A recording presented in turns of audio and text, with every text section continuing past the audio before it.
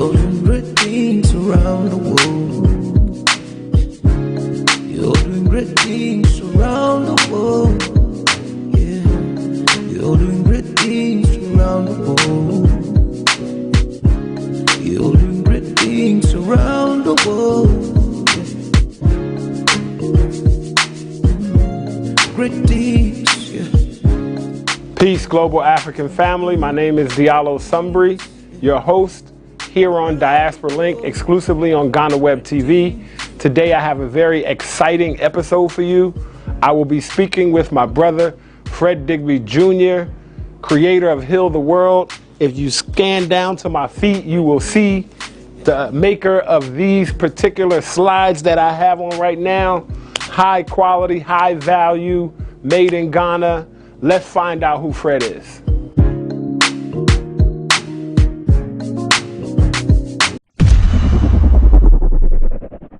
Welcome back to Diaspora Link. I am your host with the most, Diallo Sumbri. As we do every episode, let's get to know our guest today before we dive into his story, and I'm sure you're going to be inspired. My brother Fred. How you doing, bro? I'm good, man. Thank you so much for being here. Thank you for having me. Before we get into your story, let's dive in. This is what we do called choices. Okay. I'm going to give you choices, and then you choose one, and then tell me why. All right. The first one is movies versus music. Which one? Movies versus music. If you had to choose one, which would you choose? I'll go with music now because I sleep through the movies. It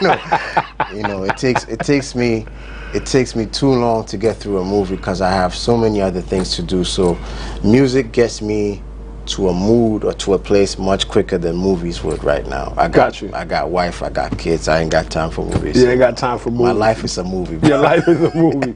You film yourself. Yes, sir. All right. Fufu versus Banku.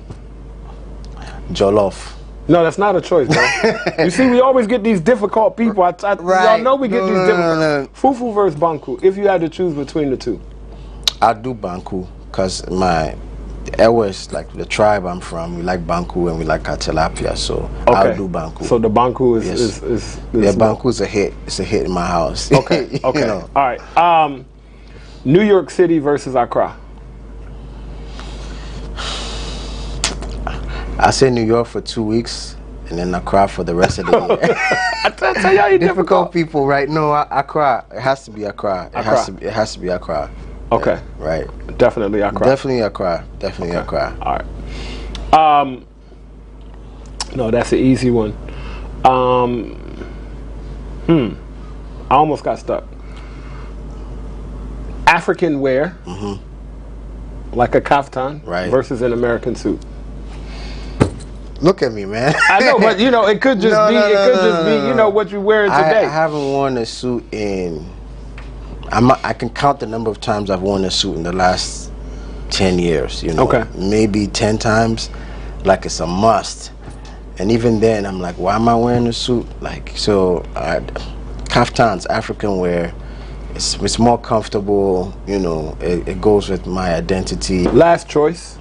American football versus international football. International football. But do you like American football? I do like American football. Dallas Cowboys, Tom Brady, the usual suspects. I was born in Dallas, so I like the Cowboys. But then I came to Ghana and it was soccer. It was soccer from when I was a kid to now. And my thing with American football is I do feel like these very physical sports, like eventually, I don't know if they'll be banned, but it's like back in the day, the gladiators and stuff that we call sports that's allowed. I don't know how it's going to be in the future. You know, you saw the Will Smith movie, Concussion. Right. You know, so I'm on the fence. I like it, but you know, it's dangerous. It can't last forever. Yeah, I don't know. I mean, they have like 5-10 year career span, and then you got your body pays for it.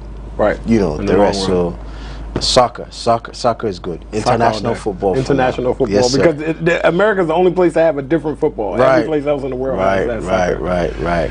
Landed the that was choices. As you know, we play choices because we believe our choices should not separate us. Our choices should not push us further apart. but the more we understand the choices that we each make, the closer it brings us together. Now we're going to dive into our top 5. All right. So this is what we call top 5. I'm going to give you 5 categories. You give me your top. Number 1, your favorite book. It could be your favorite or a book that has had a really big impact in your life. All right. I'm gonna say 2. You can only say 1. Then I'll go for The Tanning of America by Steve Stout. So it's a book that's the black people's version of The Tipping Point, because Malcolm Gladwell has The Tipping Point, right, which is great. But then The Tanning of America, Steve Stout was basically a music exec who's now like a marketing genius, and he found a way of bringing hip-hop into mainstream. You know, Jay-Z with HP and Chris Brown with Sprite, and it just I said it changed my life, because it's like what we black people, what African Americans, whatever we're doing is relevant globally, right? And because we got that sauce, you know, we have that special sauce, and so The Tanning of America is all about, you know, how the sauce, got you, and you know how it goes mainstream and how people make money off it and how we can make money off it too. So The Tanning of America by Steve Stout. I'm still trying to meet him. The Tanning of America by Steve Stout. If you haven't read it, get it. I'm gonna go on Amazon and order it, because it's not in my library, but it will soon be. No, it's a great book. It's a great next book. one. Right. Favorite food. It could be a dish or kind of food, like soul food, or it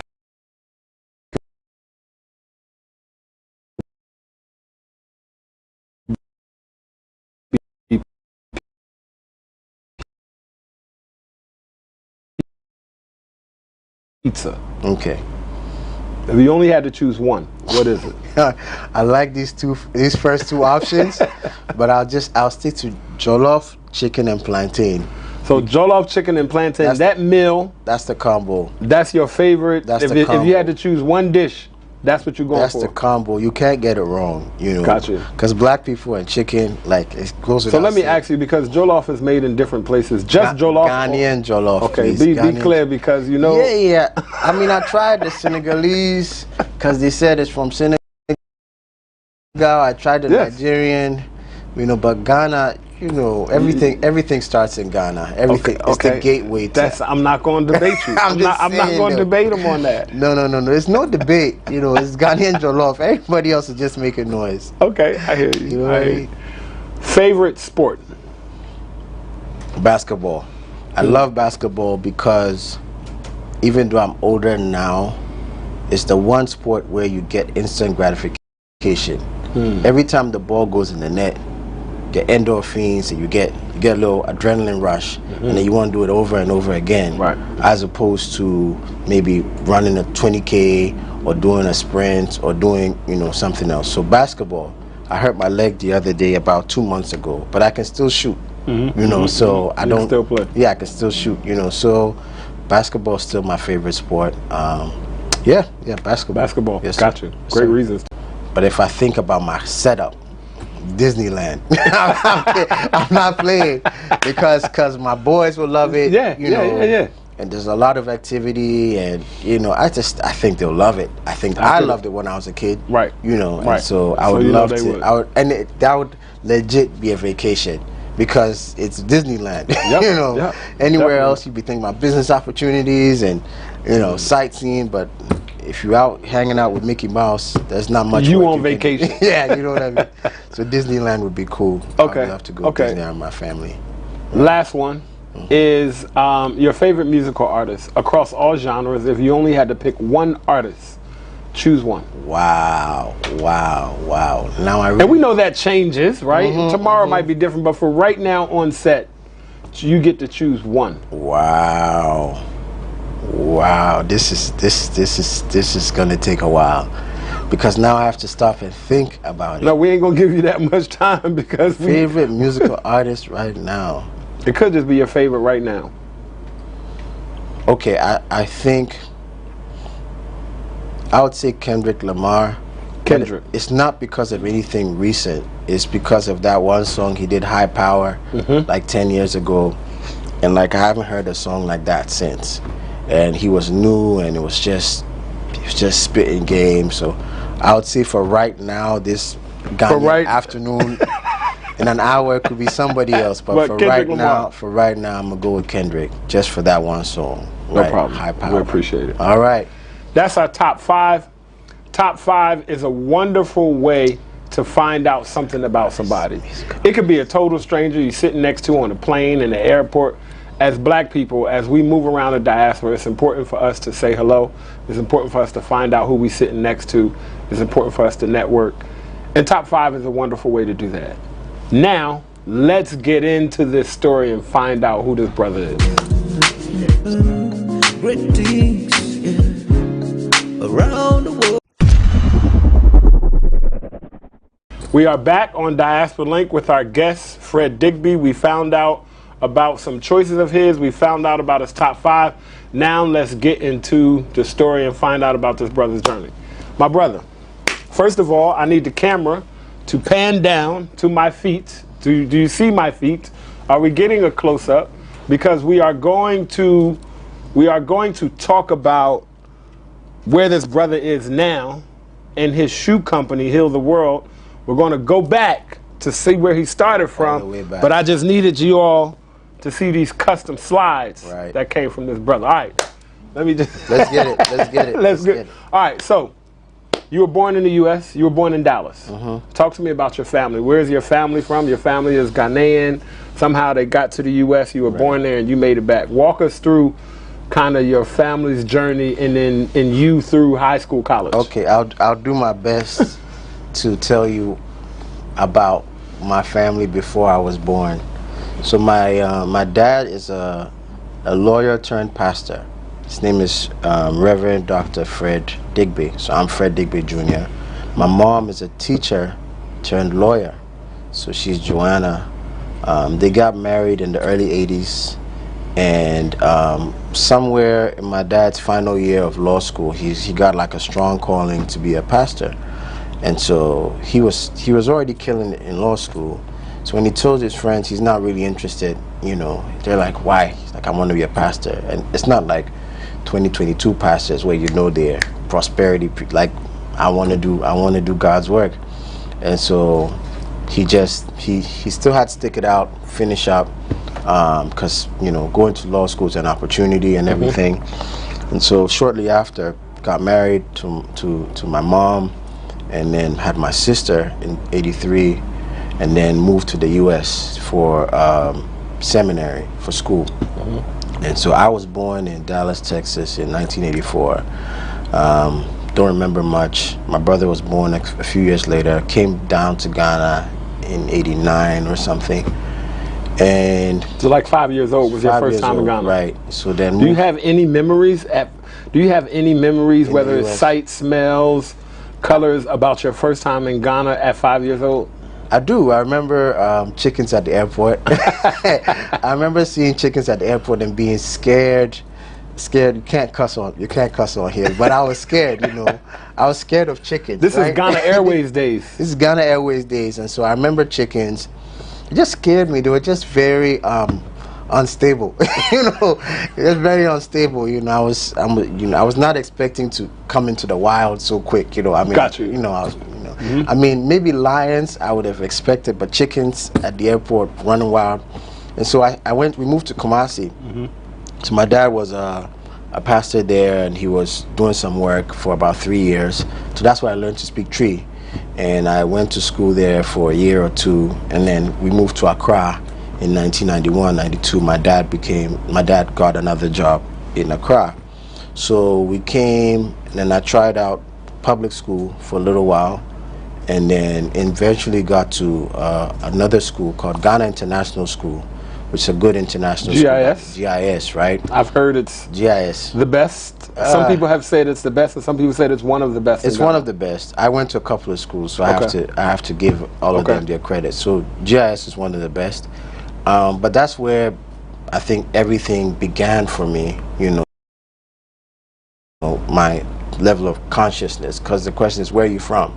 That's where because it's an international school. So it's like, where are you from? If I was in the public school, everybody's black, so no one's going to ask where you're from.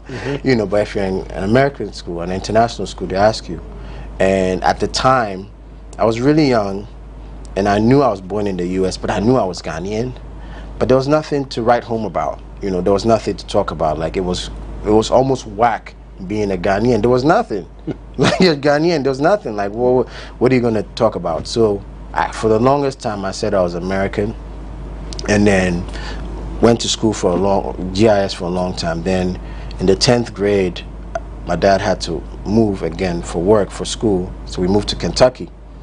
So I did Kentucky for 1 year, and I came back to GIS for 1 year. Then I went to Lincoln, American school in Ghana as well. And this whole time, this question of where are you from, always haunted me. It wasn't until I got done with school here, high school here, and then I went to Ashesi University, which is the best university. There's no doubt about that. Ashesi University, started by Patrick Iwa, former Microsoft employee, got shares in the 80s, put his money where his mouth was, came and invested in liberal arts college, because it's about critical thinking. We got a lot of schools, but people are not actually thinking. It's chew and pour, just regurgitating whatever you learned. So I got to go to school there, and it was in my 3rd year. We had a class called Conflict in Africa, and I'd never thought about conflict in Africa. I mean, Africa has its conflict, but I never thought about the causes. So that's when I started finding out about European interests and so on, and you know, destabilizing an economy and coming in to sweep in and save the day, and some of these people who were behind it were like high level, you know, people, maybe not the president, but maybe the president's kids. For a couple of, so it's the first time I was like, whoa, you know, I still didn't know what I wanted to do and all that, but it was the first time I really took a step back and said, the next course I did right before finishing was on economic development, and it spoke about, you know, pockets of rich people living in like a poor neighborhood, and all that just started like triggering, like, you know, stuff within me I'd never thought of before. So that's my education. So I got done with school in 2006 in Ashesi University. I was student council president. Did a lot of stuff, sports. It was a good run. It was a good run. Let me ask you this question: when you took those courses, did you start to connect dots from Dallas to Kumasi to Accra to Kentucky? Like, did things kind of start from GIS in these private schools, your time in public school? Did things start to kind of make sense and you begin to say, okay, maybe I understand why and how this and that?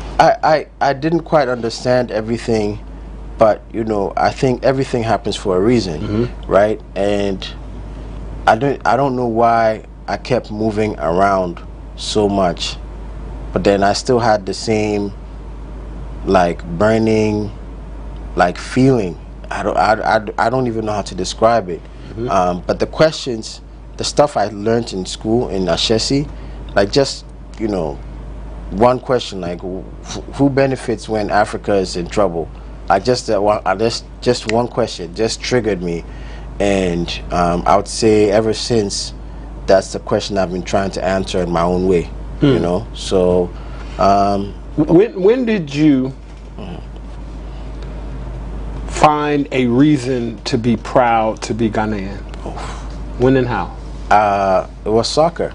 It was soccer. I went to visit my aunt in Nigeria when I was 10 years old in 1995, and Ghana was playing Brazil in the final. It was Ghana under 17, the under 18, I think, and I mean, it was Brazil. If you talk about soccer, you're talking about Brazil. You're talking about basketball, you're talking about America, you know. So Brazil is the big bad wolf. We're not supposed to win, and I think we end up winning 3-1. And I'm in Nigeria, so it's not like at that point, I'm Ghanaian. I let everybody in the building knew there was a Ghanaian in there, and it was the first time, and I loved it. I loved it, and I didn't get that feeling again till maybe 10 years later when Ghana, or 12 years later when Ghana played Uruguay. But that was different. Ghana played Uruguay. It was a senior team. It was in South Africa, and we lost on penalties. But then that loss, people interpreted it differently. People took it personally, but I was like, so I thought like, so we could have been great. You know, if we had won, we would have been great. Would have been, and I just watched the euphoria in the country, and I just like, so Ghanaians or Africans actually want to be great. They're not poor, third world. You know, just look around. Like you have shoe shine boys and barbers using iPhones. You know, taxi drivers. You know, on Instagram. Like we do want to be great. It's just the circumstances and you know, education and a couple of things that are in the way. So I would say twice it's soccer that led me to you know, falling in love with being Ghanaian. Not because of soccer, but just because you know, all the greatness. Pride. You saw the pride. You saw the pride in the greatness. I saw the pride, right. So before we go to break, connect for me being a banker to that question of who benefits when Africa's in conflict. Because you talked about Ashesi University, right? And I know that you're a former banker. Right. And I'm sure somewhere in that time and space you started your banking career. Right. And we know that when we get jobs, part of it is to get a job to take care of ourselves and our family. But it's also not just any job. Right. Can you connect those two for me? So when I got done with Ashesi University, when I was just about getting done, a kid came up to me with t-shirts, and he'd made the t-shirts in Ghana, and I'd never seen anything like that made in Ghana, and they were like hand painted. I don't know if you remember the brand Miskeen. So Miskeen was like a hand painted. Yes. When Echo In the U.S. In the U.S. Yes. So when Echo and Rockaware and Fat from Miskeen was, so they were selling like $30 shirts, and Miskeen was like a $70, $80 because it was handmade. And I saw this kid making them with this. And it was a Ghanaian? A Ghanaian. Wow, I didn't know that. Anansi, right? That's the boy's nickname. Anansi is like Ghana's Spider-Man. Anyways, and I'd never seen anything like that in Ghana. I was like, and I was like, this could sell anywhere. And so that was my first like, this is something here that can do well anywhere. And so I was 22 years old. I went over to Register General. I'm like, I'm going to start a company called Made in Ghana. And they're like, no, you can't have it. I'm like, why? They're like, because you can't have it. You know? So I'm like, can I have it manufactured in Ghana? They're like, you can have it. And so as it stands, I'm 37 now, and I have my friends, and I have a company called Manufactured in Ghana. And that's, it's crazy because no developed country will give a 22-year-old, you know, manufactured in the U.S. Like there's too much IP, there's too much pride. But that just shows how low we thought of ourselves 15 years ago. That they would give that away. That they would give that away. So, so that was in 2006. So then I left.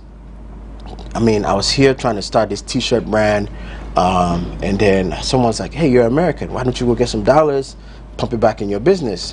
So I went to New York in 2007, and there was a crisis and a depression, you know, financial, and I was depressed, and I came, and then I came back, you know, no, because I couldn't get a job. I mean, Mother's Day came, I couldn't buy my mom a card. I mean, it was bad, you know. When you know how bad it is, like there's broke bad Africa, which is different from broke New York, America. Like, understood. It's different. The wind is different. Right. The bottom is not always the bottom. No. It's all right. Here, someone will break you off, but right there, it's like, nah, we all struggling. So at some point, I'm like, what am I doing here? You know, what am I actually doing here? I mean, I'm doing security in a meth clinic with crackheads, and we're hanging out, you know. And I'm like, what am I doing here? And I'm like, in my father's house, there's cars, there's help, and I'm back home. So I had to come back, and at that same time, I was still trying to solve the problem of like this burning thing within me. And so I came back home, and I thought the problem with Ghana was branding or marketing. I thought that's the problem. So then I joined an ad agency, an international one called Ogilvy, and unfortunately, I didn't learn as much as I could have or I should have. Maybe it was me, maybe it was them. I'll say it was me. I was really young, and I just needed the right mentorship, and it wasn't there. So I'm like, you know what? if this isn't working out, all this self-exploration stuff, let me get some money. Let me go work in a bank. There we go. So hold on, let me stop you right there. Because a bank is a good place to get money. Yes, yes, sir. Legally. Legally. Okay? Right. Legally. We're going to take a small break and come right back and finish the story.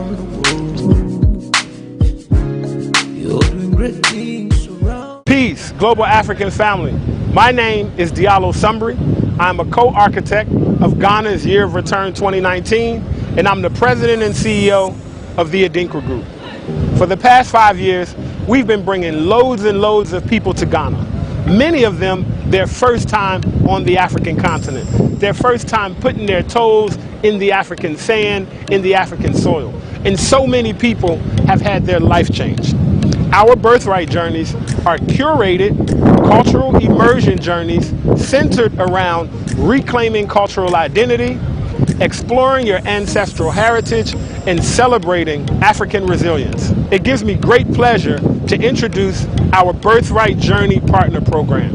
It's really simple, and you really don't have to do much other than email us at info@theadinkragroup.com. Now, what makes a great Birthright Journey partner for our program? Are you a leader? Are you an influencer? Are you that person that your family calls on to organize, or do you automatically know that that's your job? Are you somebody of status in your community? Are you a community leader? Are you that person in your church or in the school? If you are the ideal Birthright Journey partner. Do you believe that every person of African descent should have an opportunity to touch ground on the continent of Africa? If you are, then you are the ideal Birthright Journey partner. It's simple. We're going to show you how you can travel to Ghana for free. Not only can you travel to Ghana for free, but you can actually get paid to travel to Ghana. Really simple. Just contact us at info@theadinkragroup.com and set up a discovery call. You'll get to travel with your family and friends, you'll get to travel with your community, and the best part of it is that it'll be free for you. Or you'll even earn money doing it. So again, info@theadinkragroup.com. We look forward to seeing you in Ghana. We look forward to dancing with you in Ghana. We look forward to eating fufu, eating jollof, eating wache. Make sure you contact us now, and we would love for you to become a Birthright Journey partner. Madasi.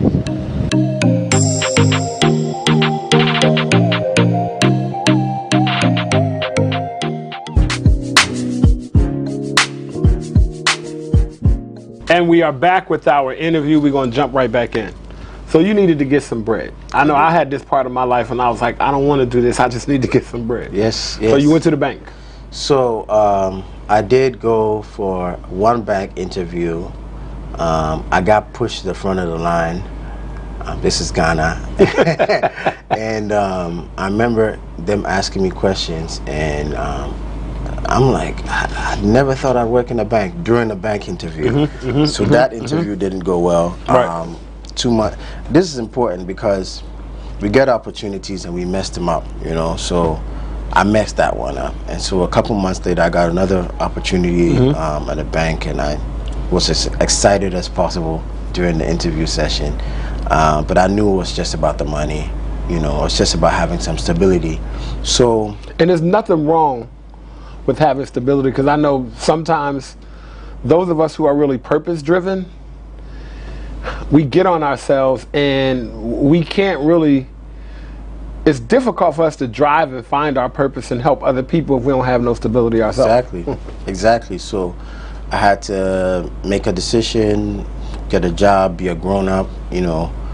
So I got a job at a bank, and from day one I knew I was not going to be there forever. Like, I'm not doing 30 years here. I'm not trying to rise up to CEO. Right.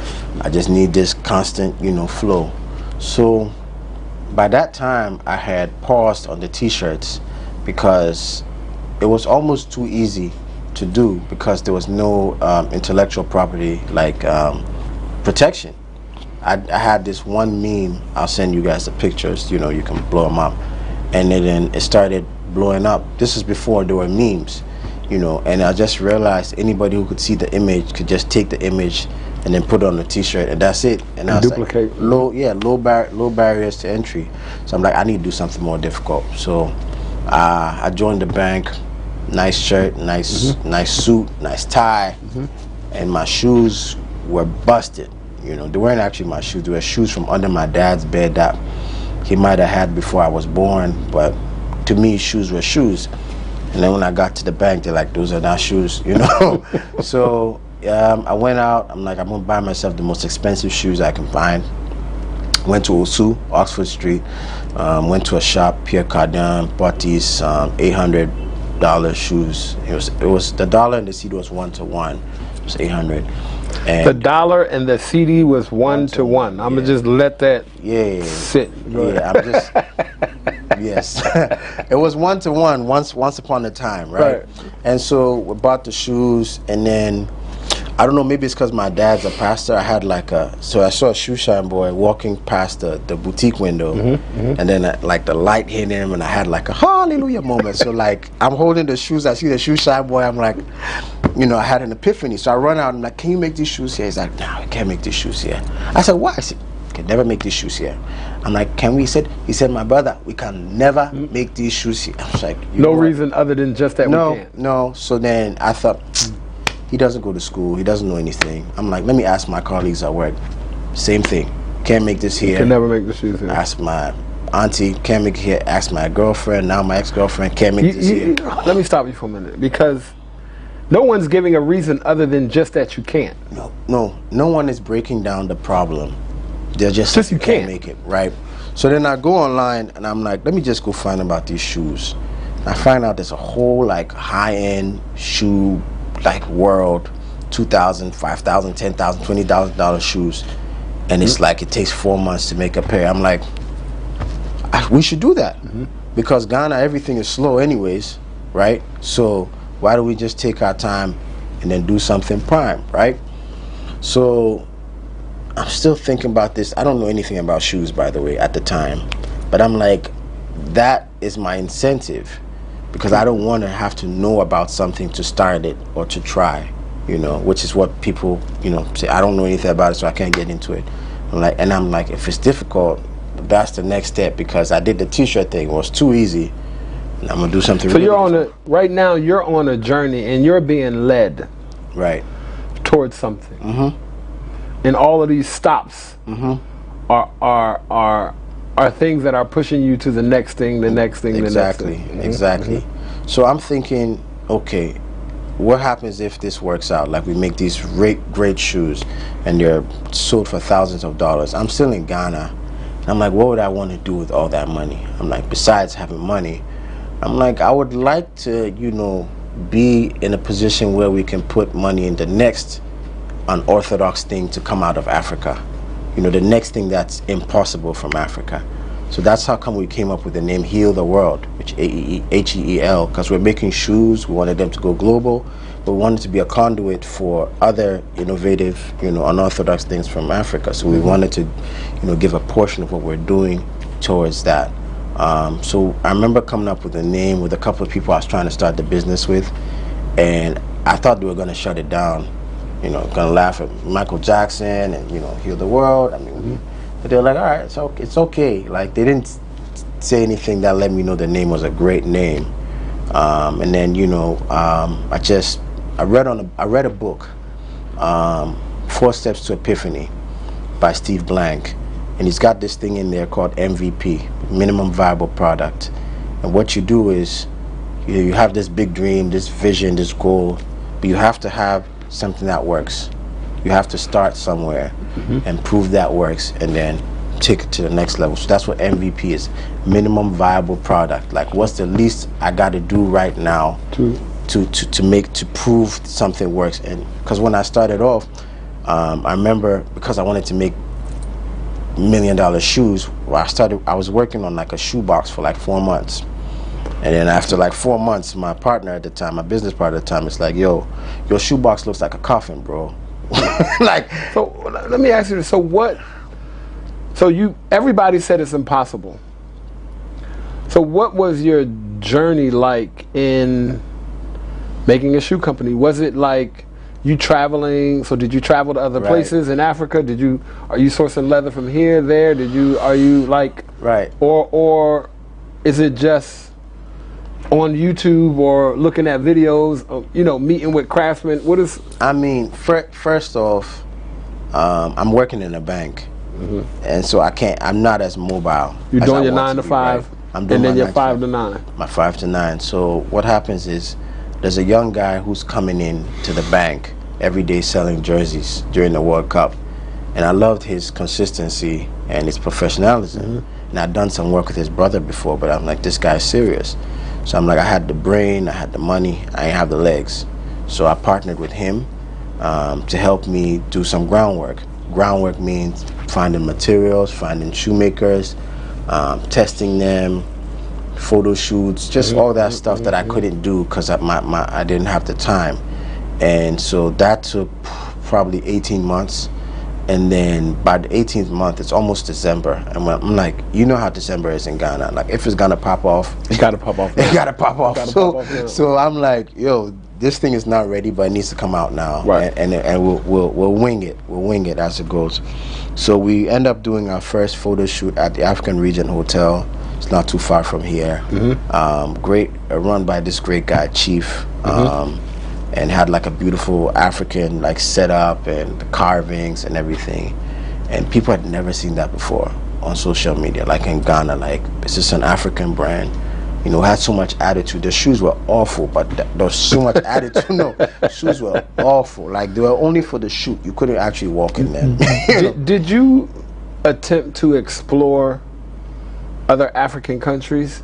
Like, in your research, did you look up other African countries? Did you visit any to see if anybody else in Africa was making shoes, or it was just like Ghana? I did check out, I did research on them, but I was so on MVP. Like, don't get carried away watching what someone else is doing. That might even discourage you. It's like, what can you do with what you have? Start with what you have. And, you know, even in the Bible, you know, you got one parable, you know, you get more. You know, so I mean, I did see a couple of people doing it, but not. You see, people were expecting, because it's from Africa, either it's going to be African print or it's going to be something. Like, they weren't expecting just a clean, fine. They weren't expecting that. They were expecting Toms. Right. I remember talking to a couple of people about it, and they were checking, and they're like, you know, so they're expecting Toms, and I was thinking Tom Ford, you know. And so when it came out, it's like, you know, and that's what I live for. I live for the unexpected, because in my marketing teacher in university, Kofi Bento, he said, experience changes perception. And for me, Africa, the biggest issue is perception. Right. That's the biggest thing. Like, you coming down here and everything, like, you know, an experience is actually very factual. Experience is changing perception. Yeah. Earlier, you mentioned when you found your reason for being a proud Ghanaian, you were in Nigeria. And that's just so fortuitous between Ghana. That's just so, you know, that's the most Ghanaian thing to do, is to find out and discover your Ghanaian pride in Nigeria. I'll never forget that. You know what I'm saying? I'll never forget that. Especially when you look at, did you ever have the opportunity to visit any other African countries? So I did at some point when I started doing it full time. I did go to Burkina Faso.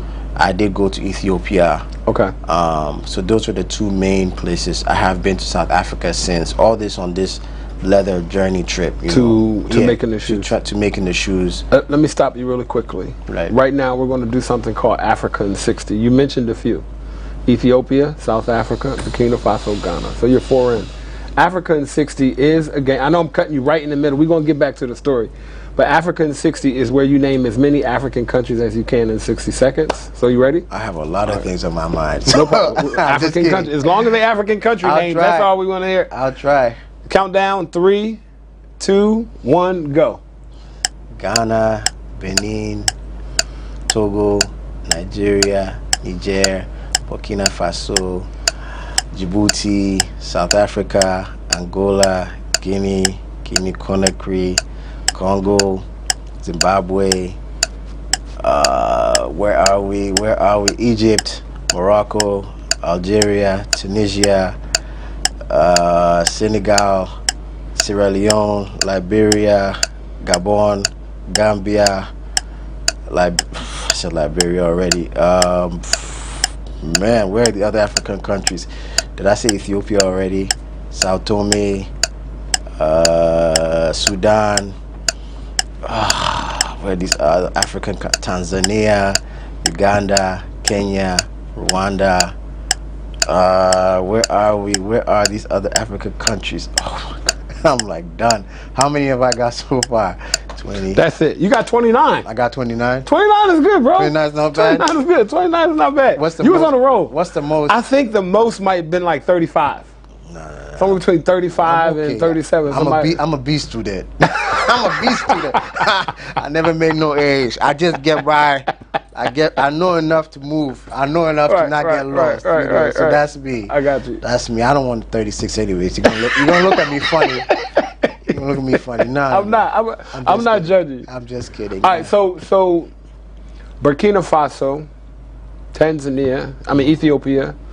South Africa. You're on this journey right. for leather. Right, for leather. Specifically for leather, which is your main material. Just leather crafts. Let me put some time in, right? So what did you find on this journey and look, when I first started, we wanted to do styles that were what people knew but then did not know could be made in Africa.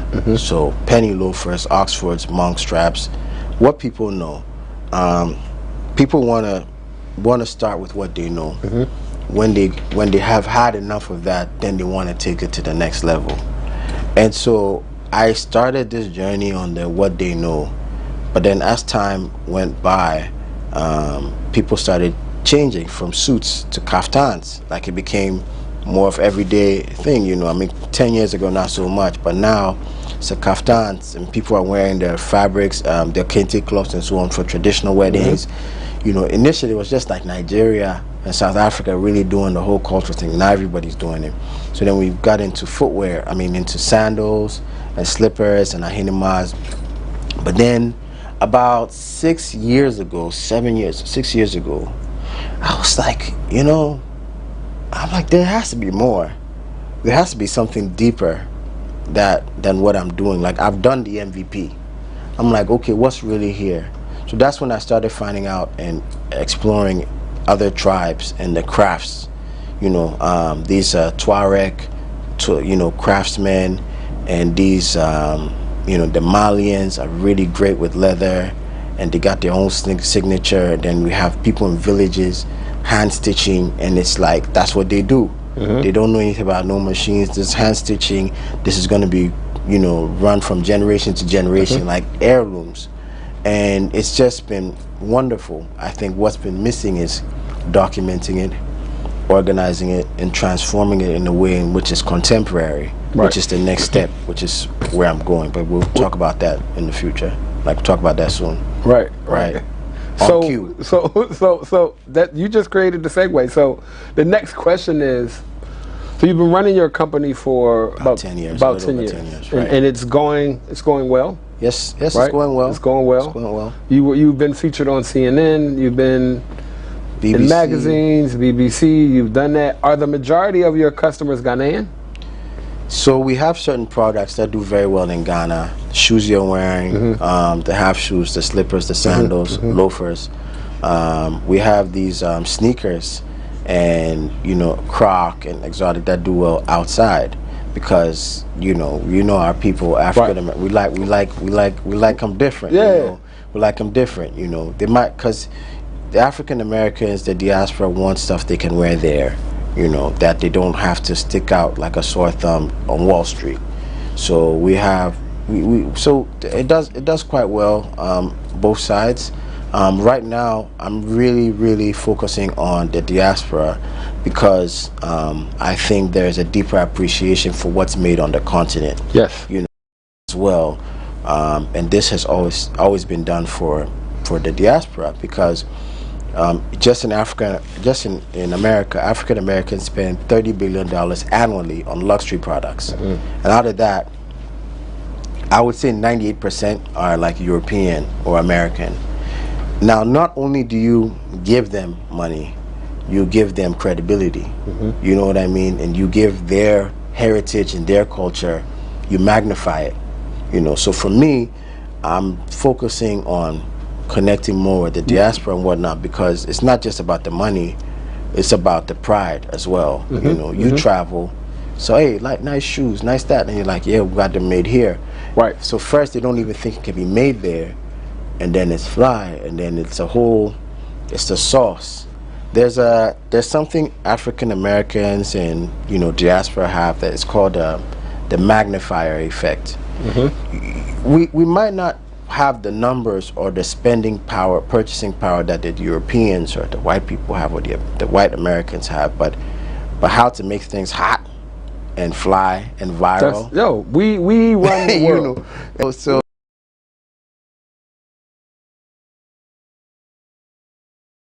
I feel like that's something we need to tap into. Right. You know, we need to convert all that energy back towards Africa. You can be in the U.S. You might not be ready to make a trip down here, but you can get your stuff made down here. But you can get it made and have it shipped. Yeah, let me ask you this, because we're running out of time. So as we wrap up, how important was a campaign like the Year of Return, and how important is that kind of thing, not only for Ghana but for all of Africa, for young entrepreneurs like yourself who are focused on made in Africa products that are luxury, right? Because you're not saying, like in your business plans, you're not saying we want to make the least expensive shoe. No. Right? We want to make high quality luxury materials, brand that people who appreciate value and quality will spend, you know, will spend on. The African man is, or the African, you know, or black people, we like value for money. We're not cheap. Like even someone who doesn't have money will still want Gucci. When I was doing security in New York, my colleague was buying Jordans for his baby. You know, like, it's not about if we have or if we don't have.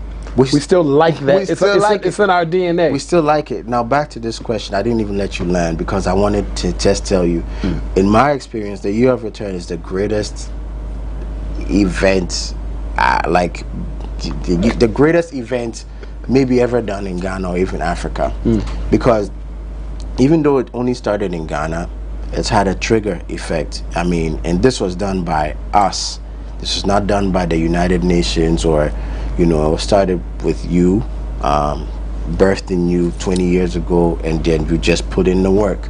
All the policies and all the politics and then all the meetings and like, what are we actually doing? And then $3 billion later, you know, in this small African country, Africa's growing. And I feel like it's so for me, I started my Year of Return thing in, well, it wasn't called the Year of Return. I started my journey with that in 2017. I started working on a brand called Musa for Mansa Musa, right? And this is like, I just saw all these other brands, Goyard and all these other ones selling for ridiculous prices. I'm like, and they're all based on heritage. And our heritage in Africa, we have the wealthiest man ever, and nobody talking about him. You know, Mansa Musa, worth $400 billion, controlled half of the world's gold and salt. I mean, we talking crazy, and nobody talks about him. Everybody talking about Bill Gates and if you're going to have a luxury brand, Mansa Musa is actually a very dope name, bro. So in 2017, I'm like, this is what I need to do. So I started working on it in 2017, outdoored it in 2018, and then like 3 weeks later, Black Panther came out, and then a couple of weeks later, they said Ryan Coogler and Michael B. Jordan working on a Mansa Musa movie. So this is 2018. Then in 2019, Year of Return. The stars are aligned. Like, I was like, you know, and I remember when I was working on it, I remember meeting this top fashion executive. She had a magazine, it's Vogue or one of them. And I remember meeting her with one of my products, and she's like, how much? And at the time, it was cheap. It was $7,000. I say it's cheap. I'll explain.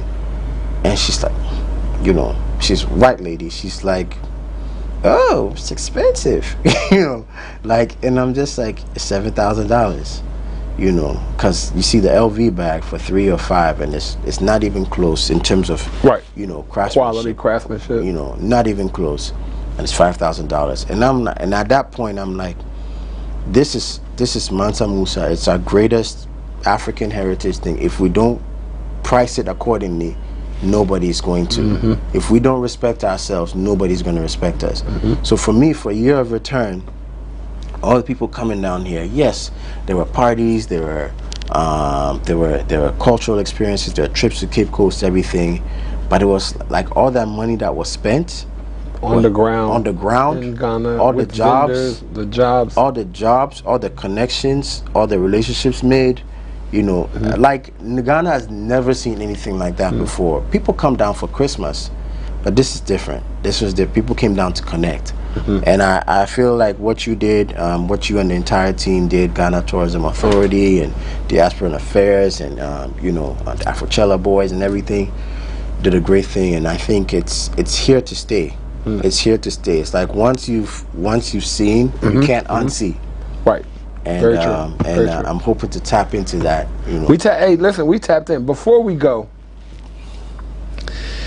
give us one piece of advice for young diasporan entrepreneurs, because what I see right now is a lot of young entrepreneurs moving to Ghana, working virtually from Ghana, looking for opportunities in Ghana. What's one piece of advice that you would give to diasporan entrepreneurs looking to do business on the African continent? I would say, I mean, one solid gem that they can take with them. Be export oriented. Come down here, get the groundwork done, export. Because what you already have is you already have the foreign background. You don't need to come here and say, I left everything, like, because the West got systems. They got systems. They got credit. You know, they got okay. The West got credit. If you could come down here, put something together, find a way of tying that in with your American roots or Caribbean roots, find a segue between that, and then tap into the infrastructure which is already in the West. You know, maybe even a bank account, run that for 6 months, get credit, you know, that you can, you know, spend here and export the products out. Because the interest rates in Ghana are crazy. Right. The financial systems are weak, you know, not in a bad way, but not it's different. It's very different than the West. Different, not even so close. So if I was coming down here, I would be asking, what is it down here that I could send back there? Because I would get more value for it. You know, the dollar is killing. It's miles away. It is exotic. It is foreign. It's quality. It's of high value. It's from the African continent. You're going to be able to sell it for a higher price point in the U.S. All of these things. You can leverage off your credit in the U.S. You know, and that's what I would do. So that's one thing I would say people should do. That's something I'm also looking into doing. And just come down here, and there's only one of you. You're only one of one, and don't worry about what everybody else is doing. Do yours. Do it your way. We got social media. We got tech. Build your community, and just let God just make everything come together. You know, don't be scared. Like what are you doing in the U.S.? Don't be scared. Don't be scared. Don't be scared. My brother. Yes, sir. Man, we could talk forever. I appreciate you. You just dropped off some gems. Each of us is a one of one. Drink water and mind your business. That's what you should do when you come here. Drink water and mind your business. Literally mind your business. Right. Stay focused on it. We want to thank our guest, Fred Digby Jr. for coming. I want to thank him for the shoes. You're going to see more and hear more about Heal the World from me directly, because I already seen the pictures and I'm copping a pair of everything because I like to stay flying fresh too. And now that I know I could do that on my feet, and an African brand from Ghana, it's over. It's a wrap. Thank y'all for tuning in. Make sure you follow Heal the World. Join us next week on Diaspora Link. Peace. You're doing great things around the world. Thank you for tuning in to another episode of Diaspora Link, here exclusively on GhanaWeb TV. Diallo Sumbri, your host. I really hope you enjoyed our conversation today with my brother, Fred Digby Jr. I hope you understand the importance of manufacturing our own products on the continent of Africa and exporting our high value, high quality to the rest of the world. Today we're going to leave you with a proverb, as we do every week, to share some ancestral wisdom. Today's proverb is, one hand can never lift a heavy load. I'll say that again. One hand can never lift a heavy load. Let's work together, y'all. Peace. See you next week. Diaspora Link here exclusively on GhanaWeb TV. You're doing great things around the world. Yeah. You're doing great things around the world. You're doing great things around the world. Great things, yeah.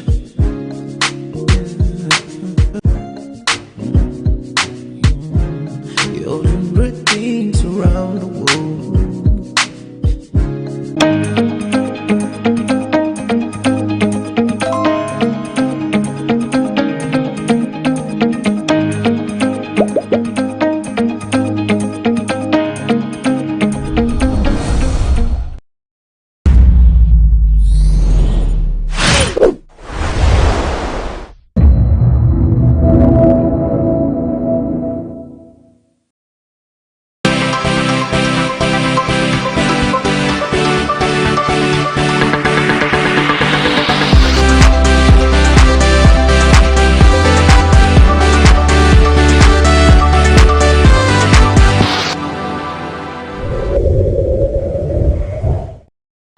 With the man who is considered a jack of all trades when it comes to music. Some call him an industry plug, others a musician, an entrepreneur, a connector, a show promoter. The list goes on and on. I am here with the man who got all the links when it comes to music in Ghana and beyond. This is Talkertainement on GhanaWeb TV. When we come back, I introduce my guest.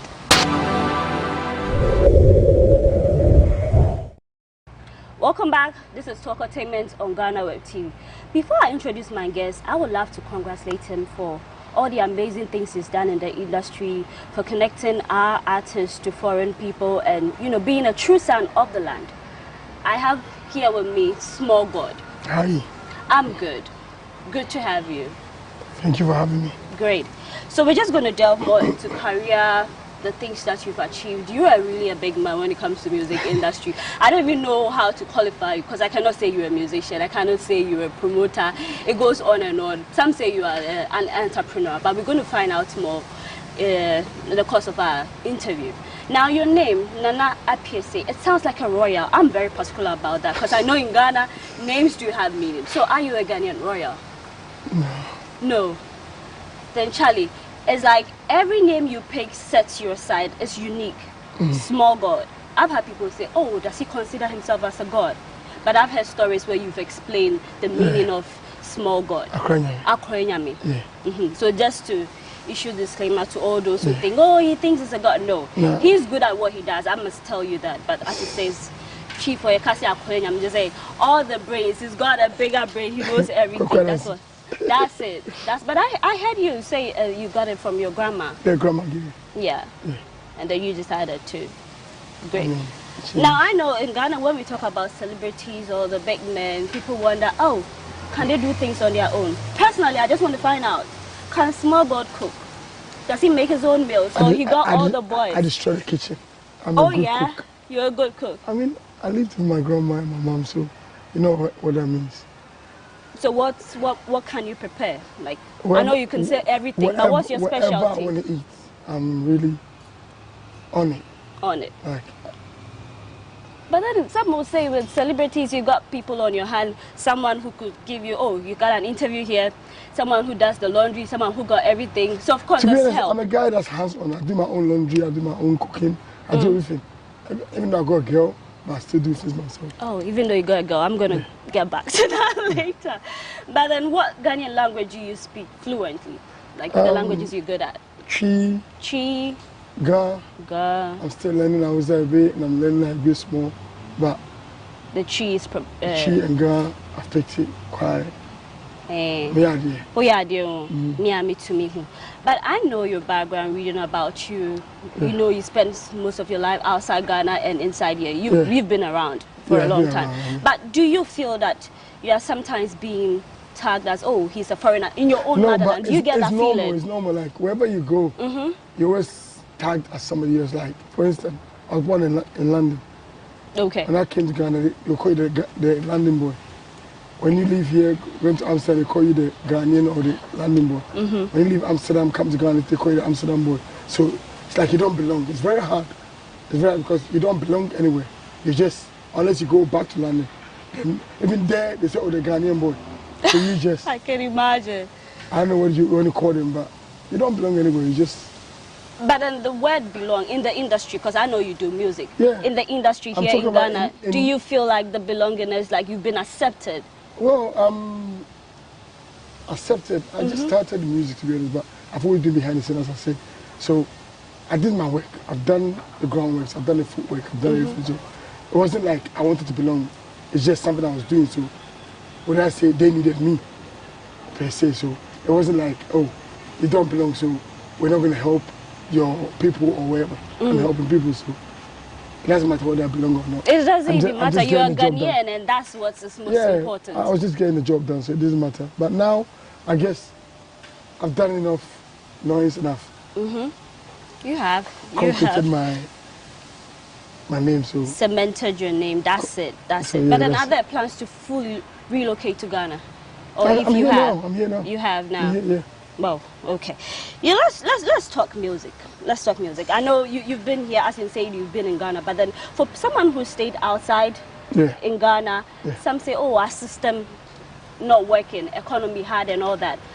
How would you describe the system, the economy, which currently everybody's complaining about? I won't say anything different from what's happening. It's happening, we all see it. It's not only in Ghana, everywhere it's happening. But, I mean, it might be harder in Ghana than other parts of the world because other parts of the world, they're using a credit system to survive. In Ghana, I don't think we have the credit system, so it's just hand to mouth or wherever. So have to hustle. Have to hustle to make it happen. So it's harder here, would I say. Apart from that, I guess we know how to use whatever we have to make it work. Okay. Now let's talk music. Yeah. Usually when we say Smallgod, we know that he's really bridged the gap when it comes to local artists and foreign. Yeah. You got some of the craziest links I can ever think of. Now take me through the process. If a Ghanaian artist want to collaborate with a foreign artist, what are the... with me, it's not per se you want to work with a foreign artist. I don't do like that. I make beats. If you have the talent, I put you on. If I like it, cool. Now I search who I feel like fits sonically with you or the collaboration fits with. Then when I do get it, I come back to you and let you listen to it. Also, you have a say. It's not like you're forced to be on there. Yeah. You have a say. You listen to it. If you feel like what I've done is good enough for you, it will move forward. Okay. Do you understand? It's not like you come to me and say, I have this song and I want you to help me with Drake and it's my job to go and find Drake. No, it's not. Because I just make things happen. I get it. Like we're sitting here now and you say, okay, you work for GhanaWeb. You want, you're thinking of going to England, blah, blah, blah. And I'll be like, oh, guess what? I went to school with a girl that controls BBC over there. Do you want me to link you? Link it. Now link you. Whatever you guys do, that's busy it. Because I know you guys are in the same industry. Get it? That's what I do. Yeah. My question is because I've heard people say, oh, why is it that Nigerians, they can quickly collaborate with a foreign art, but in Ghana it looks like it's just once you can single it out. That's why I want to find out, is there a process where you can lead? Like it's not per se a process, just you have to build your connection with people, you have to build your relationship with people. Like once you do that, then it's easier to have that conversation when it's time to. So it's all about connection and the links. Building your relationship with people. My one is just about building and connecting with the right people, and I'm in the right circle. Then when it's time that I need Mr. A or Mr. B or Miss B, I could say, oh yeah, I met Miss B here, and I say, yo, what's happening? I got this, what do you think? And maybe if she cannot do it, she could say, oh, I got Mr. A, I could connect you with Mr. A. Okay. I go through that. Then before you know, the job is done. Some will say it will not be that simple as you are saying. I always try to make sure that I'm 2 calls away from what I need. Maximum 2 calls. So if I could do that all the time, then the job goes quicker. Smart move. Yeah. Great. So currently, who would you say is the most sought after Ghanaian artists when it comes to the foreign market? Like, which Ghanaian artists? It might not be just one, but can you single out some people who are like really breaking the ceiling where people want to work with? At the moment, there's a lot of Ghanaian artists that's actually kicking the doors. Okay. I mean, Sak is doing his thing. Promise is doing his thing. Black Sheriff is doing his thing. Jackie is going. There's Kiddy. All these kids. The names are a lot. But now they're all going for Kevin Boy is pushing. They're all Camidos come out now. They're all pressing. They're all putting Ghana. They're waving Ghana map. So the flag, should I say? Great. So we're waving. We're pushing. So at least they're all taking a step to go through that door. So I won't say we're not trying. We are trying. We are trying. We are trying. Great. One thing I observed is the Blue Monkey and Smallgod. Yeah. I cannot even say I haven't taken notice of the Blue Monkey. What is the inspiration behind it? SG is my travel partner, my companion, my friend. I mean, you know, sometimes I could call my friend and I'll be like, oh, I want to go to New York tomorrow. Let's go. My friend will be like, no, I have a date with my girl or something. Now I'll call my other friend, I have work, I can't go. So I created this thing in my head that I needed a travel partner. Okay. So how I found this little blue monkey that kept on bugging me. Like I think I saw this monkey in 4 different cities in 1 week. The same monkey. The same monkey? No lie. The same monkey, but not from the same person, but from different people, but I was in one country. But in different cities in that country. You saw a blue monkey? This blue monkey kept on hunting me, just hunting me, just hunting me. So I'm like, you know what, finally, you know, I just get it. I got it and it couldn't fit my bag because my rucksack was full. I always travel with just a rucksack, so it was full. So I hanged it, like the hand, I stapled the hands together on the bag, so that.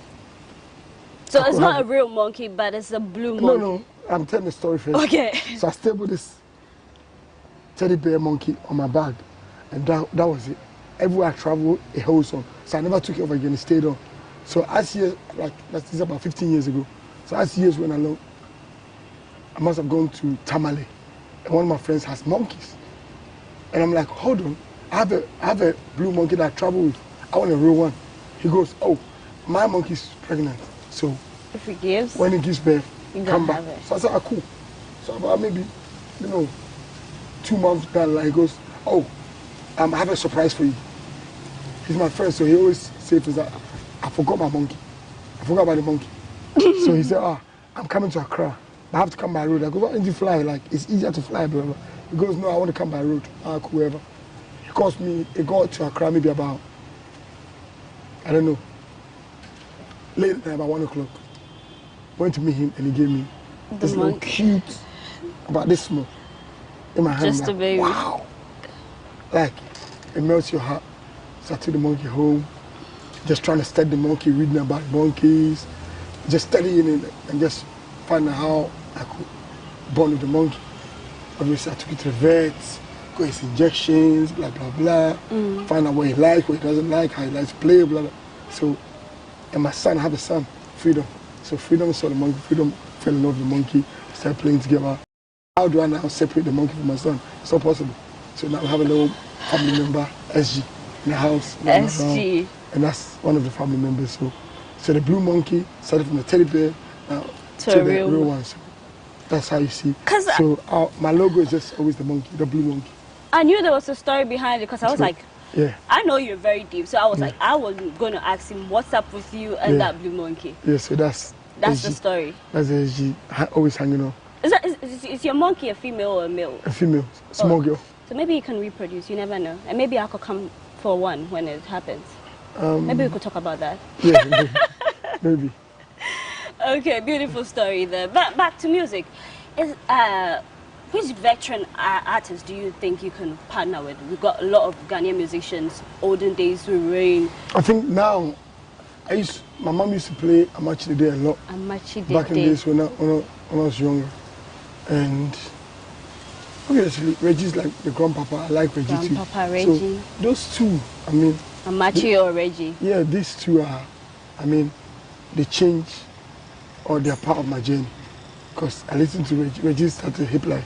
I mean, we're all listening to Hip Life, so I mean, it's part of the journey that it would be nice to collaborate with him too. Then, obviously, Amachi was like, when my mom was sad at home or when she's cooking and all that, that's where they used to listen to all this old school music. This, I used to call them bugger music, but that was what they used to listen to. It still went in my head. I see. Yeah. I see. Great. You're still watching Talkertainement on GhanaWeb TV with me, Paula Amabruni. I'm seated with Smallgod. It's getting interesting, but when we come back from this break, we get talking.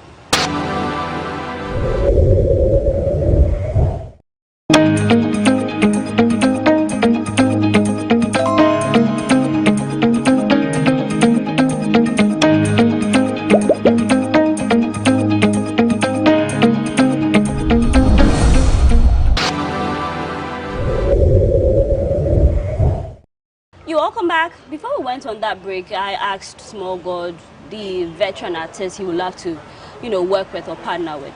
Now your tattoos, I cannot say I didn't take notice of it, but I know tattoos got meanings. Everyone tells a story. It's crazy. It's crazy, yeah. It's crazy. Like the stories are deep. You want to read one? There you go.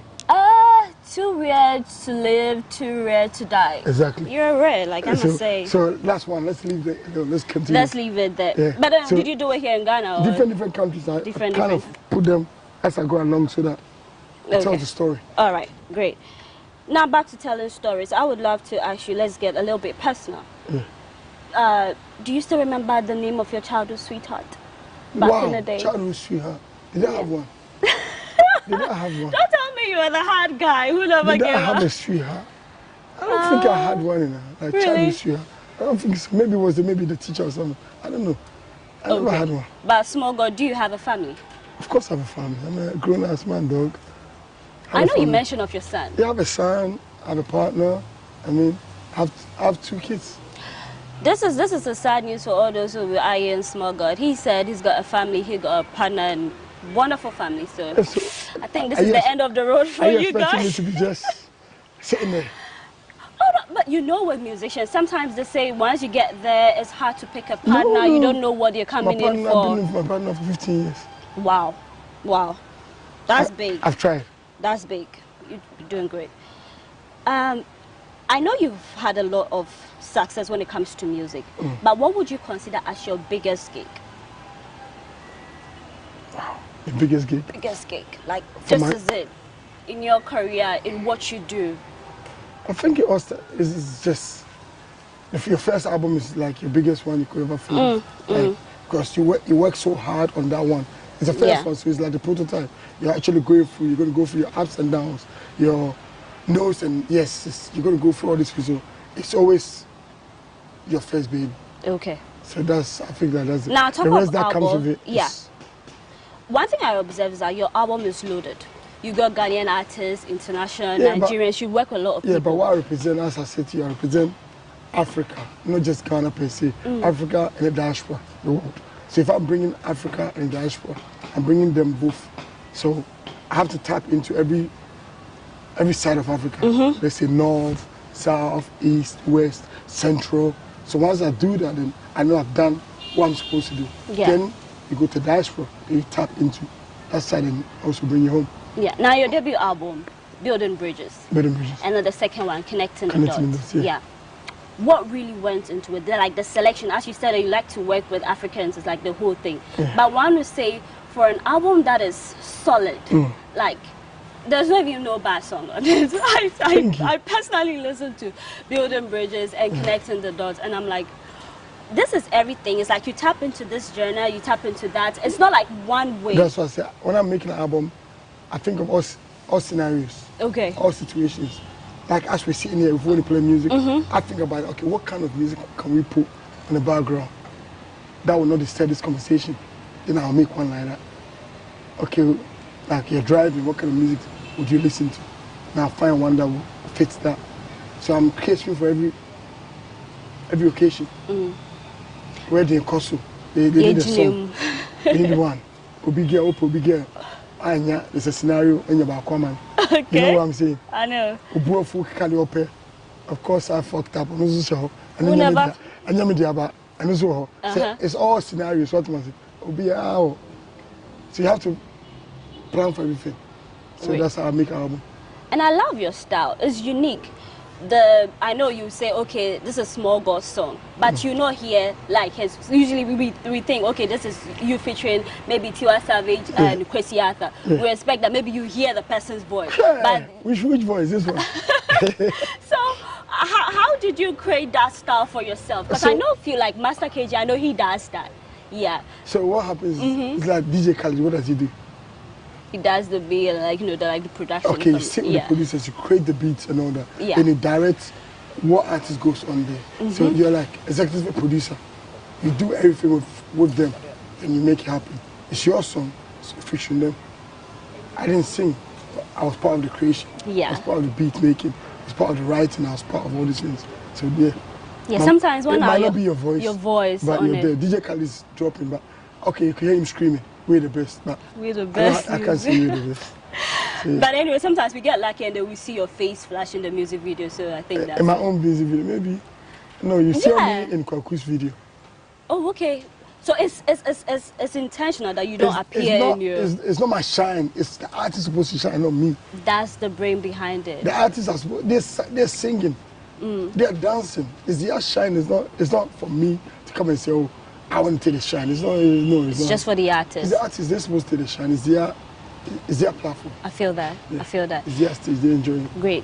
Now, if you pay attention to the names of your albums, Building Bridges, Connecting the Dots, it looks like it all tells a story. Yes, it's a story. So, why that selection of name purposely? Because I know maybe the next one will be in connection to. As I said to you, I was building bridge between Africa and the Western. The Western. So that's Building Bridges. The debut album. Yeah, that was Building Bridges.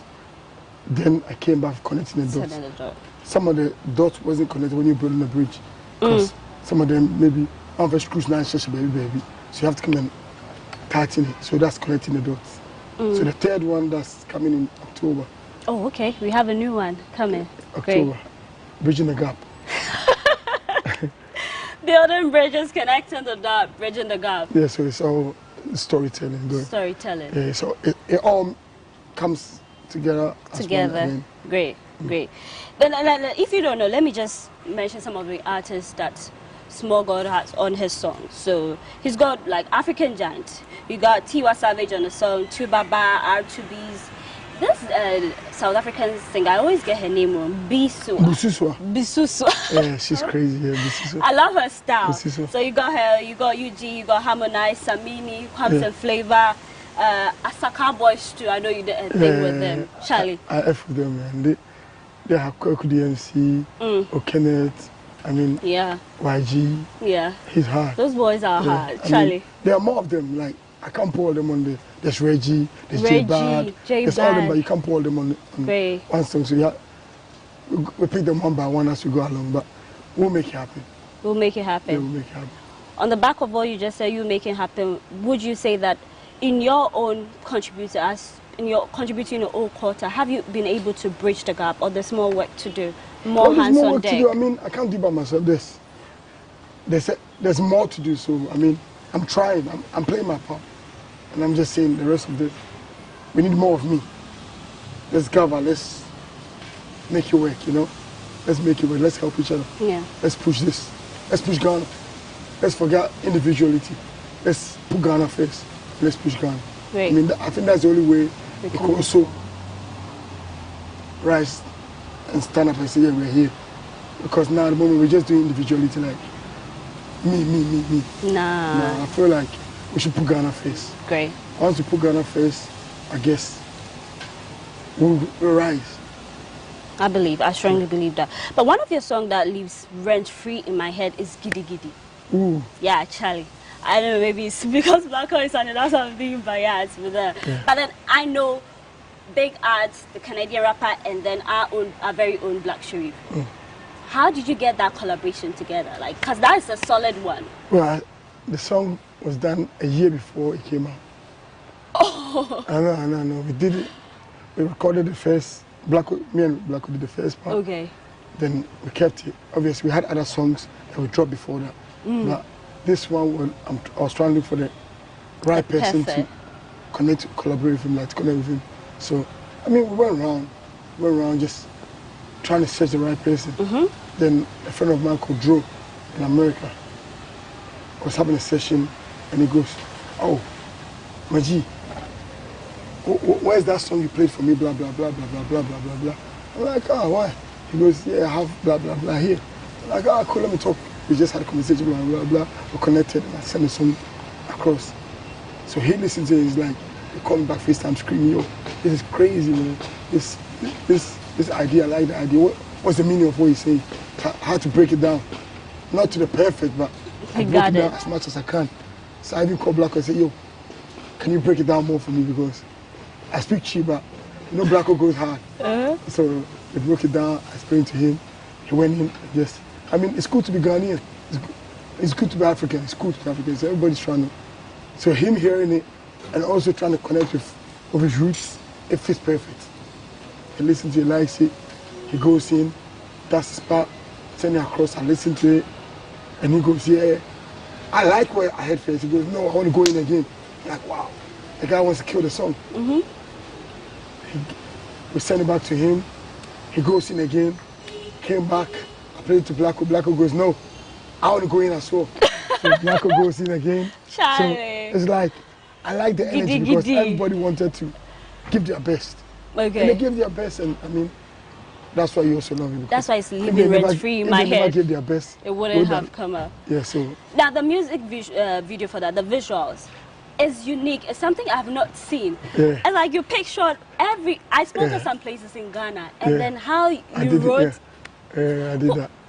Gosh, like, it's a crazy idea. I love things which are different. Like, give me something that is different, something that will get me talking. I thought about this for too long, but at the end, that's what we came with. And it's perfect. It was. I was scared to give it to the world because I thought they'll judge. But who am I? I mean, sometimes I don't give an F. So I said, you know, it is what it is. I'm going to give it to them. It's something new, something different. Let me start it. Maybe everybody will join the trend after. I'm sure. I'll be looking out for that. Yeah, so if you haven't checked out the visuals for Gidi Gidi, do check it out. It's on YouTube. Because I don't want it to be just a normal visual, but just reading. Because sometimes I do it, sometimes I lose concentration and I forget it. But if you make it fun, yeah, they're waiting to see what's next. Charlie. And that's how to engage them on there. Great. So before we wrap up our conversation, I wouldn't say I haven't taken notice of your style. I love your style. Thank you. Like, gives you a little bit of street, but then it's class. Like, you know, what informs it? How you put it together? Daily paper, stuff like that. I know you like the designer. Daily paper, they're like my people. Like, they're like we are like family. They're my friends. Okay. My boys, you know. So, I mean, you know where they're based? They're based in Holland. They're doing their film. One is Ghanaian. One is from Morocco. The other one is from. It's 3 boys that created daily paper. Okay. And I'm always with them, doing their thing. I help when I can help. I said to them, let's go home, let's go to Ghana. I mean, you're doing your thing, you're big there, but let's go home. So we spoke about this for about a year, 2 years, and we came home. So when we came, we did a collaboration. So we keep on doing, every year I do collaborations with them. Okay. So, I mean, as you always see me, I always wear things from people I know. I try to promote. Obviously, sometimes you wear the odd ones you don't know, but mostly what I promote my own people. That's what I'm very strong on, promoting our people. So that's what I do. So I wear them a lot because they're my people. Okay. I mean, see me wearing Free the Youth. These are my kids. See me wearing. There's so many names. I can't even mention it. You understand what I'm saying? Big Lomo. You see me wearing a lot of names, but they're all my people because. Why not? Do I know the owner of Gucci? Come to think Does he know me? Yeah. Can I talk to him? I can't. At least why can't we talk to the people we know and support them to get them out there? And whatever I can do, I do. It's about time. It's about time that our celebrities wear the things to promote. Of course, they do it, but you know we can always do more. Yeah, I mean everybody in their style. So, what's the most expensive fashion item that you own? Ooh. Something that you really spend millions on. Maybe is it a watch, shades, sneakers? I don't know. No, I mean, I spent a lot. I I got a lot of crazy things, but it's not here to come and start having that conversation. But I do spend a lot. I do. You like the finest things? Well, you work hard, so why don't you enjoy the finest things in life? That's what you're working for. What are you working for? To enjoy the finest things. Exactly. So I have to play that part. I work hard. I mean, I work 48 hours a day. If there's 48 hours a day, I work 48 hours a day. I don't sleep. No break. Yeah, so I have to enjoy what I'm working for. Great. You find out words to your fans, all just supporting you, just doing the listening and stuff like that. That's why I always say, shut the fuck up. Stop complaining. Keep working. Just keep working. Stop complaining. That's what happened. Everybody just complain and don't want to work. They just, once you start complaining, you just make an excuse or just put yourself back. So I always say, just shut the fuck up. Keep working and stop complaining. Because once you do that, you move forward. I mean, you call Smallgod, he didn't answer. You don't see how much he never answers, so you're upset and you're waiting. Keep just pushing. be quiet, keep pushing. I'll find you. I like it's that. It's like me having a conversation with you. I'm sure if I never pushed, we won't be having this conversation. You'll be like, who's Smallgod? Charlie, one Saturday, forget Smallgod. Charlie, please not forget Smallgod. Me now, I wanted you. If you could ask your people, Charlie. Because I was making noise. Not because you're making noise, because of your works. Yeah, because of my work. That's why I say shut the fuck up, keep working. Keep working. So your work speaks for itself. Exactly. This is Talkertainement on GhanaWeb TV. Thanks for doing the watching. I am Paula Amabruni.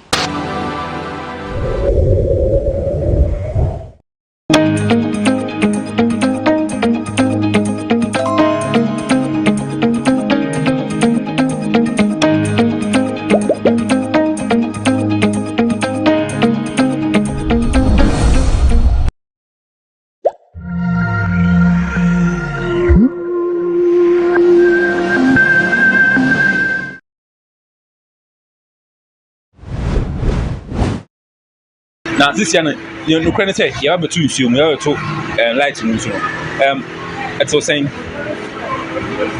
Yeah, the play. Yes, I have to say that. Yeah, the oh, what are the iron talk? Not too late to never done it. And you say, let's media, and you future me in the can you avoid it until some tunes and a bear met me? I produce the Biabanian light and ensure. And so, yeah, you're 5 million years. Now, my house. Then she never did full as you could be here on my own side. I think what you got to buy international to miss you. On my own side. Near almost have a and I could have said, oh, my, you could have go opera, who in the beans. Near young to look around, win a bean so. Lay us out and a sentence you're young people. And then I'm not. Today, I will over that by you. I was a money bubble. I'm one of them, Mr. Near son, Robert, and he said, 70%. Nana, the immediate family married the Grayna. They have 70%. I know it. Gianni, our man, and yes, I told you all the name. I'm Rambo. What's that? I buy better. I see I dream. It's in Cathedral to you. You say, yeah, the Grayna. Yes, when I had the visa. Prepare to go to a and answer. Yes, he had to take a band, then I never yet see any as if PBO said, it's not fair. I say, Irana, you're only near my year, why? Only the college here, and your name and why. Yes, Rabbi. Your bandit show you sell so bread nor dear. Yes, Rena. What happened? Oh, my, this woman, they say, can't create me.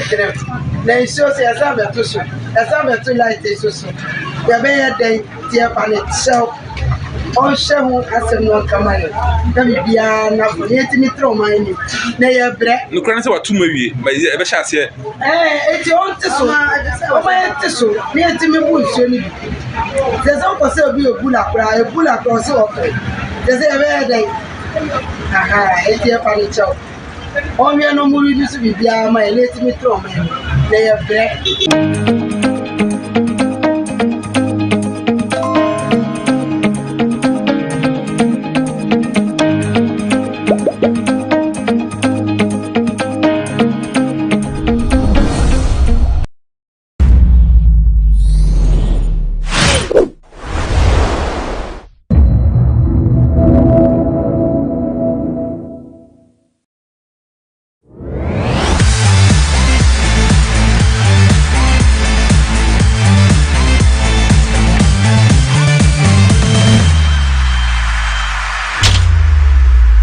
Oh gosh, I am ready to say I'm a brony. Me this celebrity news, entertainment gossip, Phyllis, beefs, shades be a koso industry. Ni na me bwana na me da abesumu. Na sa na watri de media asem denenam. Broadcast journalist Bridget Otoo aware. Na ma for ka say, hey Bridget now a boy, you. Eye pa to the boy nyame boy say odi siesie you keep it out of social media. Say that beto abonti na da news and say yensu yenye biara be chirem nti wo chirem Bridget Otoo sa relationship do bo modern na odi tie just what the tell we didn't even see it coming. And I miss me dey me say sa na ye sometimes say odi nyama bisie kakra. Na what twin say asanso atwe nti say dey edoso ete theater bang. Yes emre kwa ma yen twa ye ho na na ye kɔ nyina me besango mamu. Aye, so what say I no kware Bridget Otoo akwakoje ring no. They say they wadane messes ankasa na what twa me bedwuma de say me wo hono ma ye hwe ne ekoye pebi atro ne ade na me hu say social media me po me hu what Twitter first. I don't even know why they post it first, but it was between Sewa and me here na Lydia Force and I mean who's on post the picture be na what shall say a celebration as I worry pictures. Na me who says some senior journalists be with me who Roland Walker, Sewa and me here, any others. But now Lydia Force and Sujine Mubi. Now yes, we are quiet to say a wedding, but honey, I say congratulations, be if you banner there. Bridget, congratulations, they so you're trying to say, I no quarry and I know sometimes be a news in the better bond saying, but be young pictures now judge ya. Later, no pan back us on worry and I so you didn't report it right. Inti ye who said na was a credible sources be to try to trap pictures no so no quarry. Now yes, so I'm here. I why didn't they a very intimate, private Bridget and Casa or no Ankasa na akumem no said that kasi or be invited just some few selected few be wedding no me was second D and Western region. Takra no watch she say Bridget joy fancy ho no fee buy. Now very more worry no or ye transportation consultant or sansu juduma wo regional maritime university. Otrade Dr. Evans Agotete I need so no so that no bia he's loud on social media. Yes, he also keeps his private life. But what can you worry Bridget Otoo the end that say yeah they get up what does he do? Then no pay ni post on social media. I don't say I have to bring it up because for pay information. This is the time I just say yeah so he said in ye kunya be so who follow GhanaWeb by website so na be share back to back information or Dr. Evans Agotete so. Now where di ni mu no na just say Eric so me dan Saturday no na I bet to the mafo so oh na ye no kware was no kwane de ni kwakire yesewa me here na Snapchat na ye hu so post video bi ni ade che say detail of the private wedding ni na egu ho kama na video ba ko bi e beto abonte na am say na Mr. and Mrs. Dr. Agotete ejina side say na sesia Mrs. Bridget minim so Otoo no be keep na so be ye Mrs. Bridget tete that I don't know about but we'll find out soon na ye hu so I say etiefo so I may hear no other voice be them to me recognize the voice in the castle. Oh kiss and some are for the person who's kissing ya na kissing on kind of kissing is kiss aye and as a Bridget actually who are kissing and I say bia you couldn't say bia say na wa ferry and I say ferry kakao no so shy away kakanti one kiss it nemboy the see one voice in so castle some man kiss on so enye nu kware because they won't believe in us on the on say Bridget on who follow no social media o be ka no ho asema Bridget Otoo o be reply o aden won ya Bridget Otoo enfa hundi o do wan see the band o say na ya work no betina Twitter e so ube shade no ube trolling no betene nka she will reply you into Bridget o no man also what does she care ye de nim say nka ha kosi hono ma na fe de later man fu chere say as a video na akwakoye say some nim say social media for mo pakasa wa wedding we invite so you and I were not there after the mutumi bitumi be kase video mo share mo bo modern review a movie and I say your book na mo be review we say review a video na akoye say bia na or bury my groom no person kissing the bride. I say it's just normal. Video no ka just so pressure.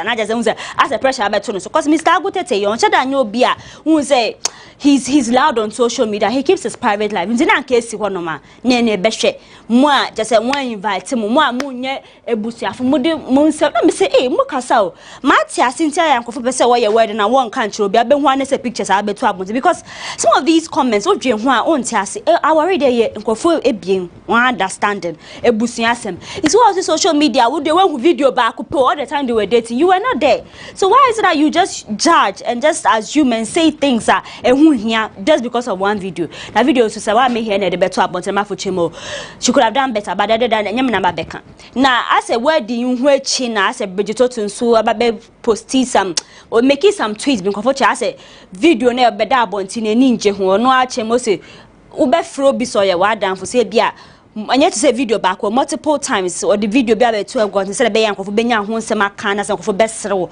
but sa a post na me say we deleting as so show say sometimes enough bi wo hono ma wonye ohuni papa but wo de odwen hu say be ntia na wo de acheche ho but etoro be hu say it's about time obeja on na say they go their way now so akọ way but say na minim say it's just out of the blue na yeah Mrs. Bridget you ought to tete Erica na but e mafu chire ma akọ yes say bia na fufu bia wo ba wedding na so no ankasa invite on to be bia wo dey I say neni anso she was not pleased with it but she hasn't openly condemned a sebia or the way and also the way but wedding na se no my enko dressing first of bride of the day Bridget Otoo. You know Bridget is a woman on Penyama loud. She knows how to slay all right but say Bridget on a normal day when you short hair ebia makeup kakra she just grab a dress or jeans or whatever it is, then she's off she goes. About a TV so about a news anchor Jume so say or just a simple and you giddy and say be slay the din no. She's a simple lady. It's a funny wedding gown, Christy Brown, Aisha Yensun designing. Now make us who way attire on Saturday na make us so attire a Christy designer. One say any signature no she attire it down now say Adibina na say a wasin no it's one of the how Christy Brown styles that's how it is into unima you could look out for something like that but we say if you Christy honum now atari beda out it was her traditional outfit traditional gown and no do any customary marriage I'm offending say engagement it's no engagement a customary marriage but pepe engagement they will be very man you be able to meet she and I just say the man goes on his knee now I'm marrying if any engagement no be akwa jealous start to turn nyama ni nyina we be finish engagement it is customary marriage it is wedding and so ye back room has ye for us say wedding pepe just like the white wedding it's about for chemo say where e atare na say bia ha say na say na hono ma say pepper na say person de kata bibi so let me say Bridget is a grown woman. Mo the rumors, the pregnancy rumor. I've seen it. We've all seen it. So what? Like sometimes we have to be honest. Like obia oye na ejuma. On besre uskaye. Na say even po. On be confirm say no kware. Say na mo kan say no kware. She doesn't owe you people explanation. You get what I'm saying? Nti am munja isa akasa ne no bi dem say wedding gown na nyefe. Obi wedding gown no akasa for years was a month wa planning no. How would you come and say if me dey me fe? I like the simple things. I like things which are unique. One day be a me wedding, me wedding gown because say when say wedding gown. I like the things which are unique. When say na say they say brides when be an corsets be na just say one bomu pampi who me cry and she didn't go for that way. One for that trend no kasa ade be man feel comfortable. Then who you feel so right. When say that day no so changing the hair color, the short color no say it was nice, makeup on point. Now, that picture here, that's is one of my favorite photos from the wedding. One was a bride in a tea makeup.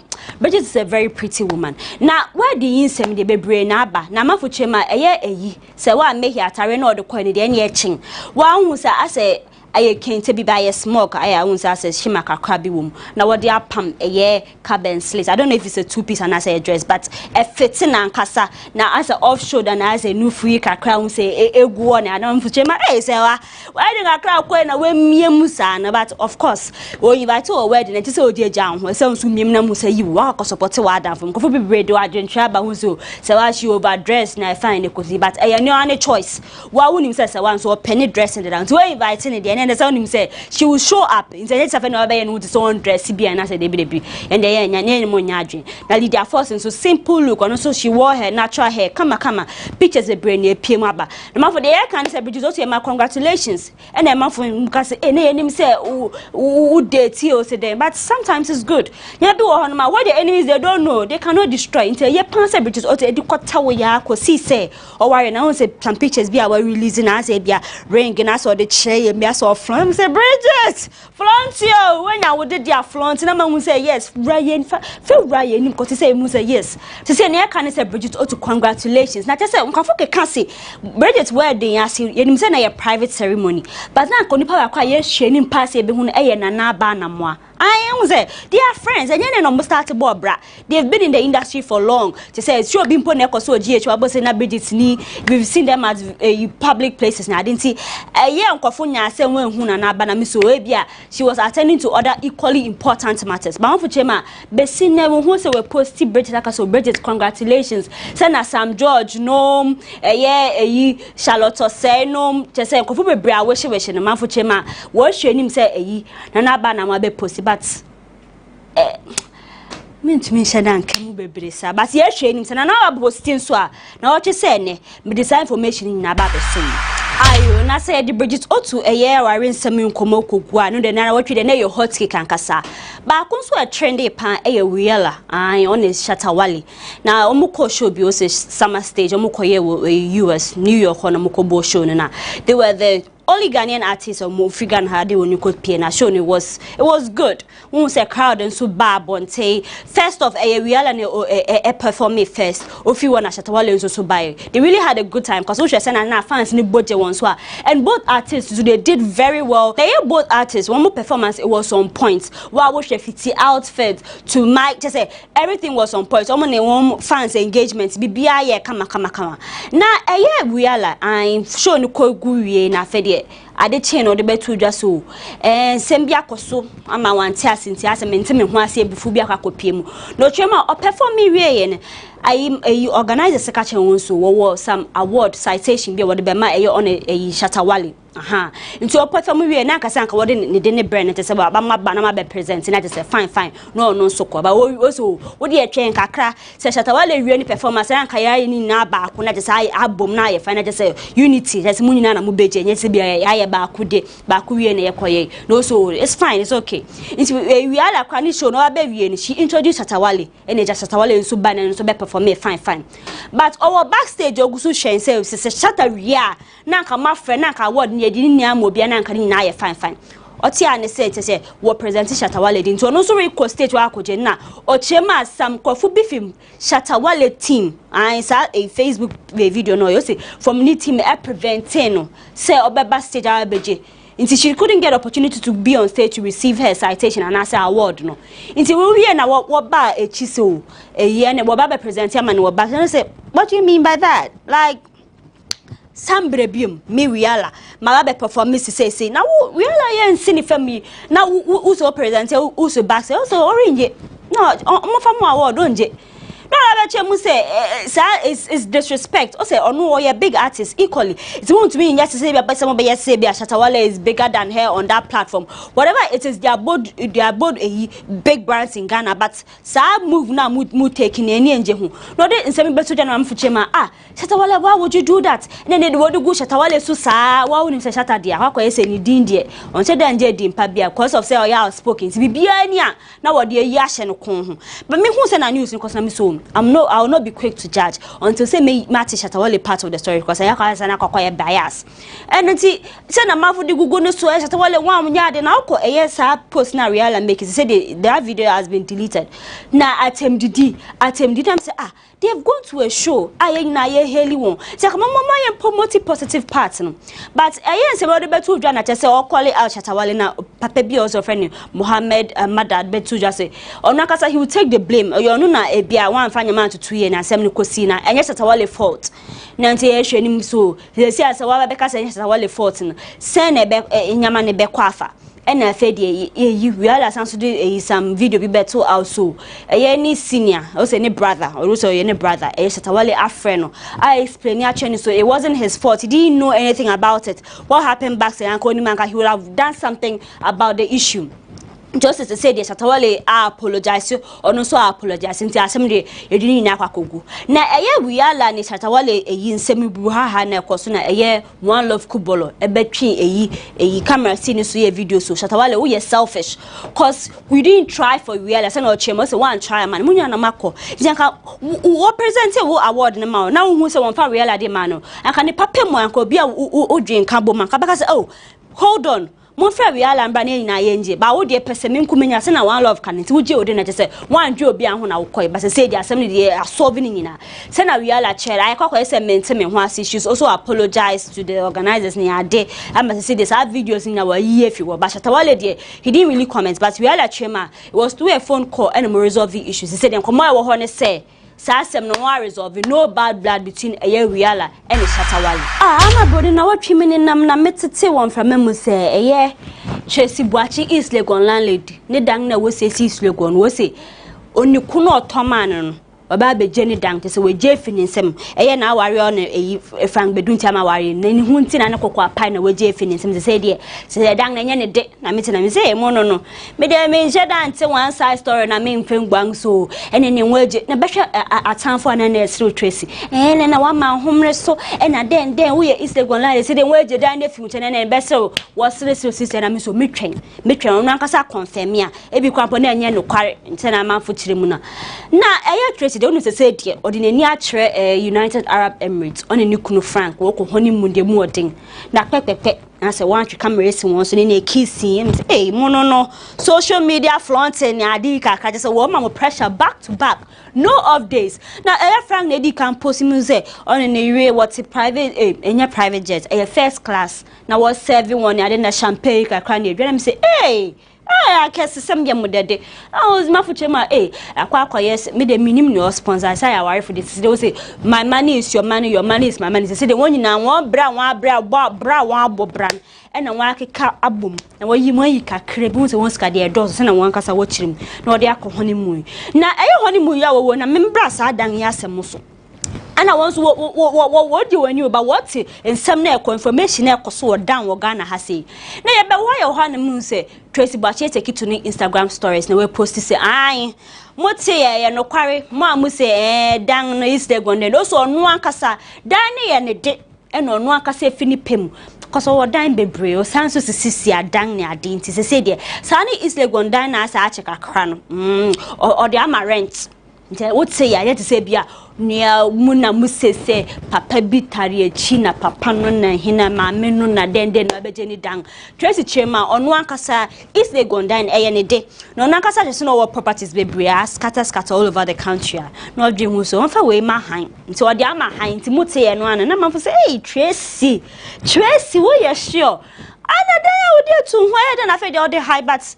Send on no abechire mu no ye befa ne saa also de ama high match say weje osanso wo other properties bia say anyway $3,000 per month so we need je ho a na wa friend na je say wa be hanam say eh and akrom ha say discount to me high na $3,000 per month na bi wo mo say the dollar na yan 10 cedis and some coins so and I say mu say ndu ye but chale dollar the way ko de mo de ama kroma ye hye ne chen kwa but Tracy say mu de mu ntena na mu keka ne ho asem Sesia no is a gon landlady down or their behind and other properties or their behind or je rent or no more sanso honeymoon at so new chrome has or sanso esanso edini kunu meaning say na aduan and I say we say whilst you are talking I'm chopping my husband me dem share dem but chopping anyway be anyway Tracy Bachi dey baba be chem say dey o say down na say bia papa bia baba je and I say dey be o say ono akasa na dey ama nti what say ya but ye wa chrome has say information mean so ph am abrani Brother soon. Yes, he said I grad as say a evangelist mama party. Say I say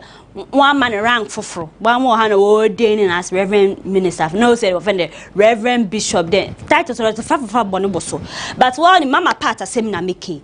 Ya one man who say video be a PF one of any services so ye. No jana onya me aka che me meti wo me huhu say am say hey. And I want move it too fast. Yeah.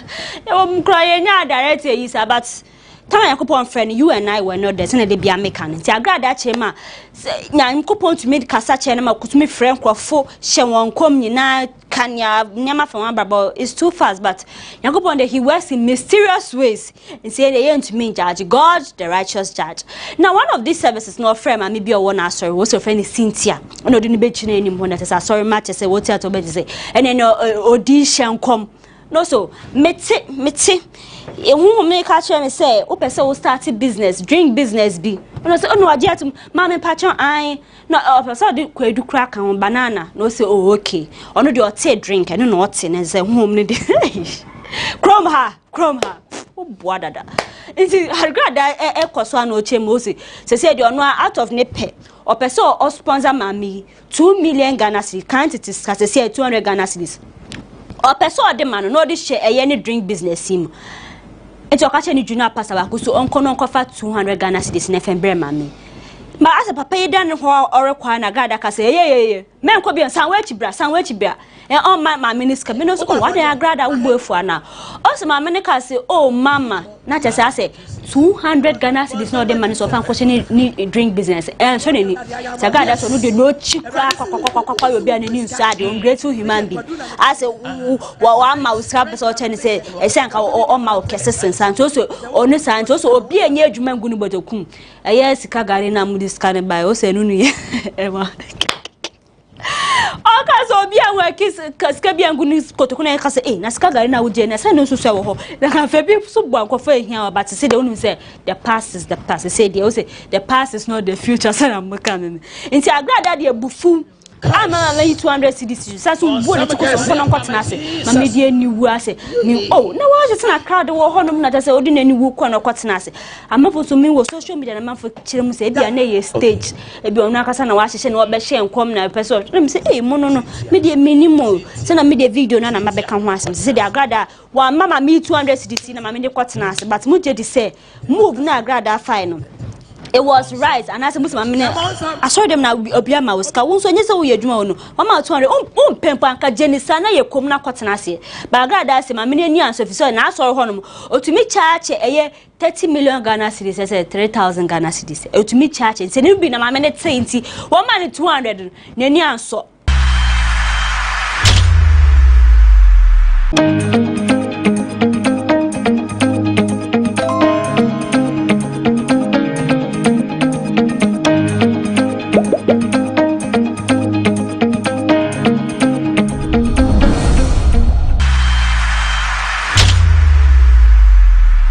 Mema kwa bason kwa to say Nkommo Wo Ho na to say wa sutia we nu su gusu a worhwe na eye na wochi mi hu say eye efia swasnega I violence tina onu aka say jabo no boso no de or per violence just what just say she doesn't want peace so all she wants is problems. Opposite the ex-husband Lawrence Abrokwa Abrokwa me patch sa video no Abrokwa be ma kentinga any former boyfriend any boyfriend no worry to say what display ni ade chem flaunt here na say yehu bi wo hanim then times no what flaunt here nkasa but one me say na worry ni gu ya efia kirema Abrokwa abuse ni ade Abrokwa nso kirema efia nso fa na echi on his matrimonial Hey, Miss Robia, dear. Miss Robia, Papa, I work off as for Menko, but I video the near so matrimonial bed no person cannot. Hey, my video number what's about them. I am Nkommo so. Now, what you say if ya actually a Abrokwa see a TikTok ni Instagram page as a through or Chema a Abrokwa is tama a only if ya jai na was when divorce. A happen you a Abrokwa fa a year new to no funny case. I only need to trap pictures where kiss was dating. Now, Minister Bessa, why an air she if ya shall snake about Mafuchema, but say, we are the ex-wife. I can poor be Uncle John and some say, hey, mono no sister, no John and also. But if you the picture you 200 what you must share, guarantee you shall have Mortal Kombat. Did sister yet, Mamma Chema? I said, my sister, could be another she has moved on because the NT won't be me. I don't know, but revisited that way. That's also throwback. Just a best one did attempt yard. Sounds supposed to see a video, a year, Kofi Adoma that time, or interview a year, broken numbers and Paudian, matrimonial, sad video. Posted so no chema. One old video, show home, because he said 1 year advert was a video, home, there's a 1 ton sum cry. Why is she only coming out after I caught her? with a man in our matrimonial home. On our matrimonial bed. Na minim say that is the genesis of Kofi Adoma ni beef na on Efia Schwarzenegger one na cause akoye say sa interview na Kofi grante ni ex husband egusu she Efia mu abesine because Kofi Adoma wa no say me the story na brother that say ankofo boni bi kotua no kuntonsi that kwan so they say what you try and blade ni ade they say they watch man or hospital but you say one you na be fia na Efia posti sa pictures in GhanaWeb mu say logo bobo so ni ade posti sa picture ni chema o say wo hwa akoye say be a wo ka say won atwa na say mark ne da no ho no picture for better bonti and be we say the blade was sharp object need to try of there one share ade wo kwan say was a pop the ade mafo chema I say mo aye de ba mafo sometimes ye nim ade ye nim say ye be a government hospital no call say a private hospital we say it depends o kwaro to betimi de na tare won but it's a serious issue. One of our own journalists na just one kwa abuse na just anka nyakopon kwa na ncha de anka wo kum ne kwa ma say anka asem kese na beto yen so be fia chema akoye say Kofi Adoma sa we no say we twitwa na afede sa bandage ni nyama tetare ko say as o fake ba minim say no kwaya na but na adan for back one ni wo adwuma na ya brefo ya be chem say Kofi de say ne hu ye ne ho aton he's okay but he's been traumatized because asem no of fem na end afem but Nana ya se Kofi ho aton na sa picture ye beto abonti asem wa bandage ni ye nim se bia wasan so ko hwe ni reloaded na se ba ko na be fi akire ma bandage ni che se Kofi Adoma u fake na wo boa find a mona for real na what train so kofu chema body bia wo hu se na body na se emu abre na se it's not just some body shoes but it looks like a biker shorts white or kopie mu Confidence Hagen ni coronation as a Queen Mother of Anglo no mo yes some coronation party bia ansa na say main events na course we see na de say as the Queen Mother of Anglo na performance na ye haja for real multi stage no buy na say order ni na echika kan me de me nkite me ndani that's so what her mother gave her. It is what her doctor gave her. But once a mona for her, she's had the body all the while. Inti enim se bia mpe or maintenance na na ma Meg Brown can or maintenance be kakwa side and side ama body na say ejina so chema you might have a very small waist and as also be kese but o ha say na so katanya maso nti bia na is just like a tummy tuck and I say bia lipo be keke no but say the body ma for chema I say so se ne ye hu ndam fans of Haja for us to chema body na normal nye bebre but wow de wow she body ya Haja say the okite ya we say normal na normal but under the video some bloggers share one commenter kire madwe pan also woni be hu kombedo but una mpa de enka ho so woni be hu kenan so na nka mafu kire ma sa body na Haja kita de sikafo aduan na me say sikafo aduan kasa ban na wo say de bi sa body de maintenance na komuna so body ni gina ho enye small yi wo e de big places but mafu Haja be catch him so up a big people like sometimes I asa ko concern amudin muko mi be hu na me be kan be ka se bia me na me ka but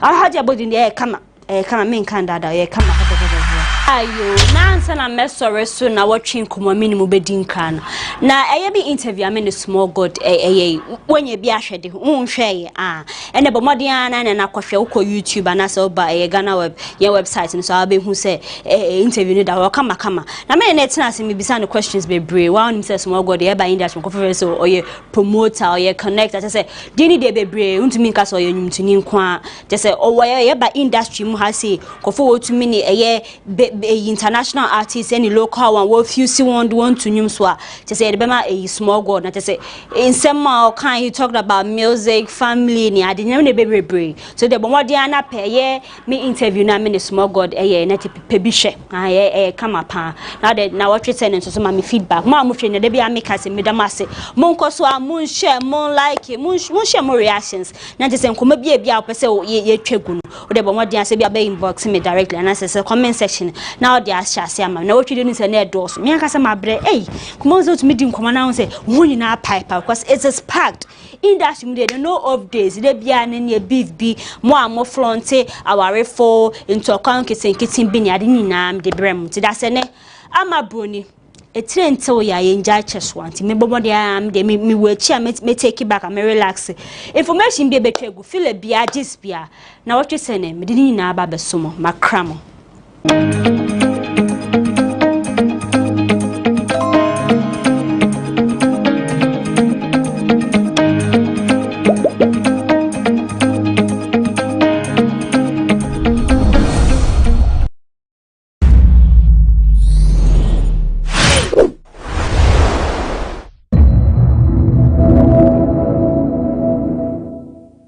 is 98% complete, and the second phase is also about 80% complete. Whilst the indicated, I had the president asking that, so a year by now when he arrives here, is he certain that this project will be completed?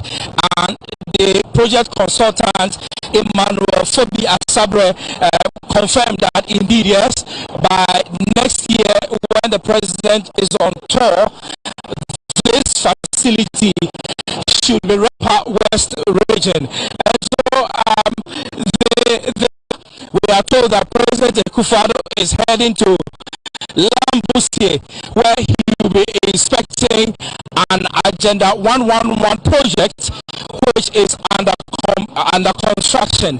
From Lambusie, President Akufo-Addo will stop over in Nandom, where he will be visiting the chiefs and elders of Nandom.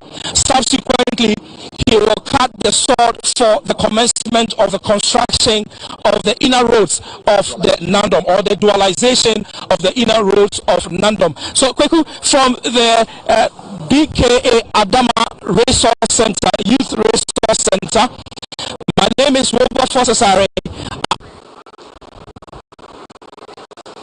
In Accra for the feed to continue as we make our way to Nandom.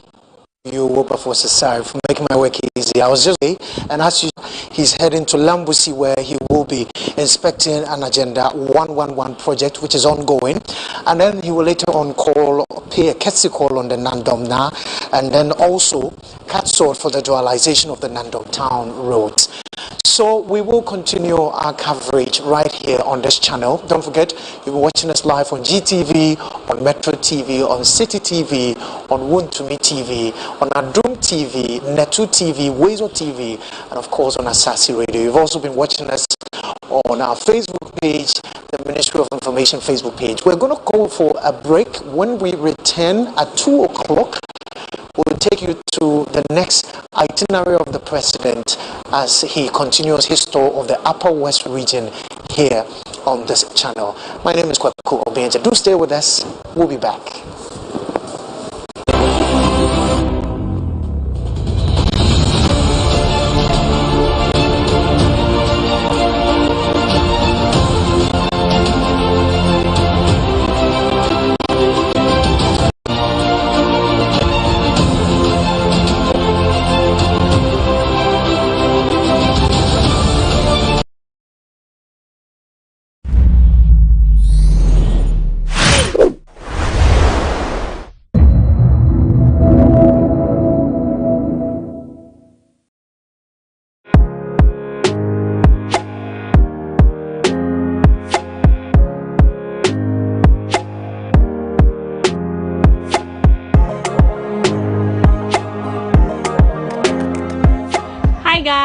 We are back again, Charlie. I hope you are doing amazing. This place is where shea butter is made. It's a very popular place here in Tamale.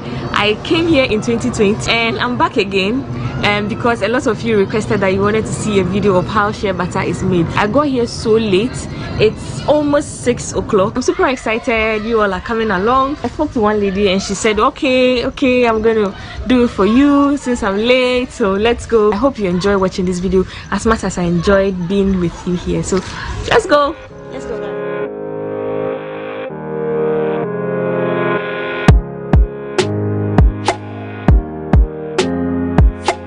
I'm so late today. It's currently 5:42, almost 6 o'clock. So I got here so late, but Auntie Abira is going to take me around. And if you haven't watched my previous video, when I came here, I showed the entire process of how shea butter is made. So yeah, I'm here again and I'm late. So let's hope we can get a lot to vlog. If not, I'm going to insert my past videos here. So let's go. The shea butter comes from kernels within the shea tree seed. After the kernel is removed from the seed, it is dried till there is no moisture in the seed. It is roasted and allowed to cool for some few hours. The seed is now grounded into powder here at the mill. This is how it looks like.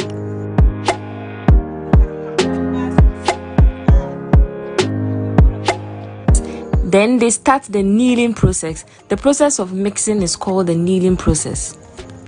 They then mix the powder with water bit by bit to acquire the perfect texture.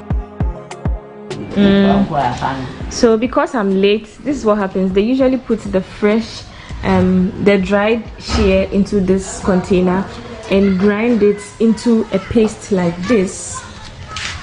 This is how it looks like. They add a little water, so it looks like this. Yeah, I'm lucky, I'm fortunate. Auntie is here about to make one so that you can all see how it's done. So she has just started the process. After it's grinded into a paste, we are going to start mixing it into the water like this.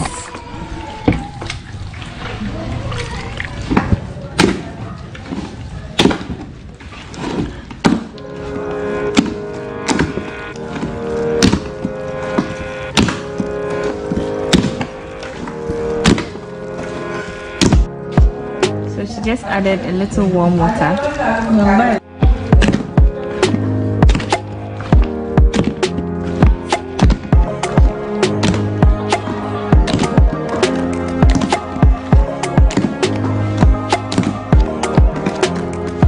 So I'm joining her to mix the shea butter. It requires a lot of strength from the upper part.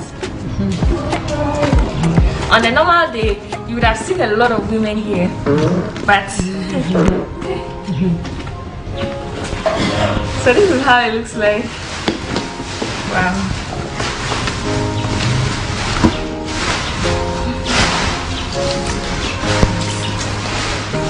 So the water she just added is a little warm.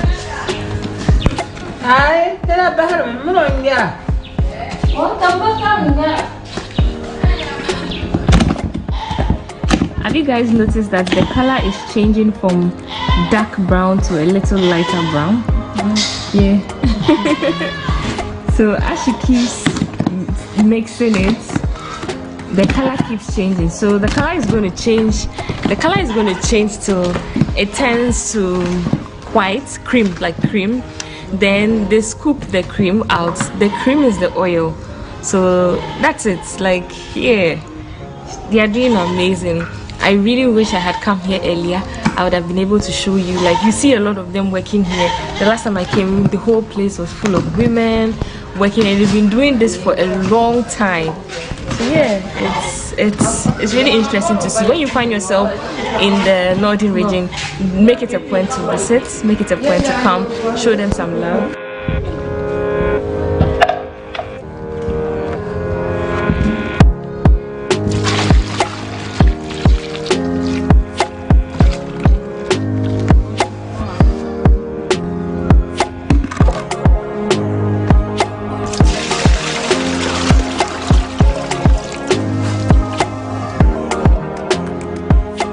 You guys see, so you can see the oil floating on top of the water. So she's going to keep stirring till it turns very cream in color. So what you see on top is the shea butter and under it is the water. So yeah, this is how it's going. It's going well. I helped her and it's good. I mean, so she's done.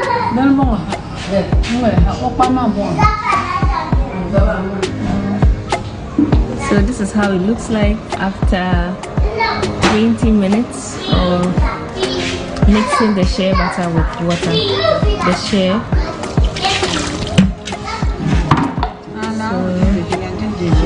So this is the shea butter.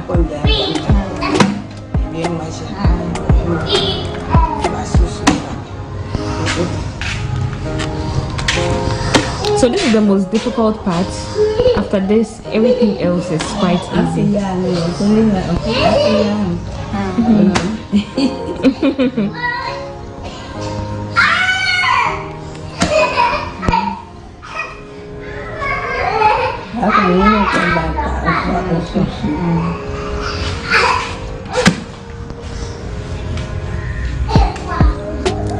The butter then rises to the top of the water, just as you've seen here. Then they collect all the butter out and boil to remove excess water. After this process, they now take it back there, boil it. As soon as they boil it, then the oil comes on top. So they pick the oil, and that is like organic shea butter. So this is one which has already been done. Since I'm late, this is how it looks like. After boiling, this is the final shea butter and is then transferred into the plastic containers or boxes.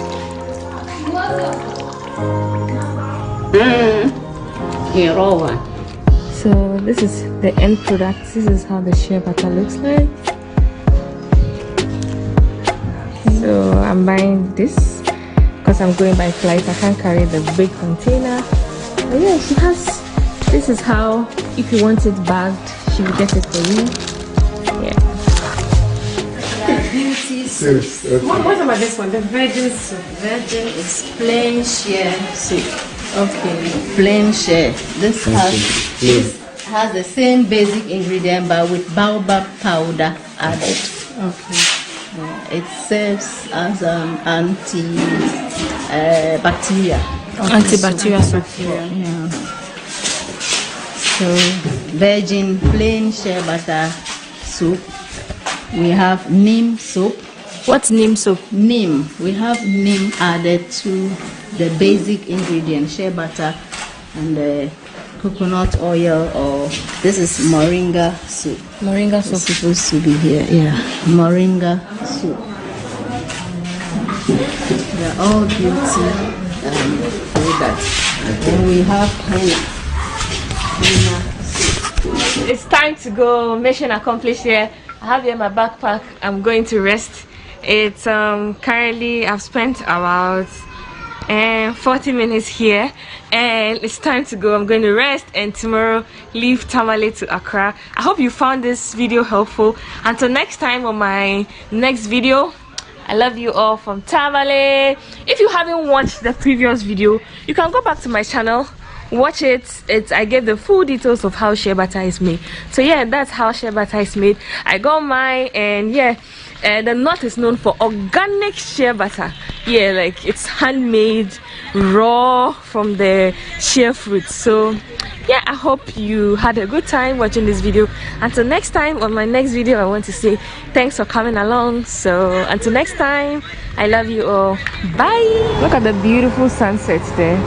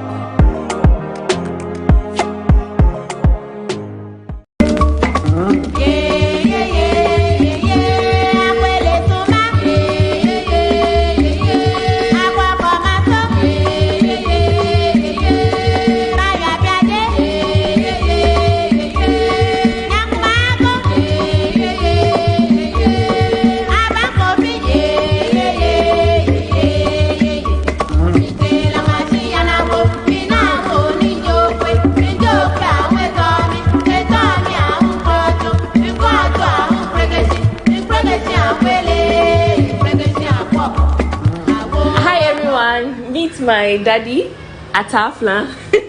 Hello daddy. Hello. This original daddy. Yeah. Okay, so guys, we are going to be talking about the Nkommo Wo Festival, and daddy knows a lot because he has experienced it since you were born, right? Exactly. Yeah, and he has lived here, born and bred here. Right. So he's going to tell us everything we need to know about the Nkommo Wo Festival. Daddy, please let us know how why do you celebrate the Nkommo Wo Festival? Yes, I mean, we celebrate this Nkommo Wo Festival because it was something that was handed over to us by our ancestors. Okay. History shows that they travel from Israel. Okay. Through Egypt, Sudan, Congo, Nigeria, Benin, to our present place in Accra, Ghana. Okay. And according to history, while they were traveling, there was a lot of, farming. Okay. So when they settled in a place called Ayawaso, they went into planting. Okay. because there was rain, they planted maize and other millets. Okay. So after the harvest, they hooted at the anger. Right? Yeah. So they prepare a food for the celebration, which is called pekwe. What pekwe? Pekwe. Pekwe. Yes. You need to have the tongue of pekwe. Pekwe. Yeah. Yes. This pekwe is made up of unleavened corn. Okay. It is prepared by adding, first and foremost, they will steam it. Okay. And then they will add palm oil to it. That gives it the reddish. That reddish, yellowish thing. Red. Okay. Yes, they use palm oil in mixing that corn dough. So auntie is teaching me how to make it. You say you shy it. In Shale. Ojogban. Okay.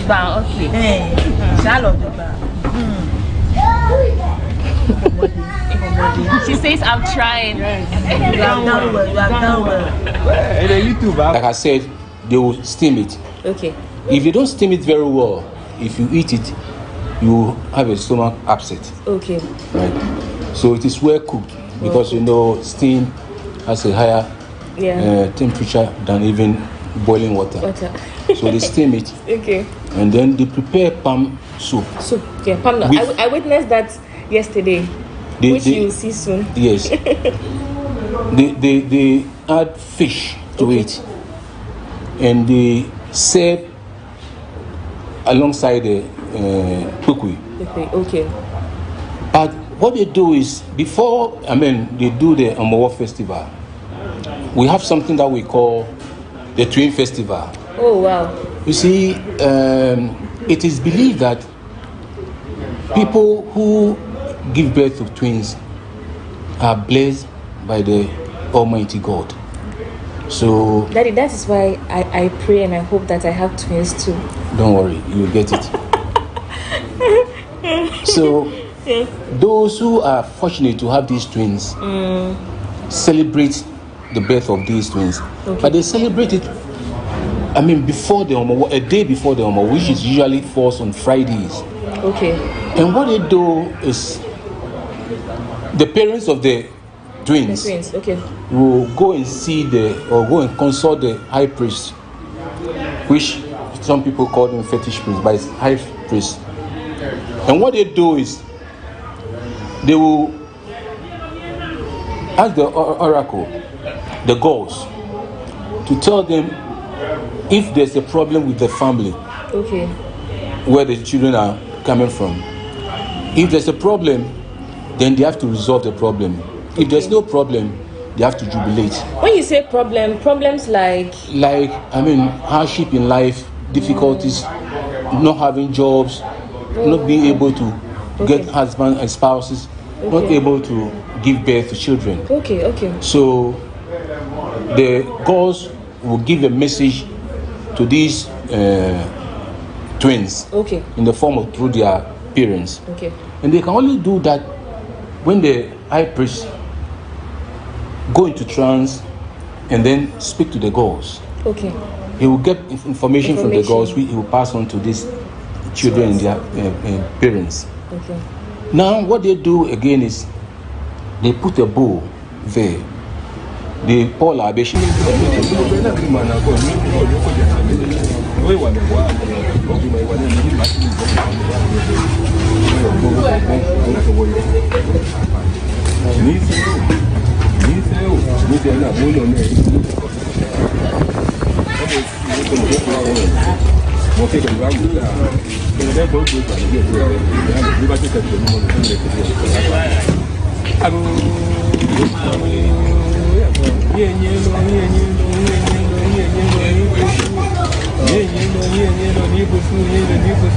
They put a type of leaves, we call it nyanyira, and then they peel yam. The peels are put into that container. They cook the yam, turning it into a mashed yam with palm oil. Okay. They boil eggs. The shells of the eggs are broken added to the bowl. To the bowl. Okay. And then the high priest will pour libation and call the gods to come in and then solve their problems for them. Okay. And then a fowl is also killed. And then the intestines in the body of the fowls are put into that container.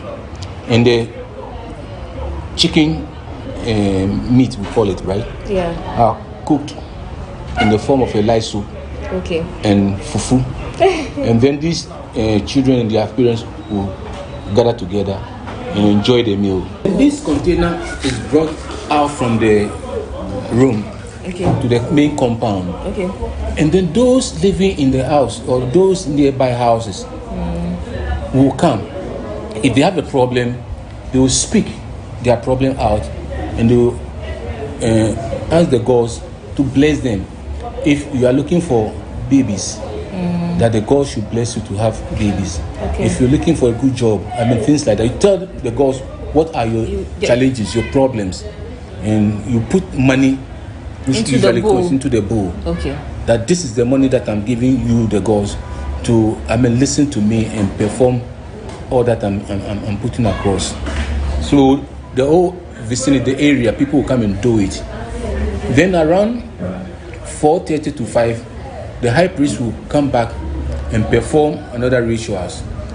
This time when he finished doing it, those who came in, pleaded with the gods, will use the water in that container to cleanse themselves.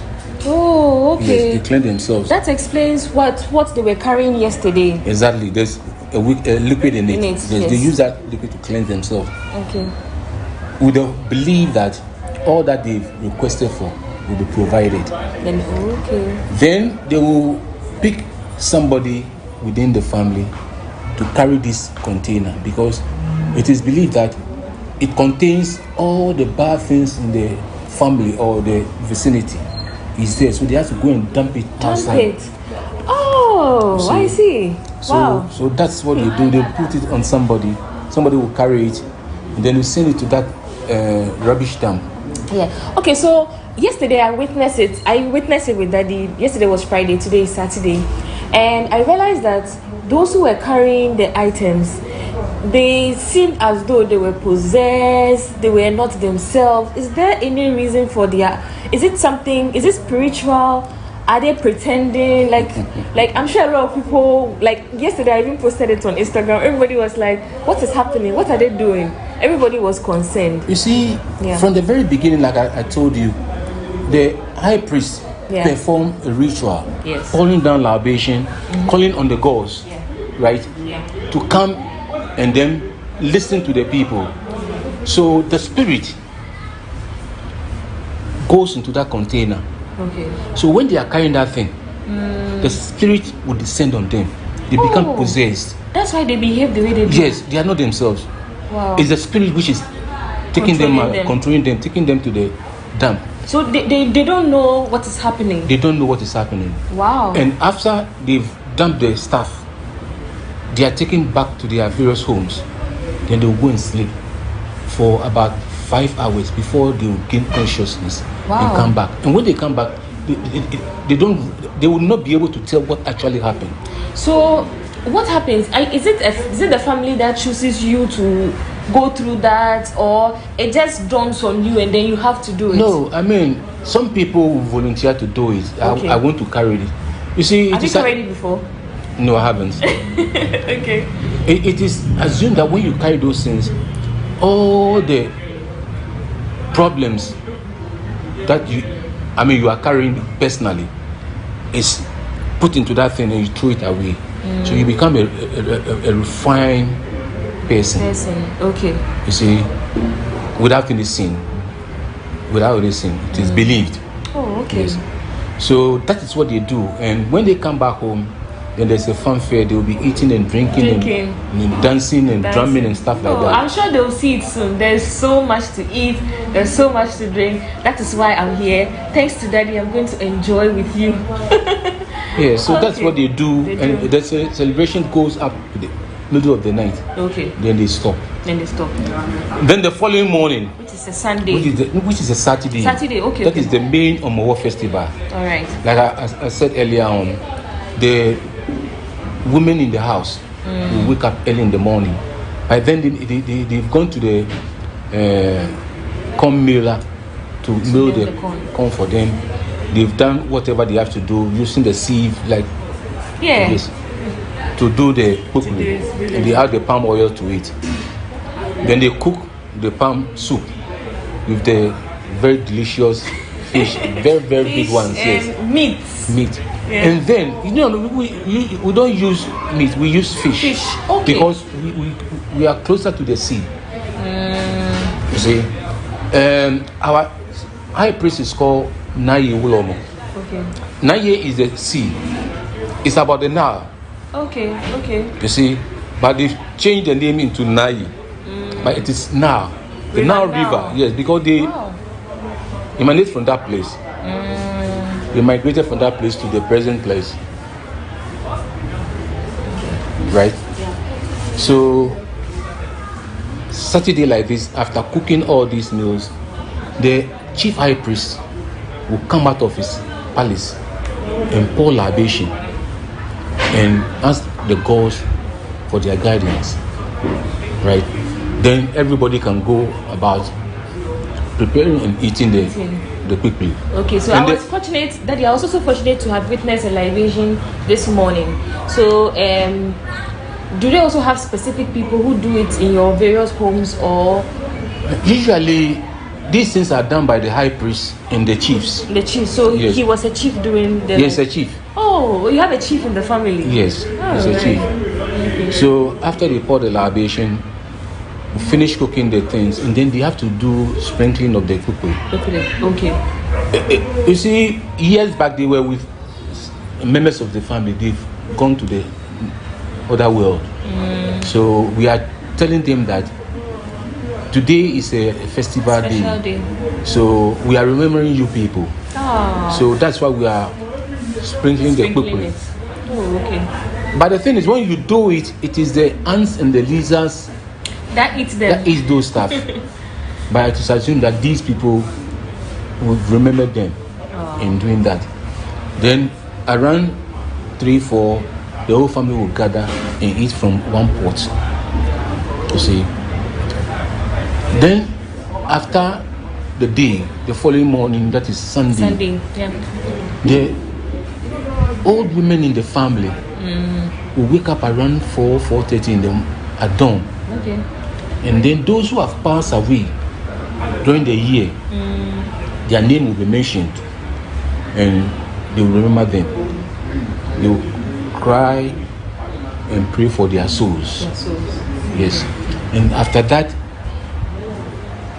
they will come out and wish everybody Happy New Year, successful in life. Okay. So they will go around the whole house wishing everybody success in life for the next year, and then they go around the town or the village wishing everybody God's blessings, and then that ends the festival. Wow. I hope you enjoyed listening to Daddy explaining everything to us. Yesterday I witnessed it and I kept asking myself a lot of questions, but thanks to Daddy, I've been able to understand why this is celebrated. But Daddy, is there any other reason why you celebrate Nkommo Wo and in fact the Twin Festival too? Is there another apart from what you've all mentioned again? Yeah, like I'm saying, Nkommo Wo, because our ancestors' migration from the land of Israel to this very place, they encountered a lot of challenges. Okay. Right. So when they got to present Accra, Ghana, you see, there was famine. So they were compelled to go out to do farming. Okay. And around this time, okay, so see, usually they prepare the grounds around March day. Yeah. For the rains. For the rains. The rains will come around May, June.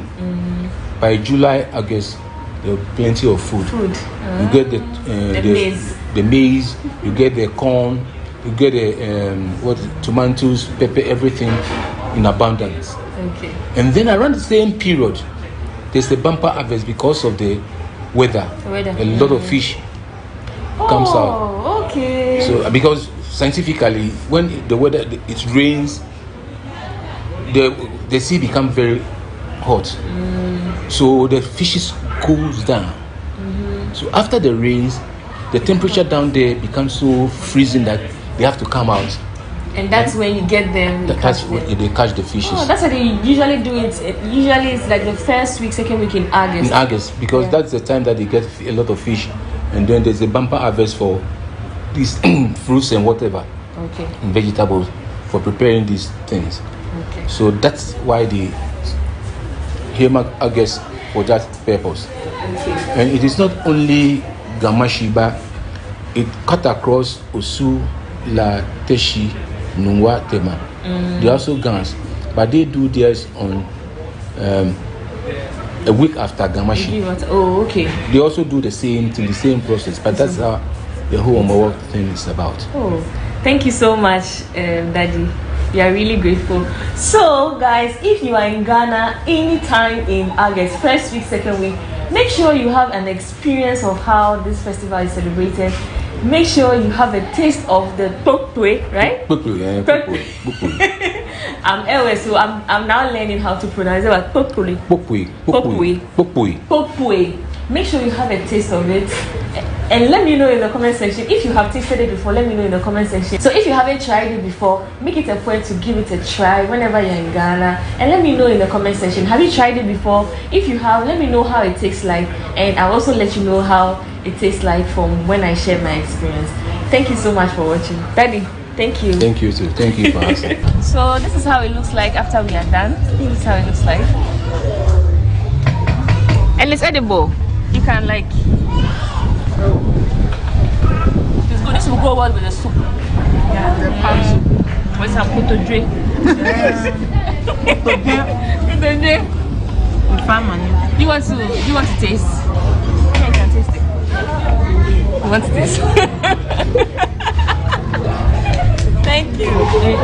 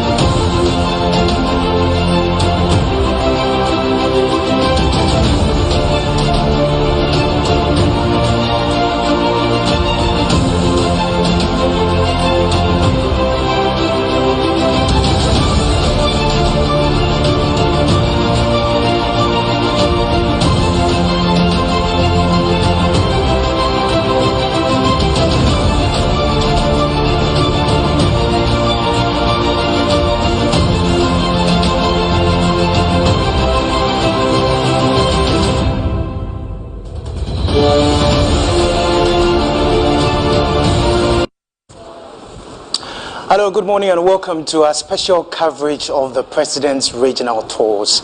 This production is coming to you from the Ministry of Information here in Accra, and we will be live in the Upper West and Savannah regions throughout this week, where we'll be bringing you live updates and all the big interviews as the President tours those two regions. This morning, we are also live on GTV, we are on Metro TV, City TV, Wontumi TV, Adum TV, Netu TV, Wezo TV, and we're streaming live on the Ministry of Information Facebook page. So you can drop us a comment. Yesterday, the President arrived in the Upper West region to begin his tour this week. And shortly after his arrival, the President met with security chiefs in the region to brief them on certain developments. Let's look at what happened. Where we are, it requires above all collective involvement, yourselves and the civilian population. If we are going to prevent any implantation of terrorist sector activity in Ghana, you cannot do it by yourself. You need the cooperation of the civilian population.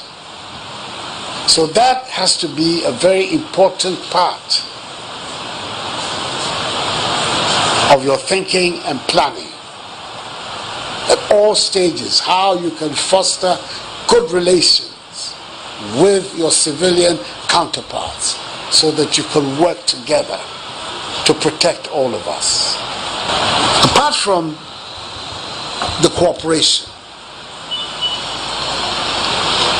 we've also been trying to see to what extent we can undertake certain social interventions, especially in the border areas, so that we can also win the battle of the hearts and minds of the people living in these sensitive areas. And several things are being done in that respect. But it's all part and parcel of the thinking of what we need to do to make sure that Ghana is safe. So that was President Kufuor Addo addressing security chiefs in the Upper West region. Well, the President this morning is expected to take part in some events and activities. He will pay a courtesy call on the Wana, and then later will inspect ongoing works at the Youth Resource Center. Let's cross over now to Wa and join our reporters who will be bringing us live updates from these two events. Wilberforce Asari is joining us from the Wa Youth Resource Center, and Akwesi is also joining us from the Warner's Palace. Gentlemen, good to see you. Let me start with you, Akwesi. So describe to us the mood at the Warner's Palace ahead of the President's arrival. Kwaku, the people of Wa, especially the Wa traditional area, are just receptive of the President as he arrives at the Warner Palace to pay homage to the overlord of Wa. And as I talk to you now, the people are really in anticipation for the arrival of the President of the Republic, His Excellency Nana Addo Dankwa Akufo-Addo. All right, thank you very much, Akwesi. Stay there because we'll come back to you. Let's cross over now to Wilberforce Asari, who is joining us from the Wa Youth Resource Center. Wilberforce, we understand that the President will be inspecting the progress of work at this resource center. What more can you tell us about this facility?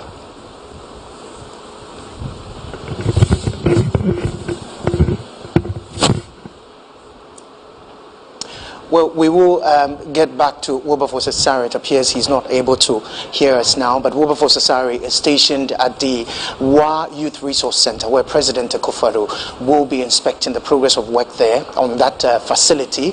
But right now, though, let's cross over back to Akwesi Nsia, who will be bringing us live updates from the Warner's Palace, where President Kufuor Addo is expected to pay a courtesy call on the Wa Traditional Council. He will also pay a courtesy call on the Wana himself. Just to go through some of the activities the President will be taking part in as he commences his tour of the Upper West region today.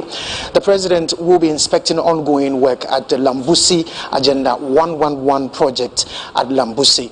He will also be paying a courtesy call on the Nandom Na and will be cutting sod for the dualization of the Nandom Town Road. So these are the major events we're expecting to bring you live updates on with regards to the President's tour of the Upper West region, which has begun today. The President will be in the region again tomorrow. He will be taking part in other activities, which includes the inspection of ongoing work of the Wa Shopping Center, the Agenda 111 project at Isa, as well as the commissioning of the Kalio Solar Power Project, which is also in Kalio. So the President will actually spend 2 days in the Upper West region before he moves to the Savannah region. And then he will begin series of engagements there as well. So as you may be aware, the President is already in the Upper West region. He's expected to move to the Wanas Palace shortly, where he will pay a courtesy call on the Wana and engage with chiefs in the Wanas Palace. Later on, he will move to the Youth Resource Center at Wa, where he will be inspecting progress of work. We'll be bringing you all the interviews you need to know, and of course, some more information on these projects and of course, these engagements involving the President. Stay with us. This is our special coverage of the President's regional tours. This is a production by the Ministry of Information, and it's live on GTV, Metro TV, City TV, Wontumi TV, Adum TV. We're also streaming live on the Ministry of Information Facebook page. You're also listening to us on Asasi Radio. My understanding is that we are having a lot of media houses also carry this production live, and as we move on, we will acknowledge them. This is live, and it's from the Ministry of Information.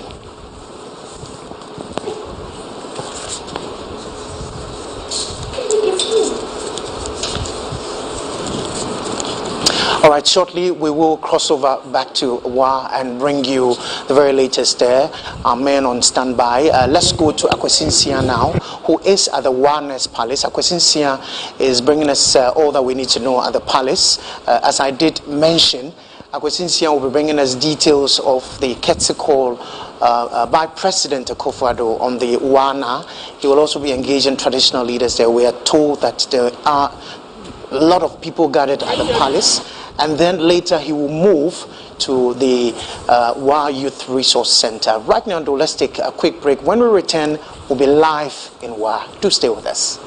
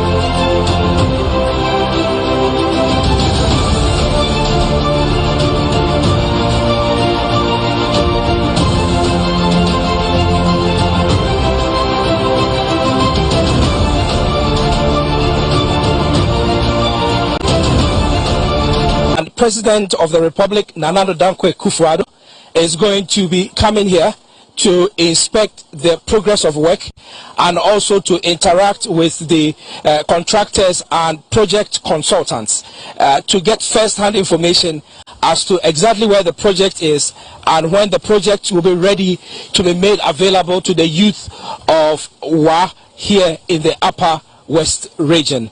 Earlier on when we arrived, we've been trying to do some consultations and some investigations as to what this project really is about, where the project is, and essentially when the project is completed, to what extent it is going to be of benefit to the people of Wa. And so I can tell you that the project consultants, the architects, and all the engineers are currently holding a meeting. So across the standard FIFA field here, you will see that the engineers and all the others who matter are having a meeting, and in that meeting they are putting together their final thoughts and also final consultations ahead of the president's visit. So Kweku, I can tell you that here at the BK Adama Youth Resource Center, all is set. But right now where I'm standing, you can see that the project consultants have put together the project architectural impression, and this is where the president is going to stand. They are going to be explaining to the president the scope of the project and also where they are as at now.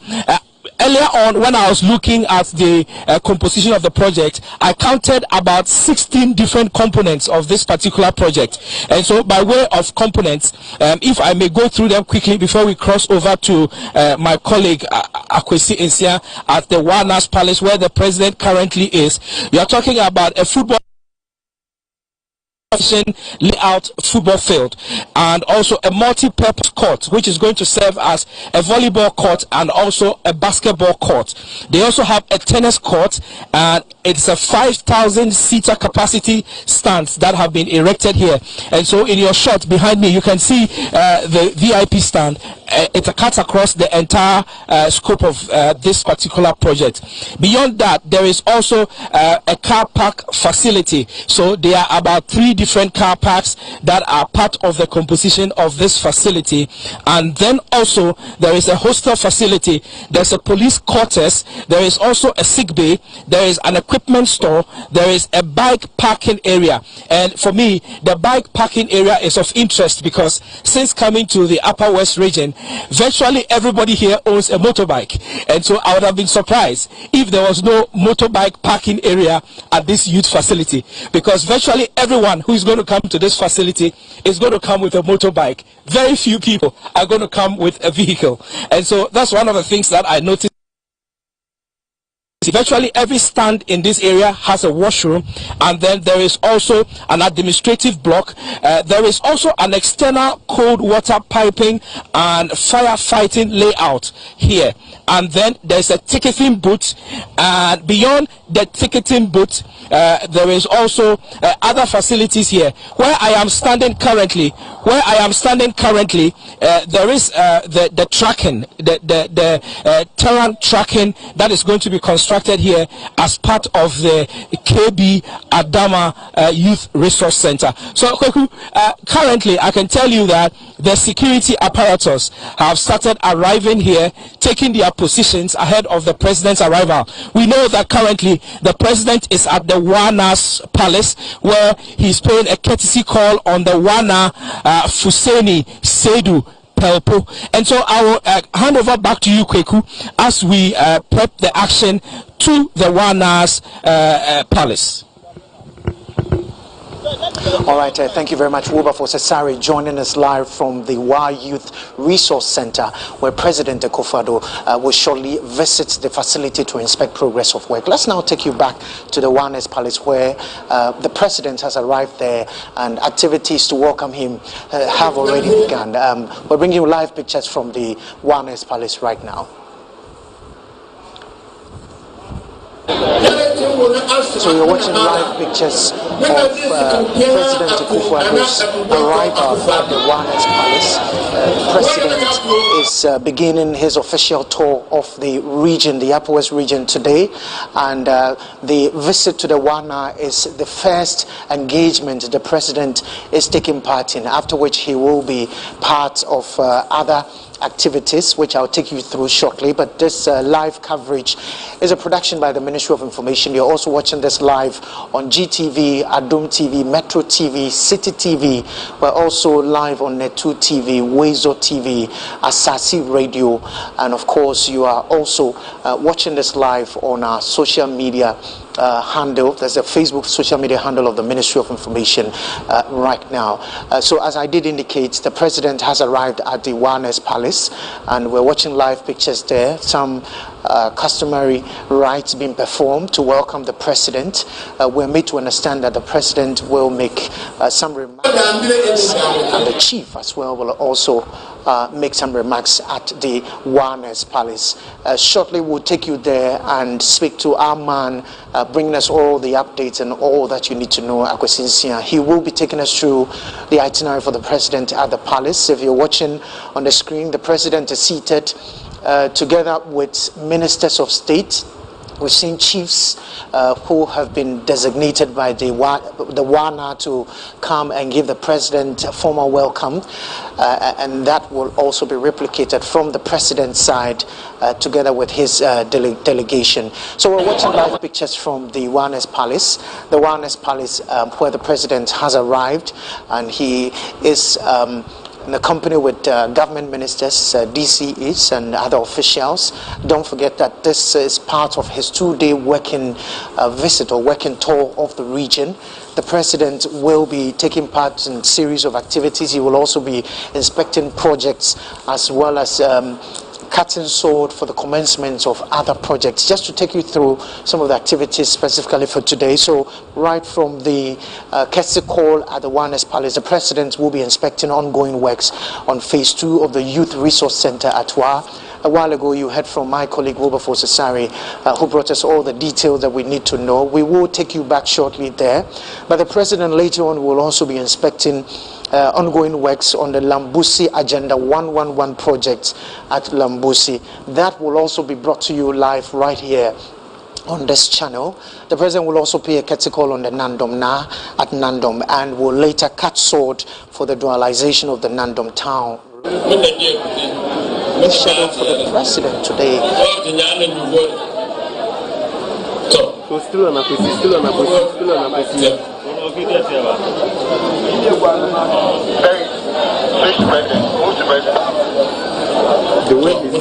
way he's sitting is not proper, so I cannot switch to him.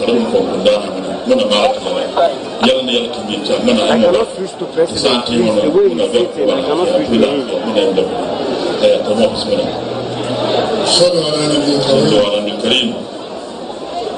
So right now they're talking and everything should be on Akwesi, please. Pictures from the Warner's Palace where President Akufo-Addo has arrived. The President is in the palace to pay a courtesy call on the Wana. As we can see on the screen, we have chiefs in the palace surrounding the Wana. We're made to understand that the President will make some remarks here at the palace. The chief is also expected to make some remarks, after which the President will move to the Wa Youth Resource Center, where he will be inspecting the progress of work at the center. So these are live pictures from the Warner's Palace. Don't forget, it is our special coverage of the President's regional tours. The President, throughout this week, will be visiting, or is in the Upper West region. From the Upper West, he'll be moving to the Savannah region. So these are 2 regions that the President will be working from throughout this week, and we'll be bringing you live updates, all the big interviews right here on this channel. This production is also carried live on a number of media platforms, and if you're watching us right now, you may be watching on GTV, Adum TV, City TV, Metro TV, Wontumi TV, Asasi Radio, Netu TV, and Wezo TV.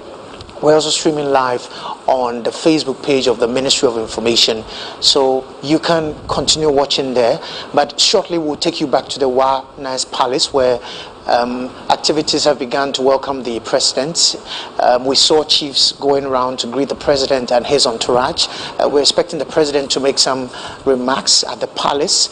The chief is also expected to make some remarks to the president and his team, after which the president will move, we're told, to his next point of action, which will be the Youth Resource Center in Wa. And we will take you there shortly, because our man Wilberforce Asare is stationed there to bring you all that you need to know about this facility. It's one of the many resource centers that the Ministry of Youth and Sports, through the National Youth Authority, is building to build the capacity and develop the skills of young people across the country. These facilities serve as leisure and, if you like, training centers for some of these young people, for them to develop their talents, especially in the field of sports. So shortly we will take you back to the Wa Youth Resource Center, where that activity will also take place. But right now, though, the president is still at the Wanas Palace, where he's been received by the Wana and his chiefs. It is the first point of action for the president as he embarks on his 2-day working visit or working tour of the Upper West region. So stay with us here on this channel, because we'll be bringing you more that you need to know, all the interviews and all the remarks, all the speeches on this tour with President Akufo-Addo. Again, we'd like to say a very big thank you to all the media platforms that are carrying this production live. A big thank you to GTV, to Adom TV, to City TV, Metro TV, Wuntumi TV, Asasi Radio. We also have Netu, Wezo TV as well. And we're told quite a number of other media platforms are carrying this production live, and we want to say a big thank you to them as well. My name is Kwaku Obenje, and if you just joined us, this is a special coverage of the President's regional tours coming to you live on this channel, and is a production by the Ministry of Information.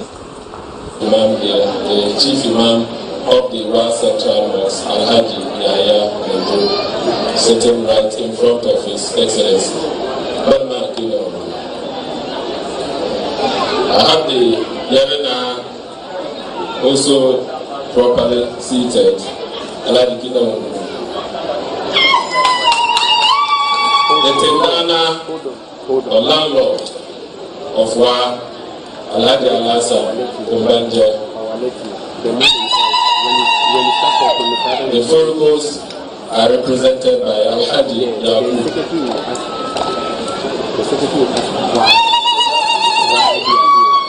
Your Excellency, we have the Queen Mother of Wa, the Wa Pogona, who doubles as the President of the Upper West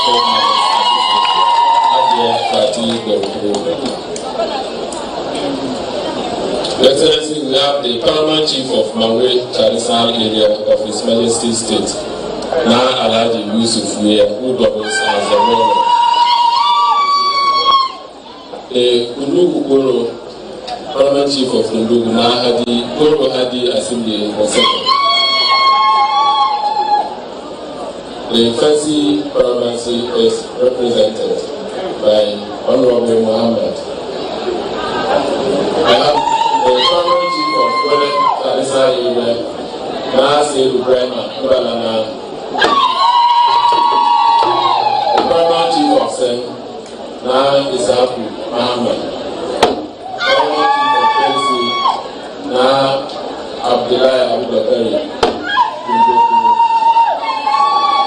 The Paramount Chief of Busa, Na Abisi Nko Yamara. And with your permission, Your Excellency, I introduce to you the Secretary of the Government of the Wala State, one half to say the same people, therefore.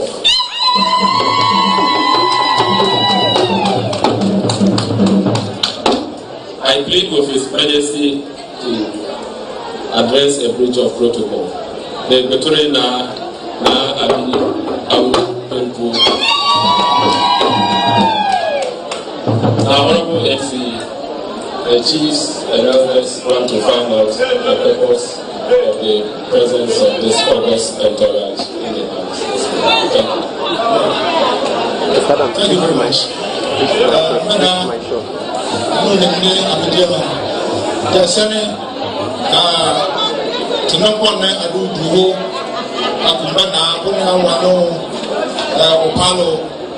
candidate in America. I do remember Sana, check out the year who are unto to eat and about President our chair. A year Jaman, when I know the chicken and it to Jenny, or pay a control, combination, and none of the Baja and the Willie, a woman of her hair, Tolona and Betsy Hanna. Ten days you saw a chade and a better piano, and a doubly, Mana. Your Excellency, I want to introduce the entourage to His Majesty Governor. Father, the man be chair, the party, and then I made to Upper West Parliament chair, to the Kodana, Onala to Jabba, Tumbono, SB, Cambere, and the map one with heavyweight.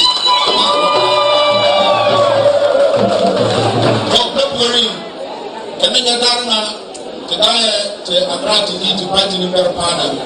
Tonyene, a party down in Alata E. Poet General Senator Pampana.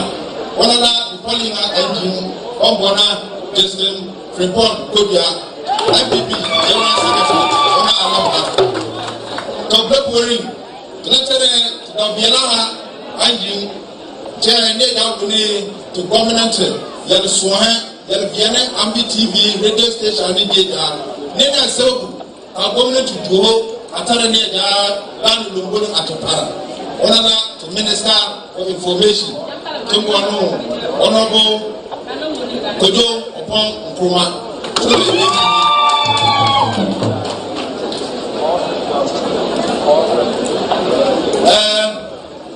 Yeah, one of the other party. When I'm under the introduce first, the polling agenda here to take national vice chairman. We're here to Bendigonia. Pampana to party chairman and the Pata National. Wanala at Lowdown, Alaji Masaudu. Tommy Ala to tell the minister. Already Billy Abena Wana, the polling Ajima, Honorable Mustafa Yusuf, Honorable the Minister for Sports.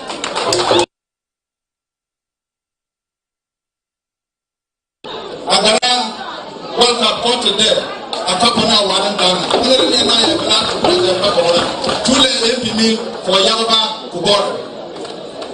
Near Antwerp, to Ghana, to swear. Jine Otuyam Brana Antarasora Chair Kaniban Nkommo Wo Ho Ona Tumabala Darren and Yaja and Higana and Yala Kawala Kasoja Malian Dana Padulo Murija Kablebe Udomi Onala to Road Minister Honorable Nalo Mana Kayu Mambo Nala, Java Wacha Kino, and Ayala. I'm near Malato, all a year, no one out to Polenic Madame. Judge Daniel Sujala and Antarctic in Lafayette. One of my higher to Pantia Javaga. Onala to bear a pump. Honorable Dominic Little. Minister for Defense, Chule MP, Alubimba Palo. Biara Polana, DC Media, Lata, Minister and Character. Tumbono, Ministry of Local Government, Decentralization and Local Government. Sorry, and Rural Development. To Onamela, to Ba, to Bebile, Tumbono, Honorable Buchu. Near to our near to the Duli. Onema na to yeso abago jala halata obi yara oba nia na aye na peche no so yara ka abago smalo biemu adu tole da won tada no mo no ku yi ko aba west ma roja o da ye to regional minister sana pampana one last MP for Nandong constituency honorable Ambusdari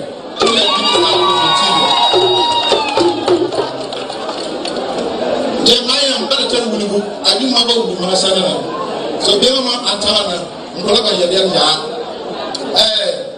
the president otore ne amatu word ja deputy chief of staff to be la at yabo for us for us I need not to have Kopapana the director of research of Women Presidency, Honorable Dr. Osu Mensa. I don't know how many show you are who put you baby. One at table, one but two man show Deputy Minister for Roads, Honorable Debula.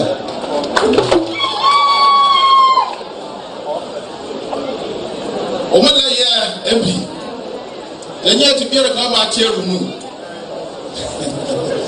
Honorable Mama, I say, Omala ya to MP Kadane, a chairman and a deputy minister for health.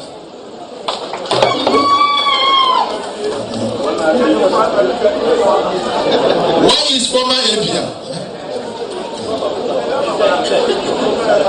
Don't worry. The lecturer, Boba Nadia Kadane, woman like MP. The deputy minister for works, deputy minister for sanitation and water resources to be done. Honorable Amidu Chinia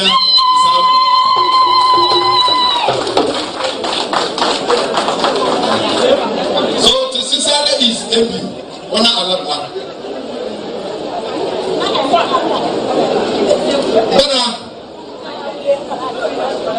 Abona, yen ma yen wuli, Lowdown enola. Eki no jero program Lowdown. Onala together. Honorable Dr. Hafiz Bisani, Regional Minister of Ego Mantama, Ega Matera Okworo Togo, Cheche, Okworo Togo Monta, Nene Ancha, Nadia Amai. The regional minister, Honorable Dr. Hafiz Bisani, John Nade, the Santi Honda Wulti, Chaka, Opanade, Wawa, Muno, Aku, Randa, Alumido, Abarakaya.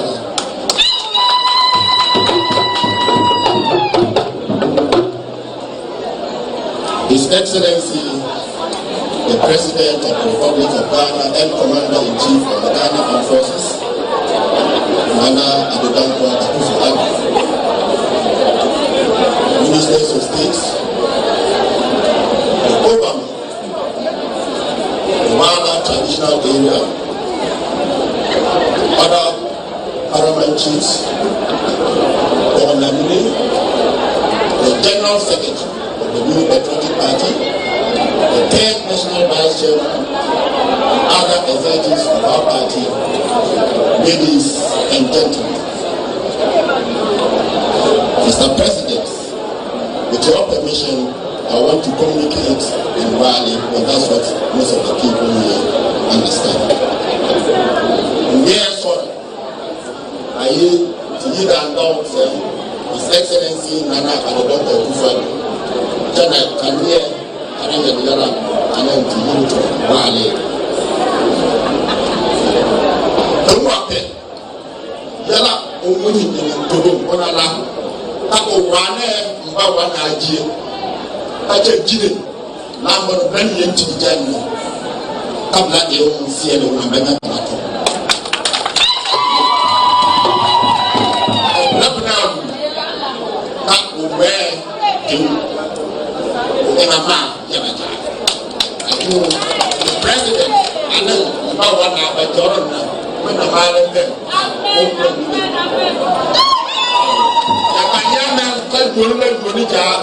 His Excellency Nana Abdonko Akufo-Addo, when your president ya, when you need ya, when you need a palo, kaoka, and then Otomu Kwabe, Lana Ayatari Ajemi, Lana Bunina, Owa, Kaola, Obey Winara, Owana, Bunina, Ofara, Ondama, Onala, Bawana, Bundesini, Abidjan, Wawo E, I invest in Nkommo, I am Uji, Nkommo. Onan yet am there Bawana Bidongo. But where Tumaka want to be Anna Numberana. Zawana Uwana, where Uwaka, the Mana Udi, Tarakara, Tarahobo, Atumatana, Tawakaya, Tumatana. The Rabu Gaya and Eating on Tunatuma to Palo and Akotina. Tawaka, a black Kopawa. Bawana check dear so I use it was Bayaka Bawana Onala Apollo I don't care no Nitijema His Excellency Nana Abdonko Akufo-Addo Nkommo Wo Ho but when order Bawana Aje Akuni Tessa President Nigeria no going Bawana Unetu Awa Tubi to Jenny Brother Yan Langer, and then I got a thousand number one was the Bayaka, who read the very city, come to or Kunti. I do Mawana, when the power is going.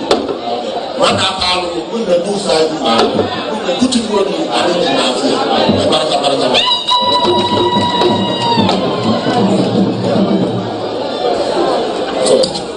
Dana something wa adesoka to honorable Mr. Ali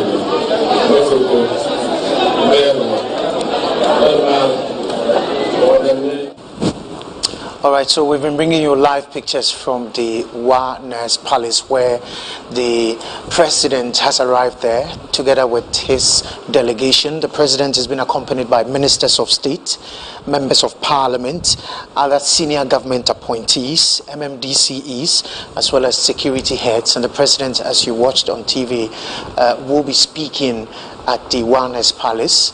A while ago, there was an introduction section where the delegation was being introduced to the Wana and his entourage at the palace. Just to give you a bit of a background of this palace. So the Wa's Palace is the official residence of the overlord of the Wala traditional area.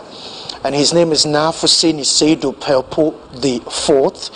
The Wa's Palace is a 19th century Sudanese architecture built with mud bricks and sticks. The Wala traditional area has 4 royal gates to the throne. Just to take you through this gates, and pardon me if I massacre the name. So we have the Yejinhi, we also have the Najari, the Nakpaha, and the Joyosi or the Jonyosi gate. So the 4 are the Yejihi, the Najari, Nakpaha, and the Joyosi gates. Interestingly, the Wana belongs to one of these gates because he is currently the overlord of the area. So he belongs to the Yejihini gate. That's the Yejihi gate. And don't forget that the palace is also in the Wa Municipal Assembly. We're told that the ceremony at the Wa's Palace is going to be a very brief one. President Akufo-Addo is expected to make some remarks, after which the overlord will also share some remarks to the president's delegation, after which the president will move to the Wa Youth Resource Center for the second main engagement for today. So you're watching a live coverage of the president's regional tours, and we are taking you to Wa, where the president is currently stationed. That's where he'll be working from this week. Later on, he'll be moving to the Savannah region. And so we are in touch, and we're bringing you all that you need to know, all the big interviews and all the information, the updates that you need to know from this particular tour. We will be joined by our men who are on the ground. Akwesinsia is stationed at the Wellness Palace, and Wilberforce Asare is also at the Youth Resource Center, where he will be taking us through the itinerary for that event. We're told that quite a number of people have gathered at the ceremony. They have gathered there even before the president arrives at this facility to inspect ongoing works there. And just to take you through other activities that the president will be taking part in while on tour of the Upper West region. So after visiting the Youth Resource Center, the president will be inspecting ongoing works at the Lambusi Agenda 111 project at Lambusi. He will also be paying a courtesy call on the Nandom Na at Nandom, after which he will cut sword for the dualization of the Nandom Town Road. So that's the main itinerary for today. Tomorrow we will continue our coverage just to take you through what to expect tomorrow. The president, we're told, will be inspecting ongoing works at the Wa Shopping Center. He will also be inspecting an Agenda 111 project at ISA, and then he will be commissioning the Kalio Solar Power Project also in Kalio. So quite a busy week for the president in the Upper West region before he even moves to the Savannah region. Shortly, we will take you back to the Wellness Palace, where we will be bringing you the live feed. We'll be bringing you the live feed of the president's remarks, as well as the wellness remarks to the president and his entourage or delegation. You're watching our live coverage of the president's regional tours. A production by the Ministry of Information is also live on GTV, Adom TV, Metro TV, City TV, Asasi Radio. We're also live on Netu TV, Wuntumi TV, and of course we're streaming live on the Ministry of Information Facebook page. My name is Kwaku Obenche, and from now till 12 o'clock you'll have to stay with us, because we will move with you wherever the president moves to as part of his tour of the Upper West region. Stay with us. We'll be back with more. Stay with us. To be holding on to you is your elevation of one of our sons, Mr. Julius Unwo, to the high office of Chief Fire Officer in the Ghana National Fire Service. He specifically made a pledge to me that he will serve his country to the best of his ability as long as he remains in that position. Your Excellency, we have a basket of requests for you. Some are new and some have been made before. I will put them under education, roads, health, and security. Under education, Your Excellency, during your 2 previous visits, we made passionate appeals to you for a fence wall for the Jamiat Islamic Girls Senior High School. To stay accommodation for the Dr. Technical University and additional classrooms for the Palace Basic School. Your Excellency, I have been reliably informed by the Honorable Regional Minister, Dr. Hafiz bin Sali, that you have already tasked relevant government agencies, i.e. the Northern Development Authority and the Smallgod Development Fund Secretariat, to see to the execution of these. Yeah, my shot is on, I think so. That works will soon commence. No, it's not. The language is so speaking. Materialized. Your Excellency, on our priority list, as well our means of transportation for the Islamic Senior High School located outside Wa Township and a multi-purpose hall for the Wa Senior High School. The Islamic Senior High School has no bus to convey the students for any program outside the school. The school administration is also in dire need of means of transportation. The administration of the Wa Senior High School has serious challenges gathering the students under one roof since the Untold Assembly Hall, which was built to accommodate about 200 students, cannot contain the almost 2,000 student population of today as a result of your flagship free senior high school policy. We will appreciate your immediate intervention on the above cases for us. And the roads, Your Excellency. Once again, we bring up the issue of our dual carriage roads for your consideration.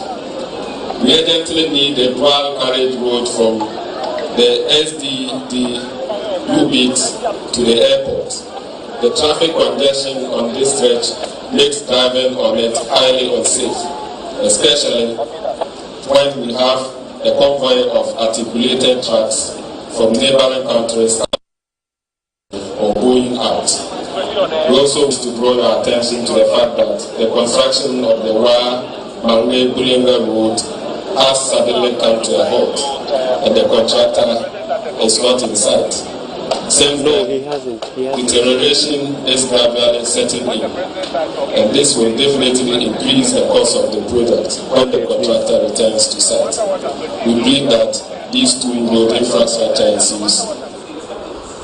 All right, so that was my colleague Akwesi Nsia. We'll bring you that interview. Akwesi will be speaking to some MMDCEs as well as officials of the Wilderness Palace, just to take us through what has been happening within the last few minutes right after President Akufo Addo arrived at the palace.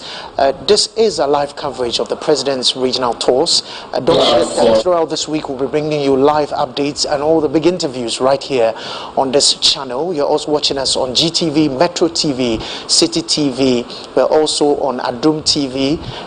We are on Asasi Radio, Netu TV, and of course Wezo TV. You're also watching us live on Facebook on the Ministry of Information Facebook page. We will cross over back to Akwesi Nsia in Wa, who has been speaking to some officials and members of the President's delegation at the Wilderness Palace as the President commences his tour. Don't forget, he will be moving from here to the Youth Resource Center, and then he will be inspecting the progress of work at that facility. There's more to come right here on our coverage.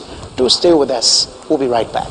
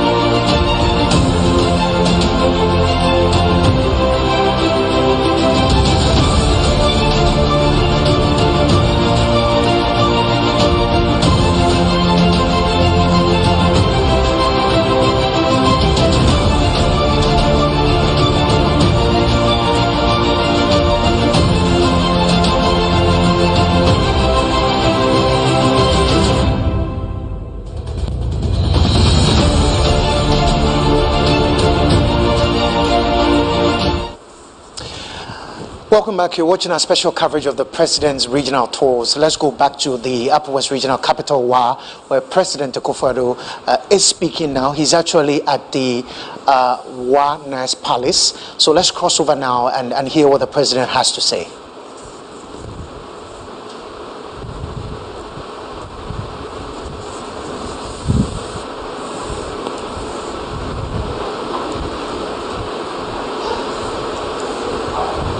So President Akufo Addo has just mounted his podium. Shortly we'll bring you that live feed where he's addressing the Wana and his chiefs at the Wana's Palace. Remember, this is special coverage of the President's regional tours. We are taking you to the Upper West. Later on we'll be in the Savannah region. We will be joined by our men on the ground, Akwesi Nsia, who is stationed at the Wana's Palace. The President is indeed addressing the Traditional Council in Wa now at the Wana's Palace. We will take you there right now for the live feed, after which we will take you as well to the Youth Resource Center, where the President will be expecting the progress of work at that facility. Right now though, let's cross over now to the Wana's Palace, where President Akufo Addo has been speaking, or he's speaking now to the chiefs there. We'll take you there now shortly. While we wait to do that, we want to say that this production by the Ministry of Information is also live on GTV, Adum TV, City TV, Metro TV, Wontumi TV, Asasi Radio Net 2, Wezo TV, and you're watching us live on Facebook on the Ministry of Information Facebook page. Remember that we will be bringing you all the live updates that you need to know, plus the big interviews on the President's regional tours throughout this week, from today till the tour is over. So you surely want to stay with us here on this channel. Later on, the President today will be inspecting ongoing works at the Lambusi Agenda 111 project. That is at Lambusi, also in the Upper West region. And then he will also pay a curtain call.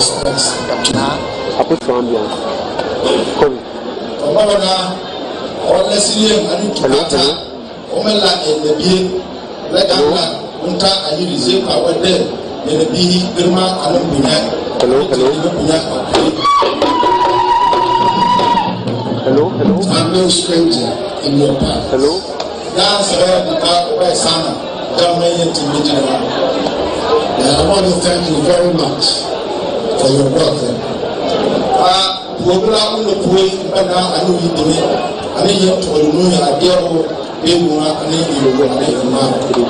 Especially today, when you have assembled the Chief Imam, the Chindana, the Yerina, the Queen Mother of Wa, and all the important chiefs of your state to come to be with me today. There's a strong signal showing on your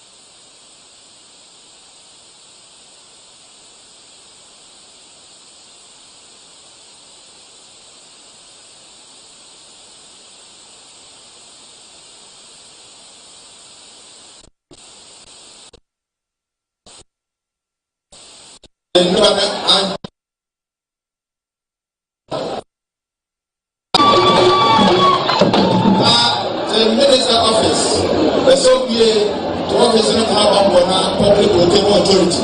When I'm looking for keep and twelve at the Bungu, someone in a body keep on so minister office, a street light and 3,000.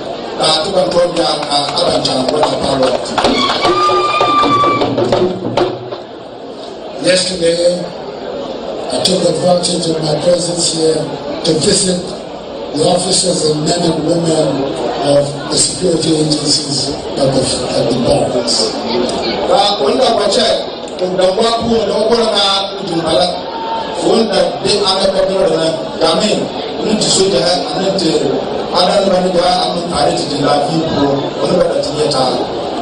I wanted to let them know the government appreciated very much the work that they are doing.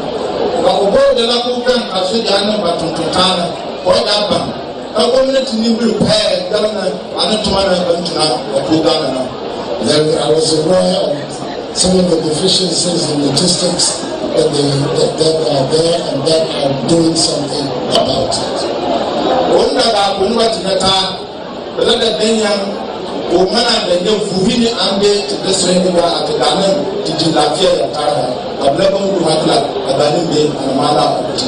But above all, I sought to impress upon them the need to maintain good relations with the civilian population in Wa and in the Upper West.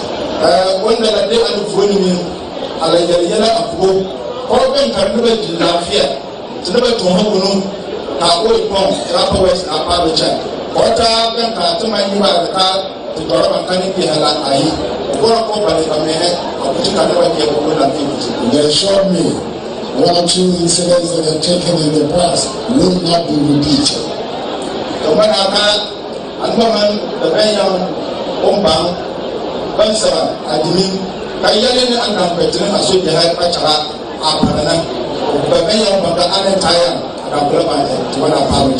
And that they are also very keen in maintaining good relations with the civilian population.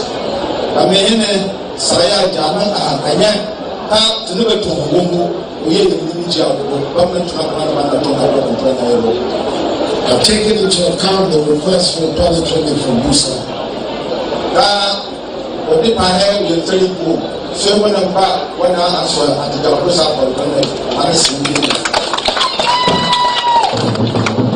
And also for the transportation for Senior High School.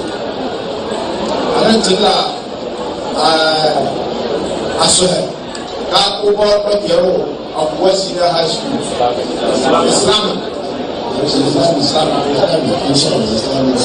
Islamic school. And the administration block and the combination with the expanded population of Senior High School.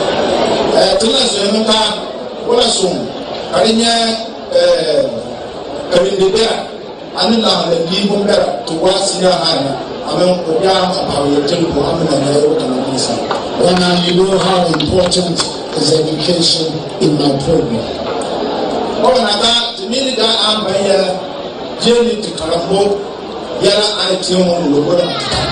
And I'll do everything possible to make sure that these requests are made, as I have done in the past. So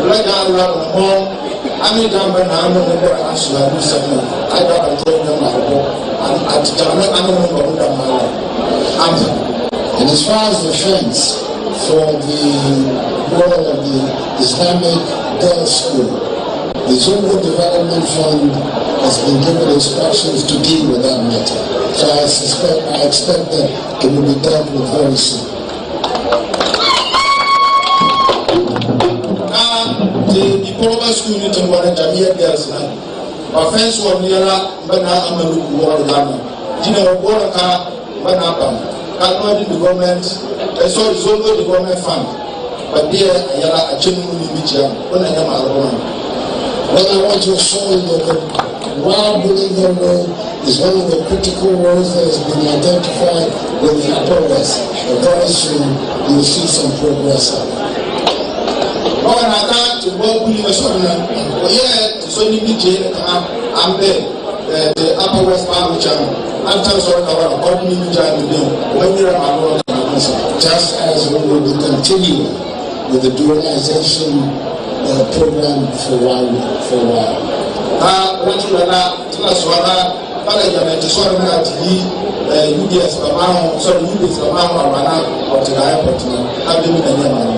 So I want to assure you through your spokesperson, the basket requests are all going to be dealt with.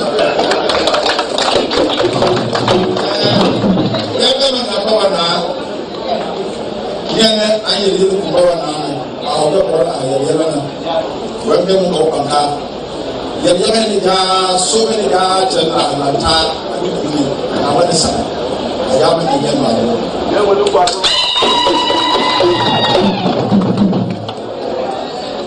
the promotion of the chief fire officer was done because on merit.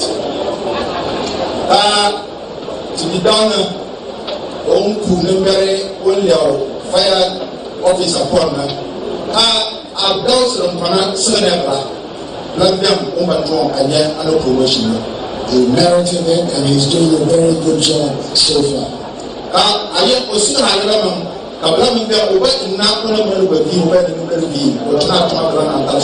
so I need you to encourage him to continue to work out.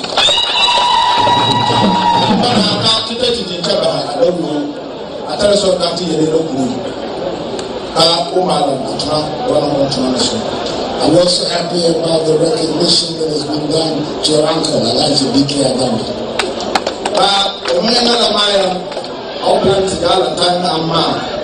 One day, I came and I didn't severe E.K. Adama. He's a good friend of my father's. It has given me a lot of pleasure to be able to acknowledge him. So the problem that the mother boy now, I was from Koran, about Yala. But you're right, you have one big advantage, and that is the presence in my cabinet of the Minister for the Interior and the Member of Parliament for Nando. He's a powerful voice.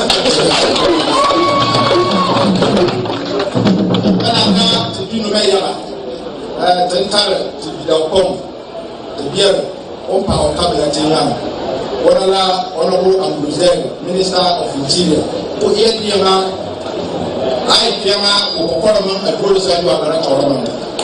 from here, I'm going to visit several events in your region. I'm going to look at the Youth Resource Center to see how far it's gone.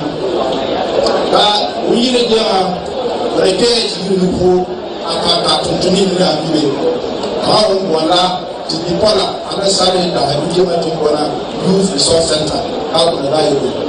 And we're also to commission the dualization process for Nando when I get there. And captured.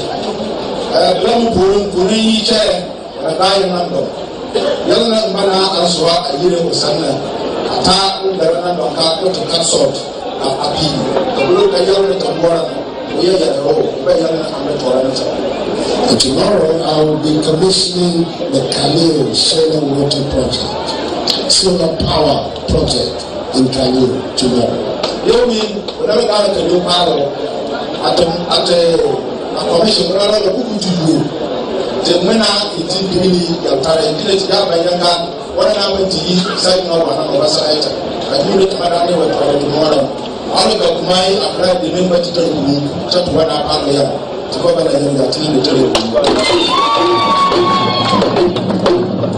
I counsel for the commencement of the project during my first term, so it's a great deal of pleasure for me to come and commission the finished product during this term.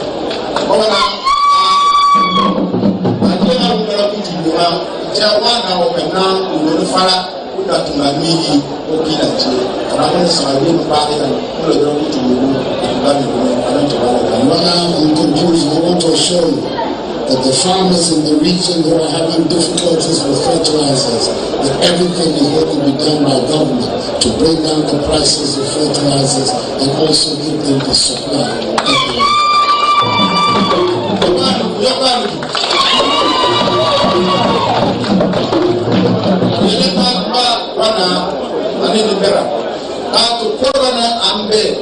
To Parliament, at the Danam, to fertilizer, Nkommo, and another Yella will go to the Uber and the Bitor. I can't black out. Yella, a fertilizer will be out there and down Alabama.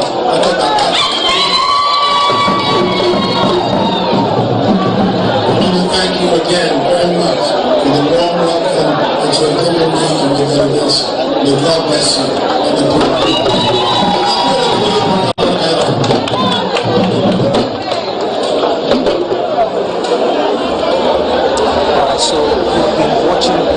President Akufo-Addo addressed the Wana and his chiefs in his palace.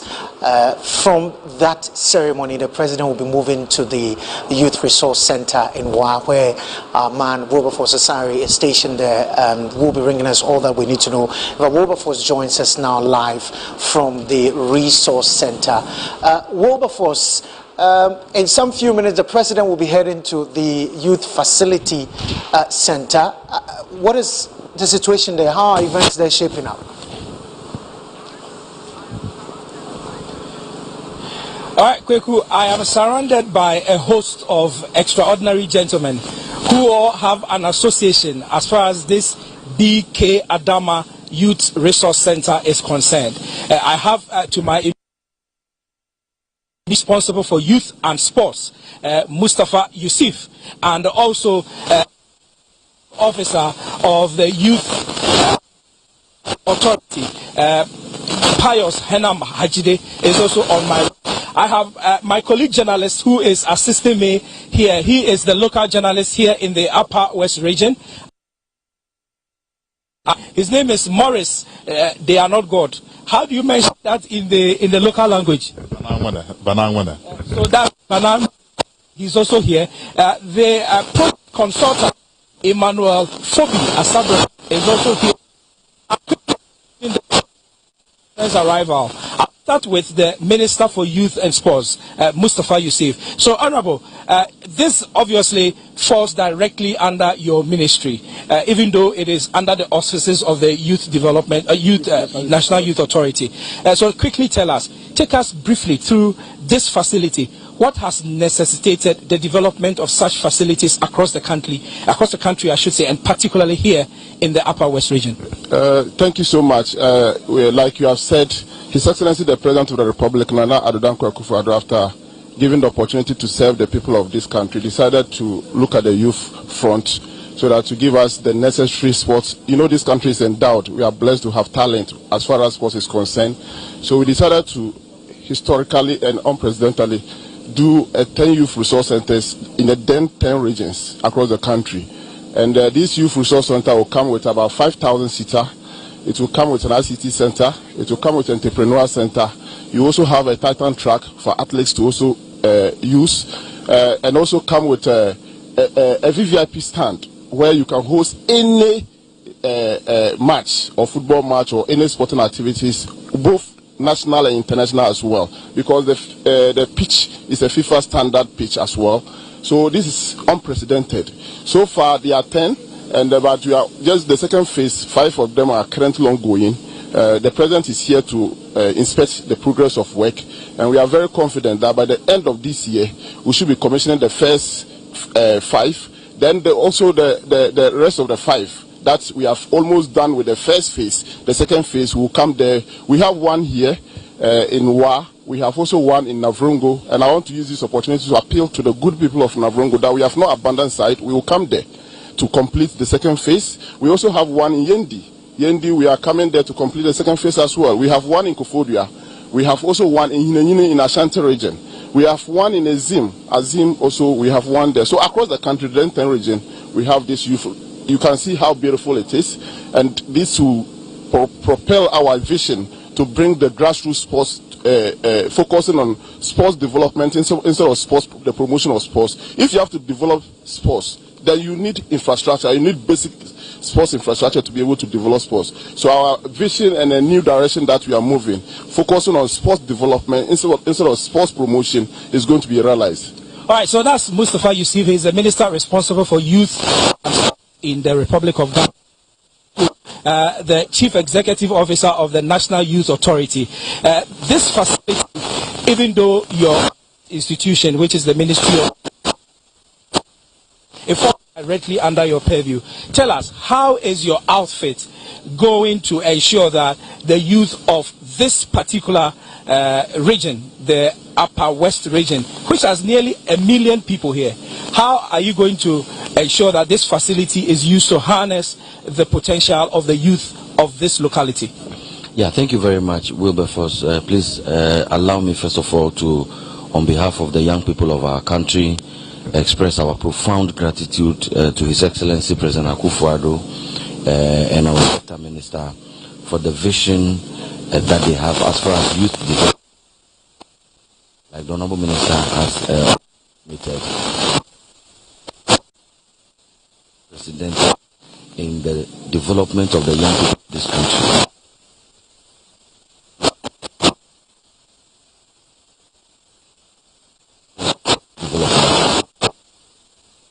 Any of the that the President outruled and which we are witnesses to, the vast majority. You talk SHS. I speak for the youth. I'm the Chief Executive of the National Youth Authority, and so I have their mandate to express our attitude to the President. If you talk about free SHS, the vast majority of the beneficiaries are young people. Allowances. The majority of the beneficiaries are young people. You can take one district, one factory. The people who are being employed in those factories are young persons, and to top that with these 10 infrastructure projects across board simultaneously at the same time, we are very, very grateful, and the young people of Ghana owe Mr. President gratitude, and we shall continue to ensure that this project is completed on time, and we mobilize the young people of the Upper West to be able to take advantage of the various sporting facilities that are here.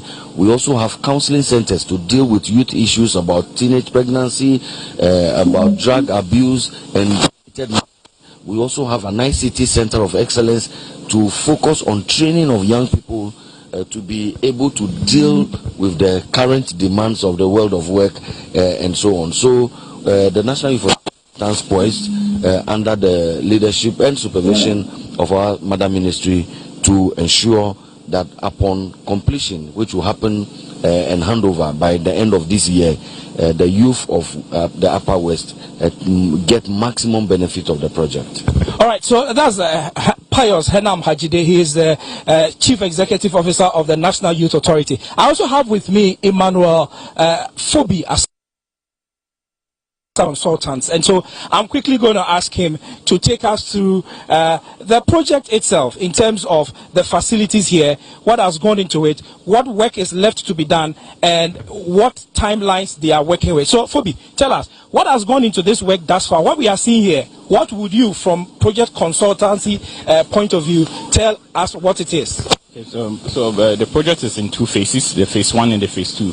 For the phase 1, we are 98% complete. The phase 1 comprises the pitch, the stands, and the construction of the ICT center, the counseling unit, the changing rooms, the officiates office, the ICT areas, and also offices to support the facility to be able to be managed.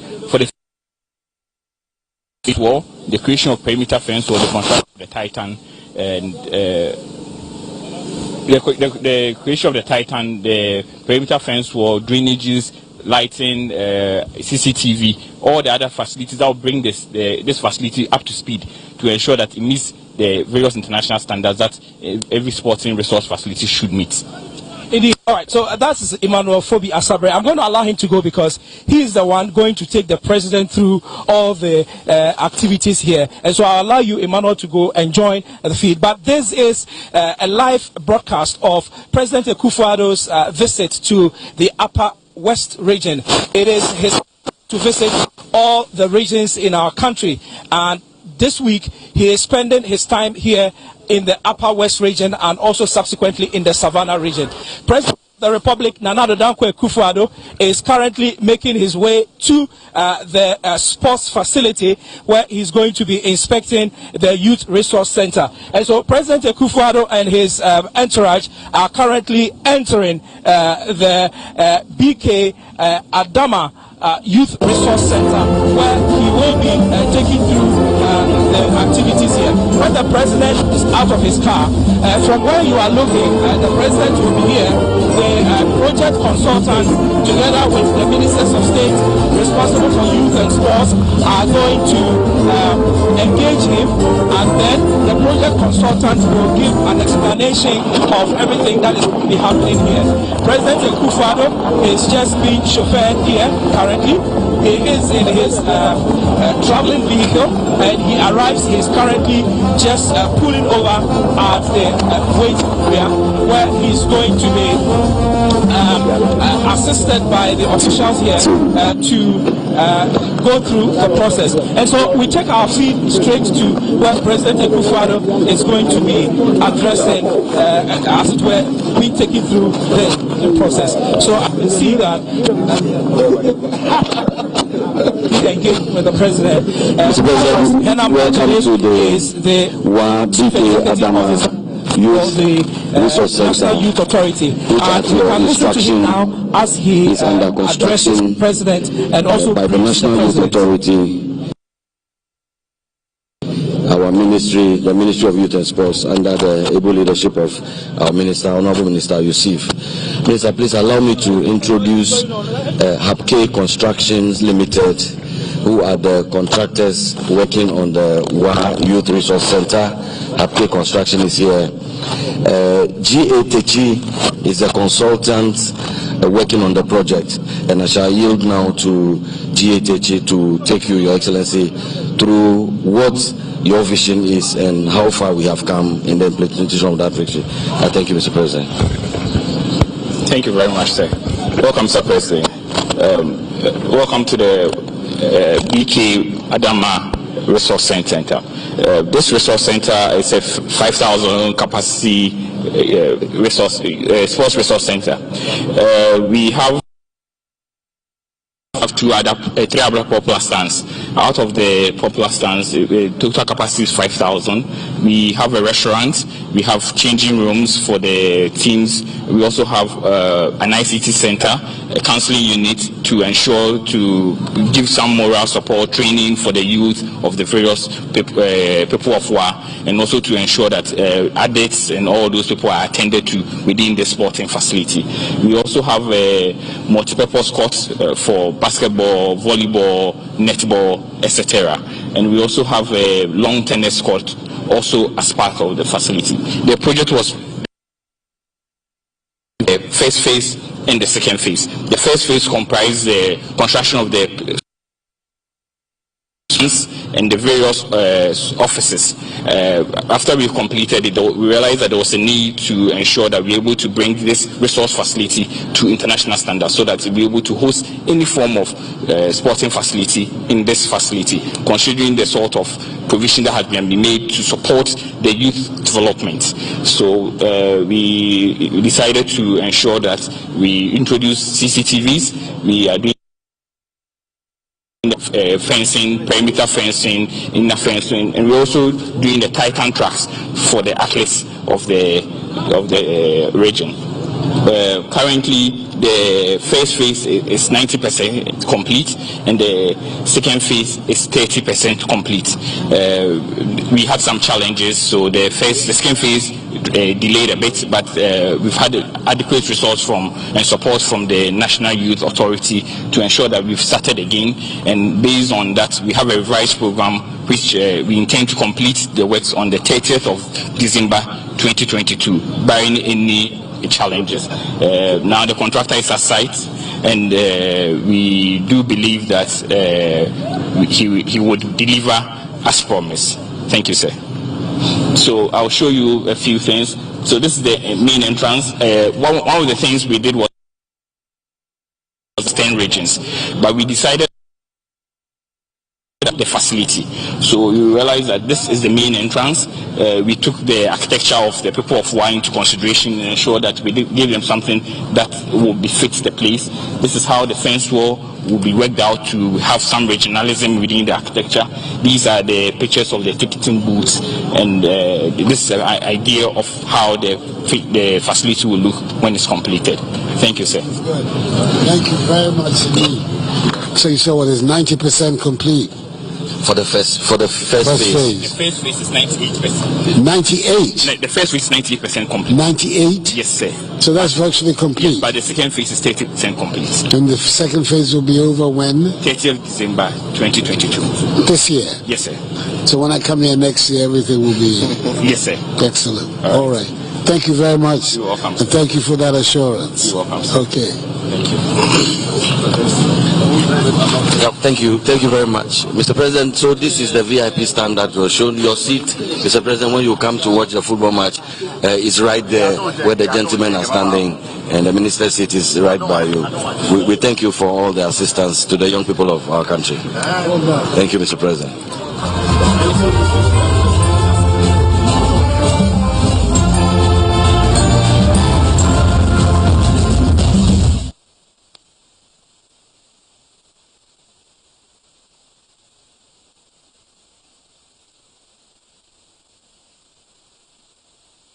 Nkommo Wo Ho has just been taken through the project inspection area.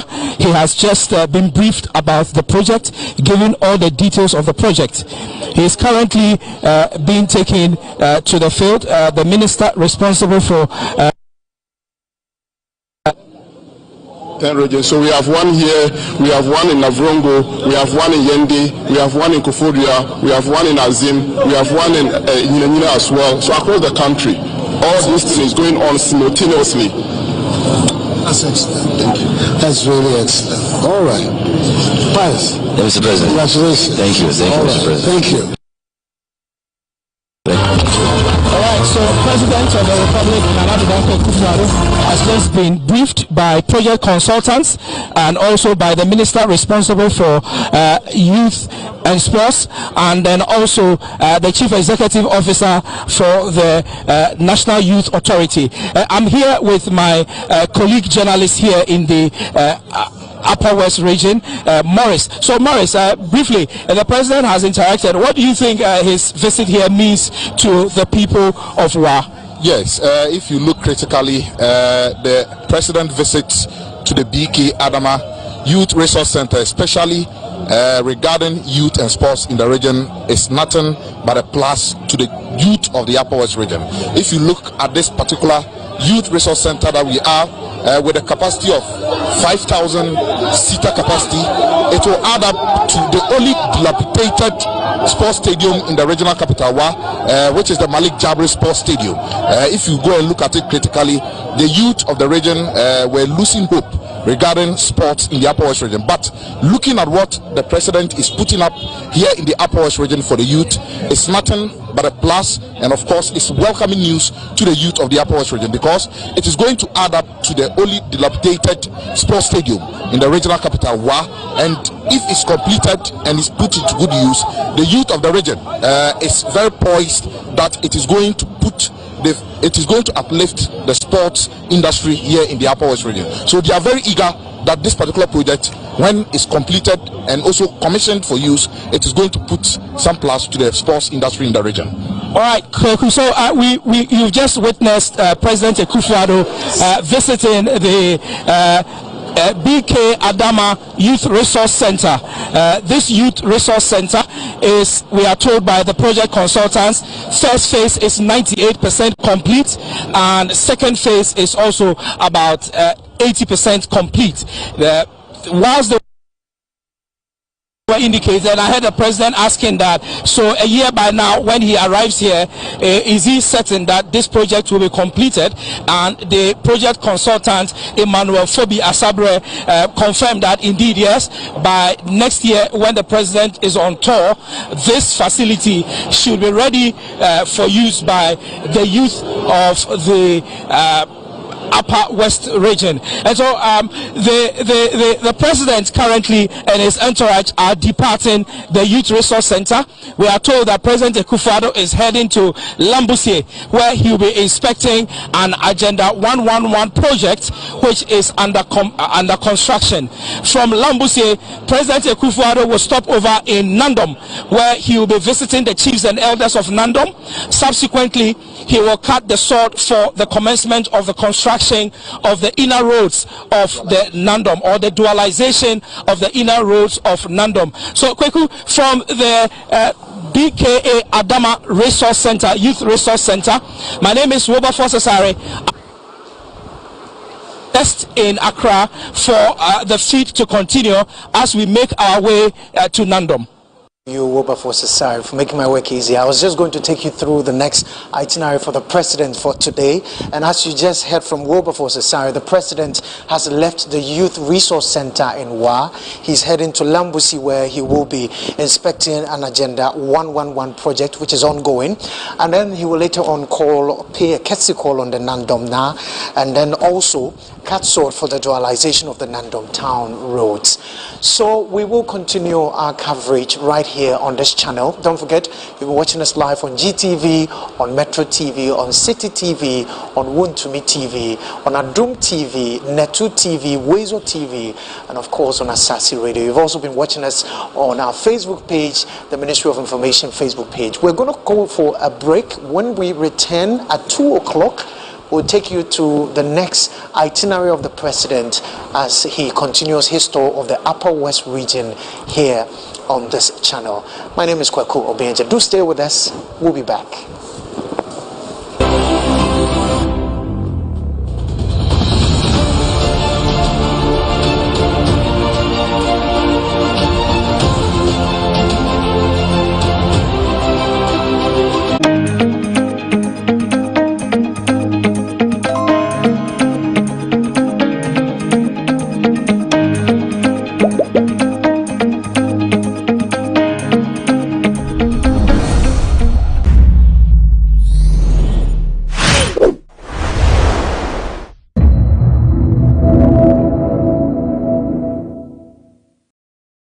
Mom, they had me a pardon. Girls, me 14 years when you're menses. Obu, I know any mamma, do anything one Tom man, and to scare the man, you know, Bob will be an walk or top pad. Pad is just a boy a day.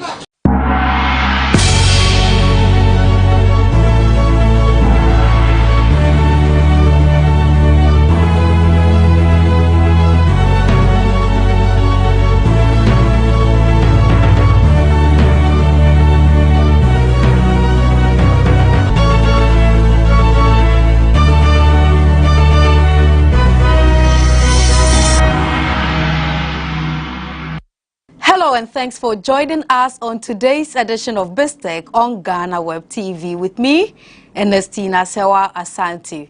Traders have bemoaned the rising cost of goods and services on the market. According to them, the rate at which the prices of goods and services keep increasing by the day has made living in Ghana a bit challenging.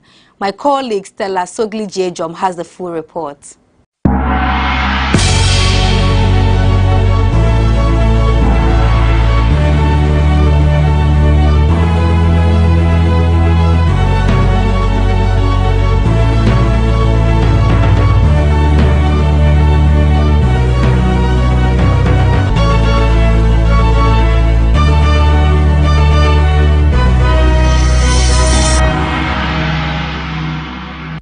The Ghana Statistical Service has revealed that inflation for the month of July hit 31.7%. This means that this is the rate at which the prices of goods and services have increased. But we are in a Ghanaian market, the La Paz new market, to find out what the actual situation is on the ground and what factors have contributed to the price increases.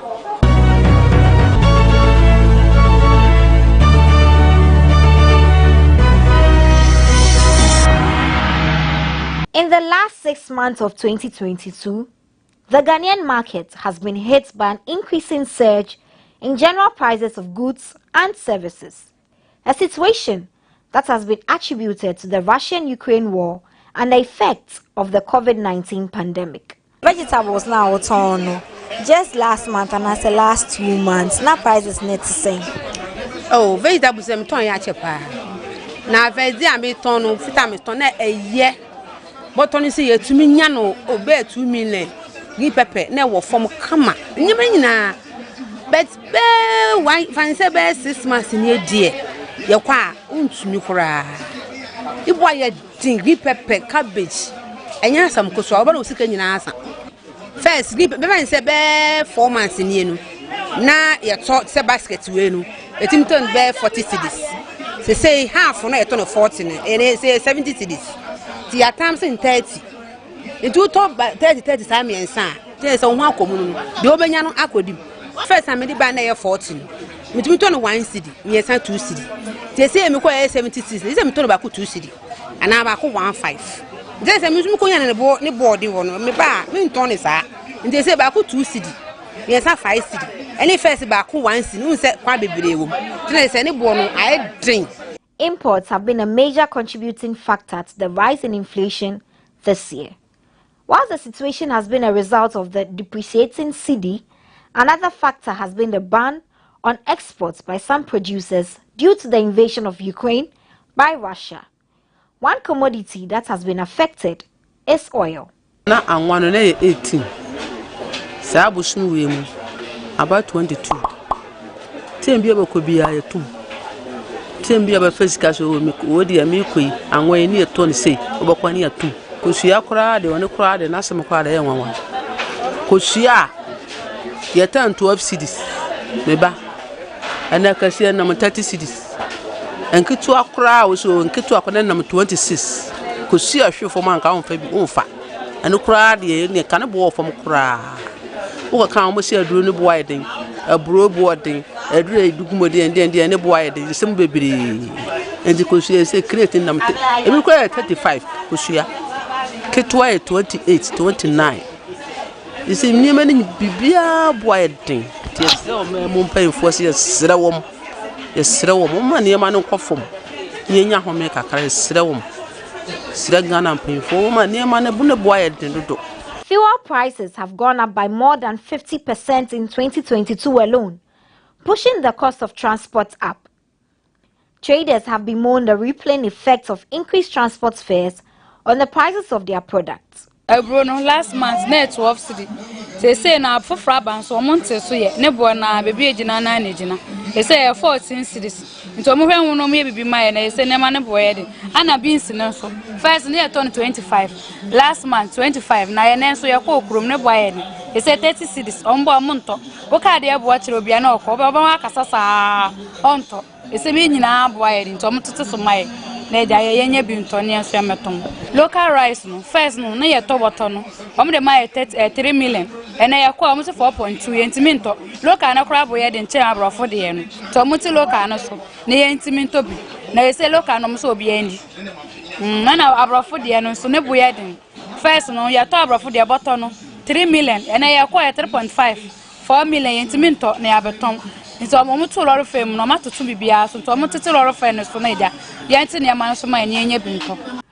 of the rising cost of goods and services, some traders want to go out of business. No kwenya me ne boye de pa me pe ko me jaton e dem ko fan ko 29 cedis ya me boa no 5 cedis me de 1 cedi me de be 4 million kwa ko ma me nyonko me ton ani nyina adaka 4 million na me fa so pon 40 e no 15 cedis e wa adaka ba ko nso enti ne boye de oba nso na fa abobo omo nsesa ma enti na adwuma na wo ye no hu na ni so hu adwuma wo ye na ni so onkosia fo na so mo che se ho no fa ba be mo fa mo na mo di free ba na ho na ne bo no free omo se aduane na mo to man kokko no ne boye de enti na eba na so bia kan ye no ye ko se bia ni ma na akra na ye kwakofa o baba na lolofe no so baba na won fa so ni nyina lolofe no ne kaya no ajefa enti adwuma na wo ye no anse wo ton da bia bako ne atom da bia bako ne atom enti e ma enya mfa so bia enti ton ade na no nwinwi de se wonya na wo ma didi no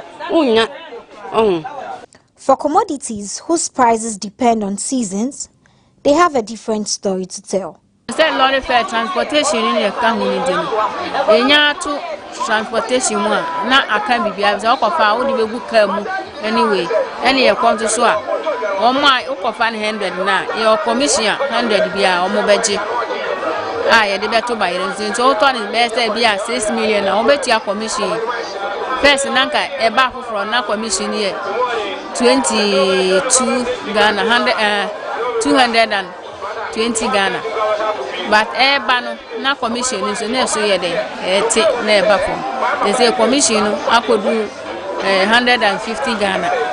And nkitu aba ye na dey nkitu akra na e wo from. And so commission no akodu 120 Ghana.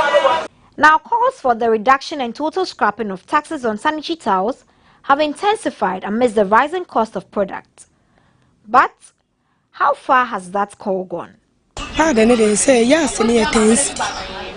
And a pay student first near 5 cedi say 8 cedi. Chako wine never buy in the 12 cedi. Samana ne dey na kam pese meka samana because samana dey be omutum.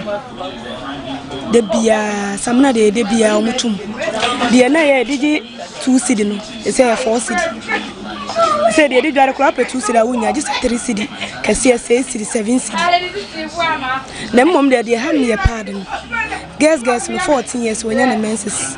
Obu anyo one ne maame na ti. De one ne te no onto ma no. Enti scared dem na ya han no aboabo bia no akoto pad.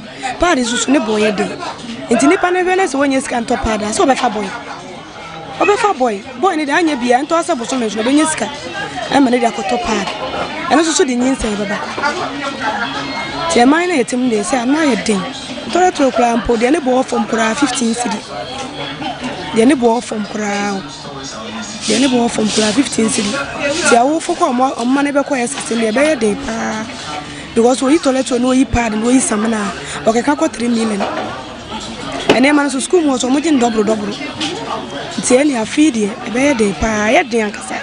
While many have called on the government to help matters by reducing fuel prices and other taxes, some people believe a collective effort by both citizens and the government will go a long way to solve the crisis. Yeah, me can say almost so many more things, but me am fear hon to poison na abia so say nyet me bu aban no. The say no man here to akakra be beto ne da to so. Esa me mesika sema de kra betimi agida because da bia ya to no mem na mesika sema de e kosoro. Enti ani a de ton fo ni na wo se nna hu se ye ni ani ye de abo ye hu ye nwia mo na abusanfo bia beto ade ni bi. Enti no man ye kofa ba ye nti so mfa emfaso ne enwu so bebre. De enti te so se bia obi a betimi ato bia enwia ho nche no man so betimi atu mpon. Me fa bibia ansha aban no. Ye ni ya mo abo ye hu se ye ni ya nipa na Ghana fo ni anse esuban a aban ntimi nya hwe. Ti ye ni e woli oman mu no awase etimi e de san ye ho ye adwen. Per the answers gathered from the folks here at the La Paz New Market, the prices of goods and services have gone up astronomically. According to them, this has been the highest rate that they've witnessed since they started doing business. They also say that Ghana's situation needs urgent attention. My name is Stella Shanelly for BizTech on GhanaWeb TV.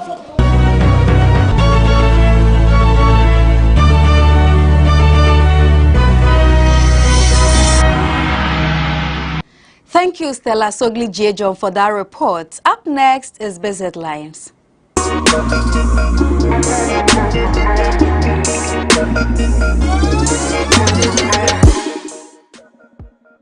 To our very first story, PURC has announced an increment in water and electricity tariffs. Electricity tariff was increased by 27.15%, whilst water tariff was pegged at 21.55%. According to PURC, these new tariffs will take effect from Thursday, September 1st. In a press statement cited by GhanaWeb, the Executive Secretary of PURC, Dr. Ishmael Aka, noted that in balancing the interests of service providers and consumers, the PURC acknowledged that the very economic variables that have occasioned the steep increases proposed by the service providers also affect consumers. The Commission added that some level of increases in utility tariffs were inevitable if the nation was to avoid another doomsaw and its attendant effects, including job losses. The Commission therefore decided to increase the average end-user tariff for electricity by 27.15% and water by 21.55%, effective September 1st, 2022. He noted that these rates represented the positions of all stakeholders in the utility space in line with Sections 3C of PURC Act 1997, Act 538.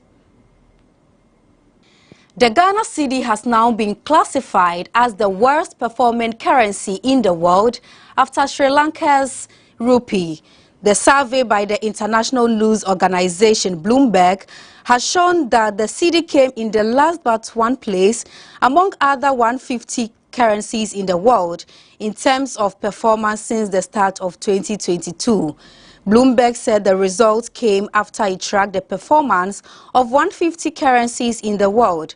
Since the start of this year, the Ghana cedi has suffered persistent depreciation against major trading currencies, especially the US dollar. The fall in the currency is due to the demand for forex as it overtook supplies during a period when high debt and low investor confidence made it impossible for Ghana to access the international capital markets for borrowing. As of July this year, the cedi lost its value more than 20%. The local currency is now trading above 10 cedis to a US dollar on the exchange rate market. Meanwhile, the Bank of Ghana has given the assurance that it is implementing measures aimed at addressing the fall of the cedi against major trading currencies.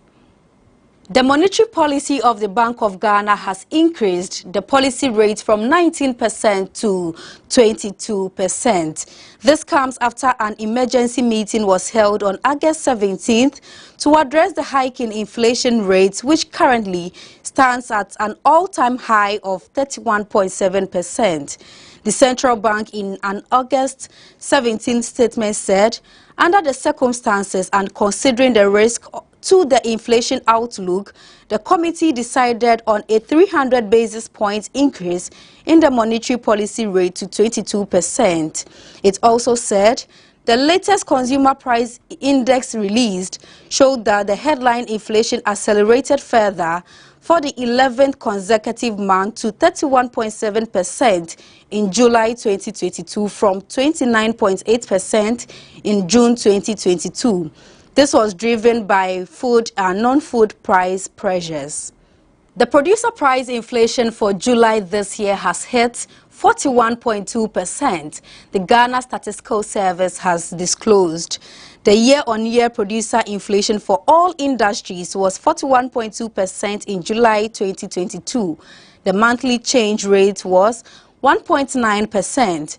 The manufacturing subsector recorded the highest year-on-year producer price inflation rate of 57.4%, followed by the mining subsector, which was 23.9%.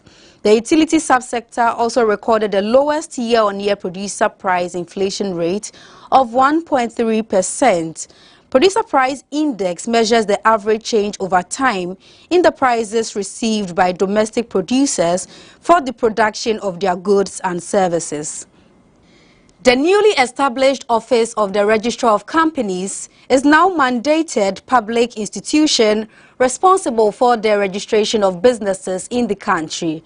This comes after President Nana Addo Dankwa Akufo-Addo recently launched the ORC, which has been established by the Companies Act 2019, Act 992, and hived off from the Registrar General's Department as a separate financially autonomous office. A statement issued by the ORC and cited by GhanaWeb explained that the office will also regulate all types of businesses, entities in the country, phasing out the former functions of the Registrar General's Department.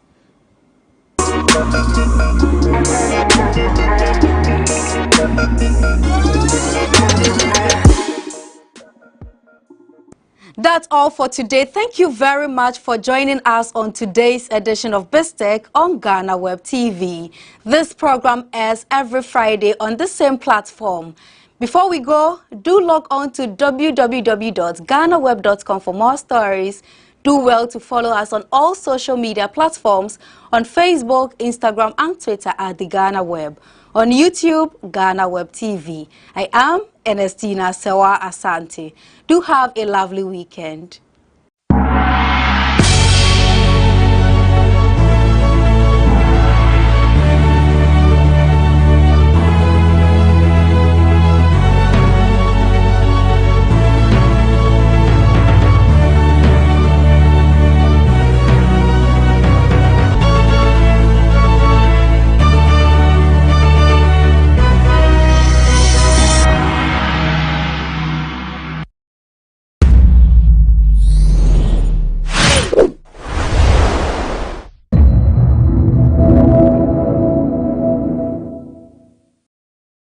I was dismissed as editor of the Daily Graphic because I said something the government of that day didn't want.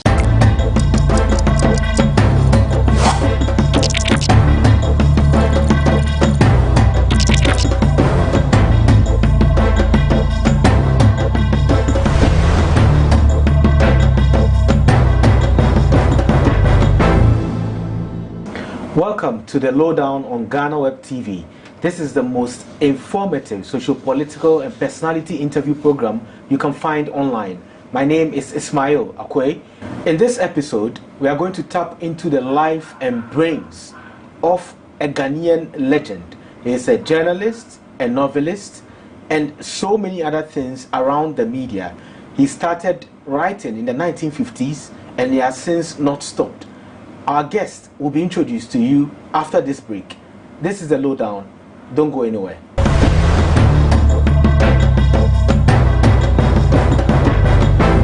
Welcome back from the break, and we are in the company of a legendary writer. And our guest was born in 1935, and I'm sure a lot of our viewers are not in that age bracket when he was born. However, there are others who would remember a lot of his works and may not know who he is. And our guest is Mr. Martin Cameron Dodu. Hi. Welcome, sir. Thank you very much. And I'm glad you are here because you contribute to GhanaWeb, and you still do. How do you normally put together your thoughts when writing? Because you are 85 years old.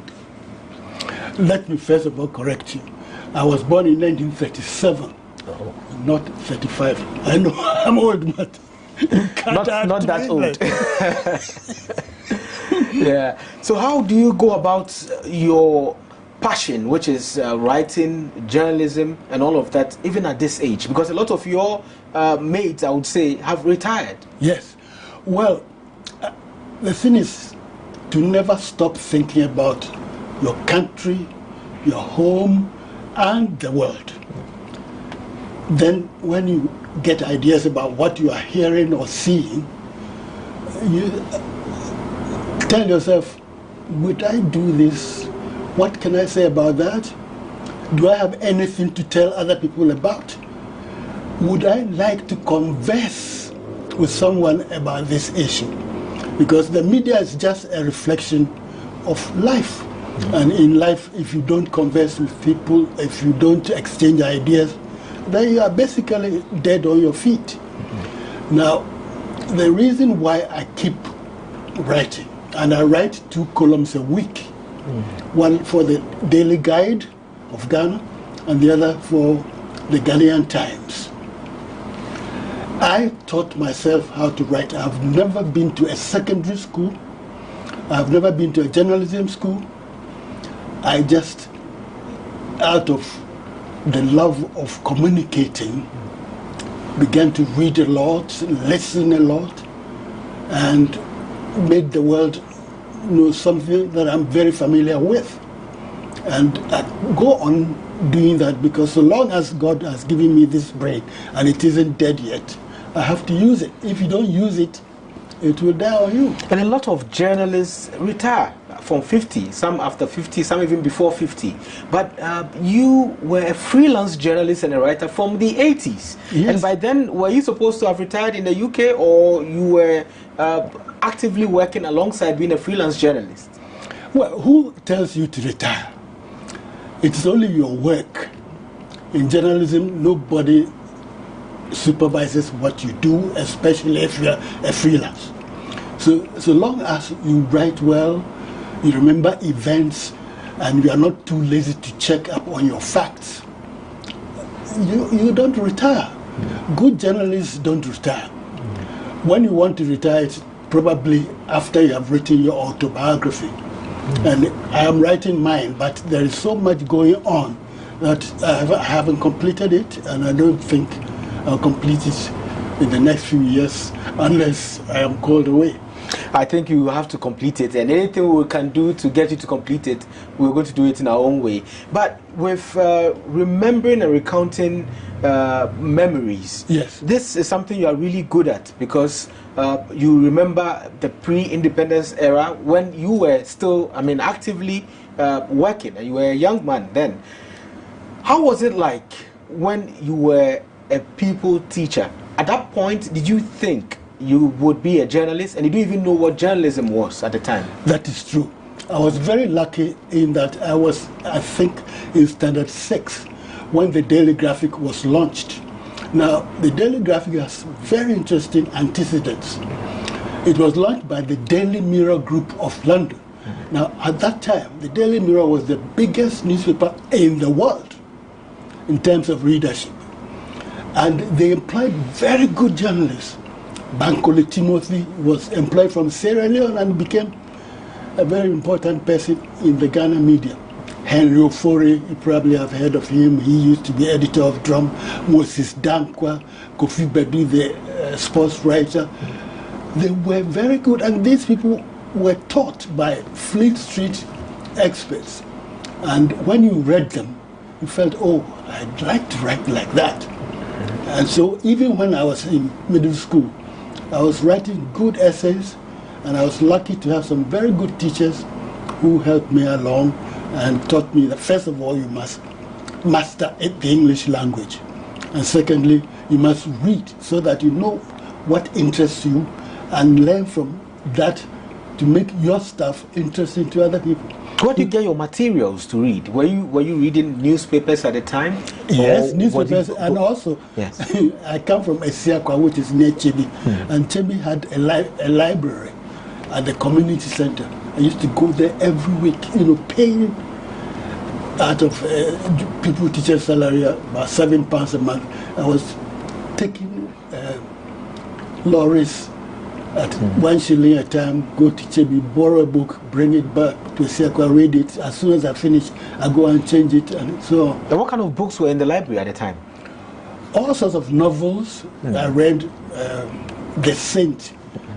There were a lot of novels about the saint, for instance, and then Black Shirt. If you knew how these people wrote, if you borrowed a book, you needed to finish reading it. You couldn't put it down. They had that knack of making you interested in the story they were telling you. And then, of course, Charles Dickens and other people. I read a lot. And you wrote a lot from that inspiration? Yes. Not directly. This is the thing about education. When you absorb and you are disgorging, it's not conscious. The English language appeals to you. You find an expression as you are reading, and it gets into your subconscious. And before you know it, you are applying it to your own situation, and perhaps modifying it a bit. Because these people were writing about Europe and America, and I was in the Gold Coast. But I had to make sure that people in the Gold Coast understood what I was writing, so I adapted, yes. And in 1957, you were at GBC by then. How was it like, if you can take us back, for you and also your thoughts at the time when we had the independence? What was going on then? Whilst I was in school, there was this struggle between the National Liberation Movement and the Convention People's Party about which party would lead Ghana to independence. And then I joined a magazine called New Nation. But whilst I was at New Nation, I was moonlighting by writing short stories for the Ghana Broadcasting Corporation. And they employed me because they liked what I was writing. So I was there when independence occurred. We had a head of news who was from the BBC, seconded from the BBC. We had a head of programs who was seconded from the BBC, and we had a director general who was seconded from the BBC. And they were looking at talent for talent, all the time. So I wrote for them, and they employed me. And without any training, I couldn't write shorthand, I couldn't type, touch typing, and so on. Just out of being able to remember things, I was made a reporter.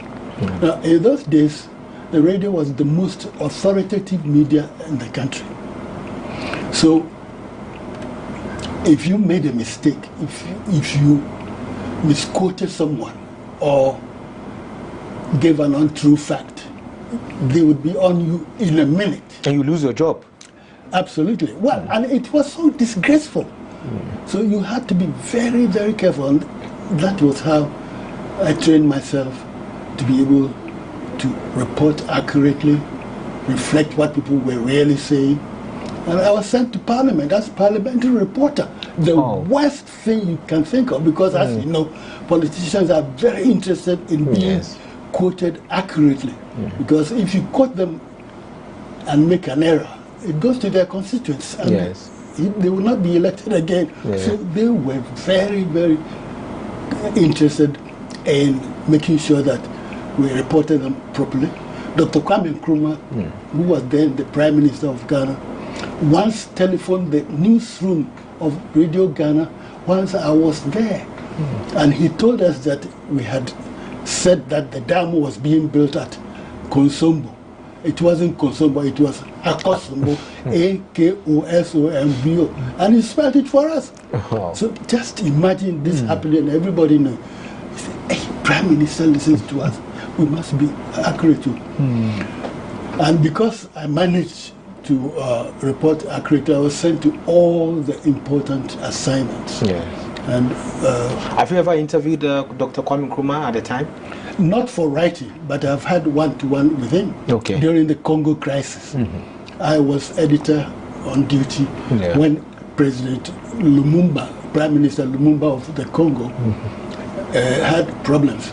And we had, at that time, a monitoring service which was capable of picking up radio transmissions from all over Africa.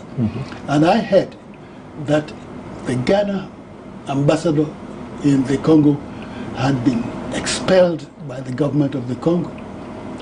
At that time, Ghana had sent soldiers, artisans, and a whole lot of people to the Congo. So I realized that if we broadcast that news, people would panic. They say, hey, if we have no embassy in the Congo and our people are there, what will happen to them if anything occurs? So I said, I'll send this news to the Prime Minister. And out of my own initiative, I sent it to his office at Flagstaff House. And within 30 minutes, they sent a car for me. And I went there and he sat me down and said, why did you bring this news here? And I said, I know that we have soldiers in the Congo and you have an embassy. But we, according to your instructions, have set up a monitoring service so we can hear Radio Leopoldville direct. And this news came from Radio Leopoldville, and I thought that perhaps it would take time to get to you through the army or through the Ministry of Foreign Affairs. But here it is. Give it to the president and let him do what he likes with it. So that's why I brought it to you, because if I had broadcast it, I'm sure we would have had panic in the country. And he looked at me and he said to me something very strange, but I think he was completely bowled over. He said, don't send such news here. This is not a news agency. Can you imagine? Because he wanted you to broadcast it. No. He just said I shouldn't send it to him because he was disturbed. And then I went with somebody working in Radio Ghana who was close to him, and he picked up a letter and said, listen to what our ambassador has written. So the ambassador, who was N.A. Welbeck, had written that he had the Congo in his pocket, people come to him for advice and so on. Very rosy picture. I didn't say anything. He read it, and I went my way. Within 2 weeks, Congolese soldiers had gone to the embassy to expel the ambassador by force because he said he wasn't going to leave. He had to hide in a freezer.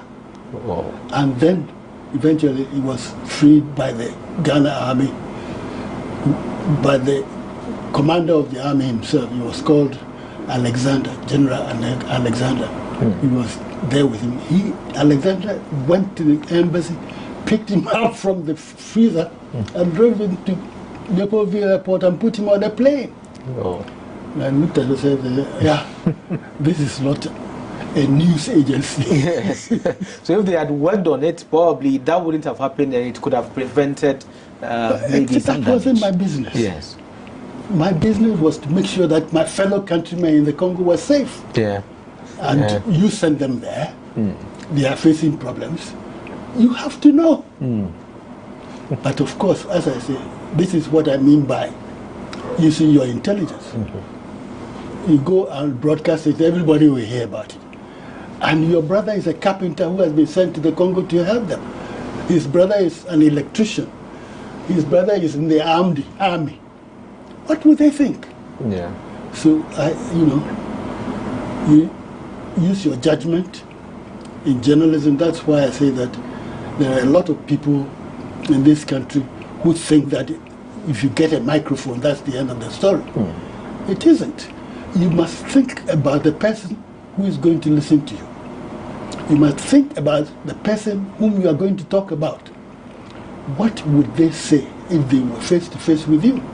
Just because you can broadcast on the airwaves and reach them directly, it doesn't mean that you should forget that they are also human beings like yourselves, who have rights to their good name and so on and so forth. But if you are not trained, you think, oh, it doesn't matter, let me make people say that. Did you hear so-and-so say this? Did you hear so-and-so say this? That's not journalism. This is quite an interesting story, and also quite an expose on the responsibilities of journalists. And we'll be going deeper into those days and how you handled certain situations that came your way, and also the differences in the media in Ghana and then the UK, where you lived some part of your life. Yes. This is the Lowdown on GhanaWeb TV. My name is Ismail Akwe. We'll be right back and continue the discussion with Martin Cameron Dodi.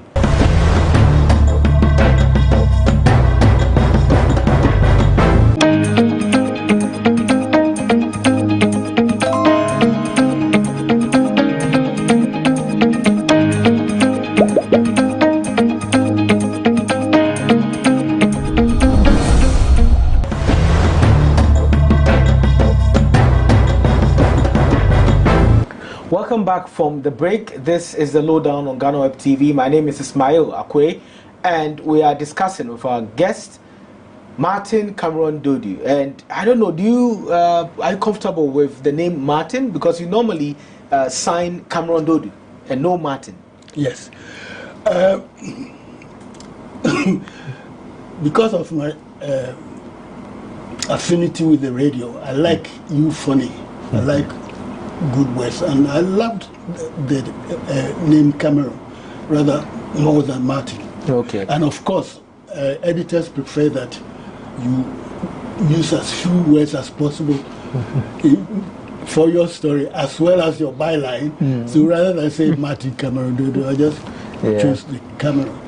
And it's important to me because my father was a cocoa buyer, and the firm that he worked for was from the United Kingdom, and the head of the firm was a Scotsman called Cameron, and he helped my father a lot. My father was an incredible man. He never went to school, but he could buy cocoa and account for it. He brought 60 pounds of cocoa. He would know if it was more or less, knew the scales and so on and so forth. And these people appreciated him and promoted him, and we had quite a nice life. So I said, oh, if it hadn't been for Mr. Cameron, maybe I wouldn't be enjoying this life. So you are living the life of or the legacy of Mr. Cameron, because at least he made your family comfortable. Absolutely. That's quite interesting. And in the 1960, I think in 1960, you were the editor for Drum magazine. Yes. At what point did you leave GBC? It was very interesting. I was making rapid progress there. I went there in 1956, and by 1960, I had been promoted to editor. In those days, if you became an editor, you had a car loan, had a bungalow, and all sorts of things. So I was moving fast. When Henry Ofori, I have mentioned it, yes, came to interview me at GBC about the stories I was writing, which were being broadcast not by the news section, but by the programs section. And he asked me, why is it that we have so few writers in Ghana? And I gave him an answer. I said, look, this is a humid climate. People go to their offices and work. Those educated who have offices, when they get home, they are very tired. And writing is a tiring occupation. Not only that, but they hardly pay anything. Yes. Which incidentally, GhanaWeb has been perpetuating. You use a lot of stuff which you don't pay for. How do you expect your freelancers to exist and continue producing stuff for you? When I became editor of Daily Graphic, the Drum, I paid well. I fought for contributors' fees because without them, what are you? Okay, you may be bright, you may be a very good writer, but you need the input of other people because they are different people. Yeah. They have different experiences. They are all over the place, and you are sitting in your office. And the person brings you a story which you put in a magazine and sell. If you saw those days, at the end of the month, you see about 10 kids on this road here. African drum, African drum, African drum. And people used to like to buy the drum. So if they are buying and paying for it, why won't you share it with those who help you to make it popular? Yes. We have to be absolutely truthful to one another. Yeah. I regard GhanaWeb as my second home. I used to write even for Say It Loud. Wow. Yes, I took part in some of those very serious, controversial debates. I hope you didn't go anonymously. I think I didn't use my name. Okay. Because some of the stuff there is, you know, it's almost disgraceful to be associated with it. Yes. But we've toned it down now. Yeah. That's very good. But you've done very well. There's nobody I know of importance in politics or business who doesn't use GhanaWeb every now and then. Yes. And also I like the idea that you encourage people to express their opinions about what they read. Some other media also use opinions, but they don't encourage letter writing. Yeah. And so please keep up and encourage people. Don't just wait. If there is an issue that you want people to talk about, find someone who is competent on that issue and go to the person and let the person, invite the person. You'll be flattered that you would come to him. Then after he has given his opinion, you can generate a discussion of it. The country needs discussion because things are moving very fast and things are difficult. Inflation all over the world, there is hunger here and there. And in this country, we are sitting on one of the worst man-made disasters you can think of, which is Galamsey. Yeah. That the people of this country, with all their culture and knowledge, will turn River Nkommo into a chocolate-faced river. Brim, where I was reared in Achimabwakwa, you can't drink it. Last weekend I was at Esiakwa. We used to have Supon, Trafo, and Brim, Buspuso. They now take water from the ground. And even that is not good enough. And so people I saw were drinking sachet water. You know? And the media is not doing that much. Let's compare it to the past when you were the editor of Daily Graphic. Was it the same situation then? Were the reportage mostly about politics, or they were a bit different? I wish we were doing this at my house, because I would show you an article I did. There was a small village called Insutem. It lies between two rivers, Brem on this side and Supon on that side. And both rivers flooded at the same time, and the people's houses were underwater. And I heard about it, so I sent a chap to go and report it. We put it on the front page.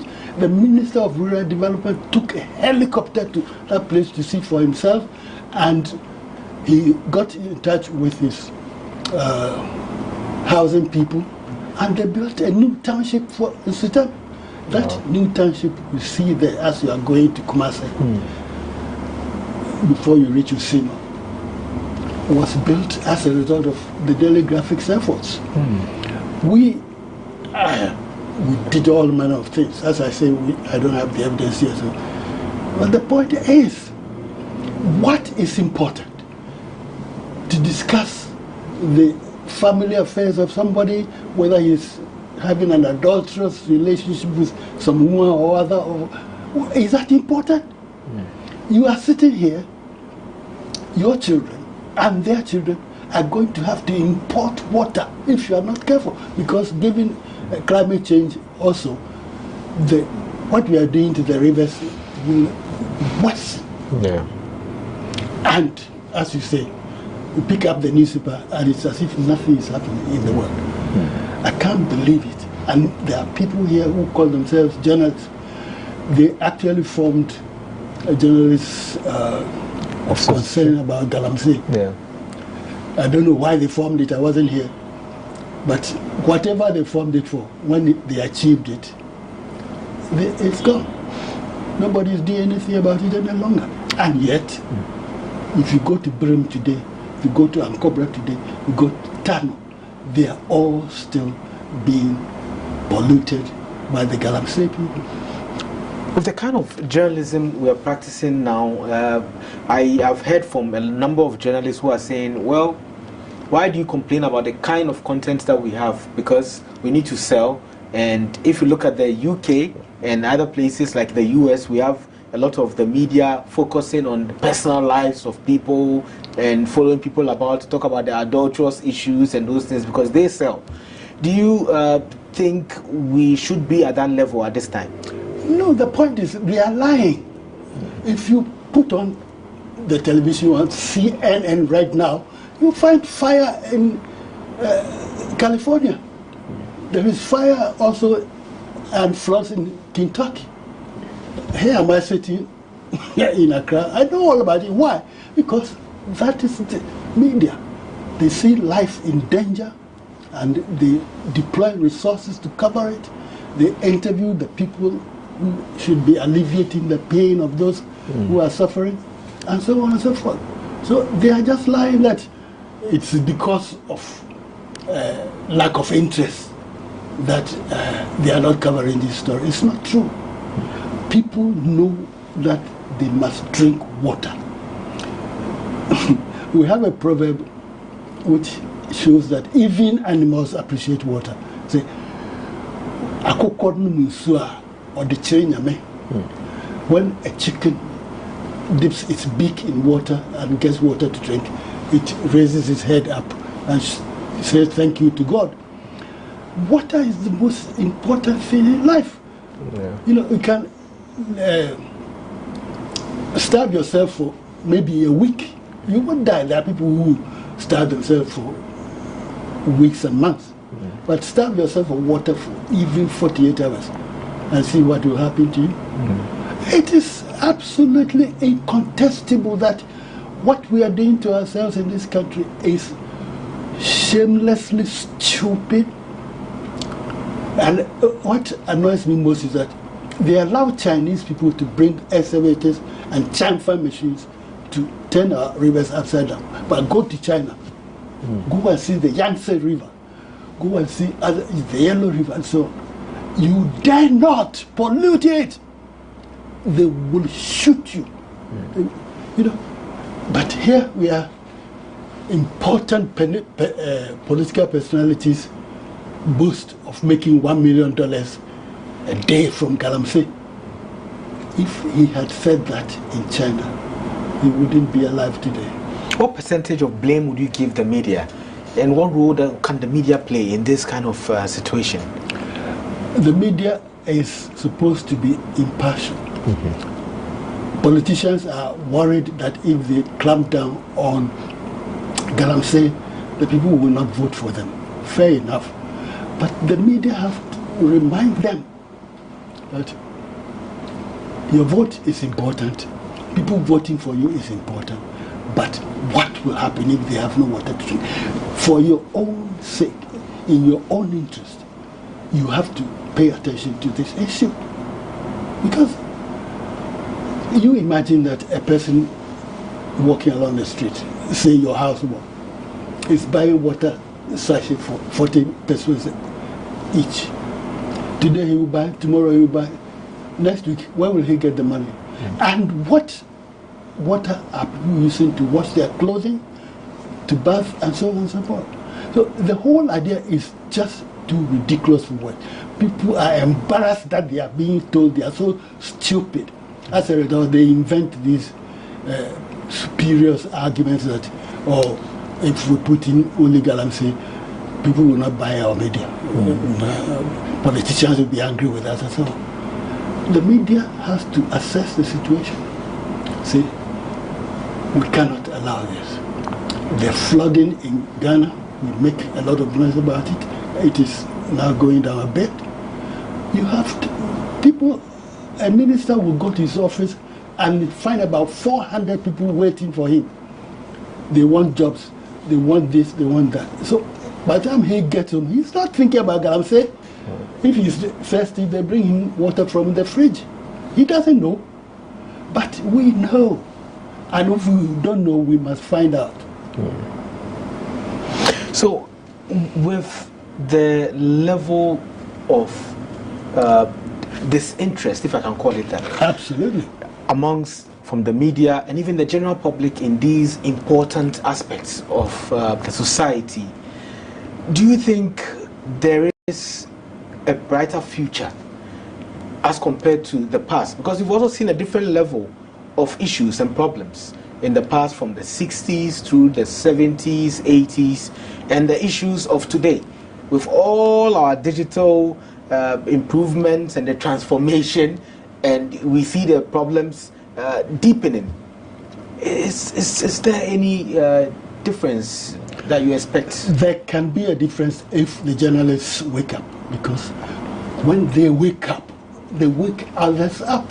So the first point of call is journalists? Yes. Okay. You probably have heard that Thomas Jefferson said that given freedom of the press and no government, I would prefer to have freedom of the press and no government. It's as high as that, because if you don't know about the issues, how are you going to vote for someone? And if you don't vote for someone, who is going to govern? So it is important that the journalists wake up, and if the politicians don't allow themselves to wake up, you kick them in the butt so that they will wake up. But the journalists own, the politicians own a lot of the media houses. That is true. I was dismissed as editor of the Daily Graphic because I said something the government of that day didn't want. Do you remember what you said? Yeah, 1970. Professor Busia, the Prime Minister, wanted Ghana to engage in dialogue with South Africa. Apartheid, you know, where a man's skin determines his fate in life. And I said, no, we can't do this. We have to help the blacks in South Africa to overthrow the whites so that they will all become equal. And I published this, and I ran a campaign in a government-owned newspaper. Because I believed that the government was holding the papers in trust for the people. So the people's interest was that. And I did other things like what I told you about the water. Yes. And I was dismissed. I knew I might be dismissed, but who am I compared to 30 million black Africans in South Africa? Their interest. So you knew you would lose your job for doing that, and your subordinates agreed, and then they implemented the campaign. Oh, well, as an editor, I write an editorial, how can you not publish it? No, I did it. But the important thing is this, that the journalist of intelligence doesn't put himself above the people. Even now, that was 1970. how many years now? 50? That's 50? about, yeah, over 40 years. People still remember what I wrote and what I did. And it's there for the records so that people can see that you don't say that person owns this medium and therefore I can't use it to say what I think. If you couldn't think, he wouldn't have employed you. Okay? Yeah. And if he employs you and he doesn't respect your intellect, then who is he? You have to be challenging these ideas all the time. Definitely be respectful, explain yourself, and let people know why you did or you are doing certain things. But to say that, oh, my boss wouldn't like this, so I wouldn't use it, when you know that it's in the interest of the people, it's a different matter altogether. So you resigned from GBC, you went to Drum. Yes. You resigned from Drum. Yes. Went to Graphic, and you were fired from Graphic. Yes. We'll continue the story after this break. We are speaking with Nkommo Woho, is a legendary journalist, writer, novelist, and everything you can think of in the media, a broadcaster as well. My name is Ismail Akwe. This is the Lowdown on GhanaWeb TV. We'll be right back.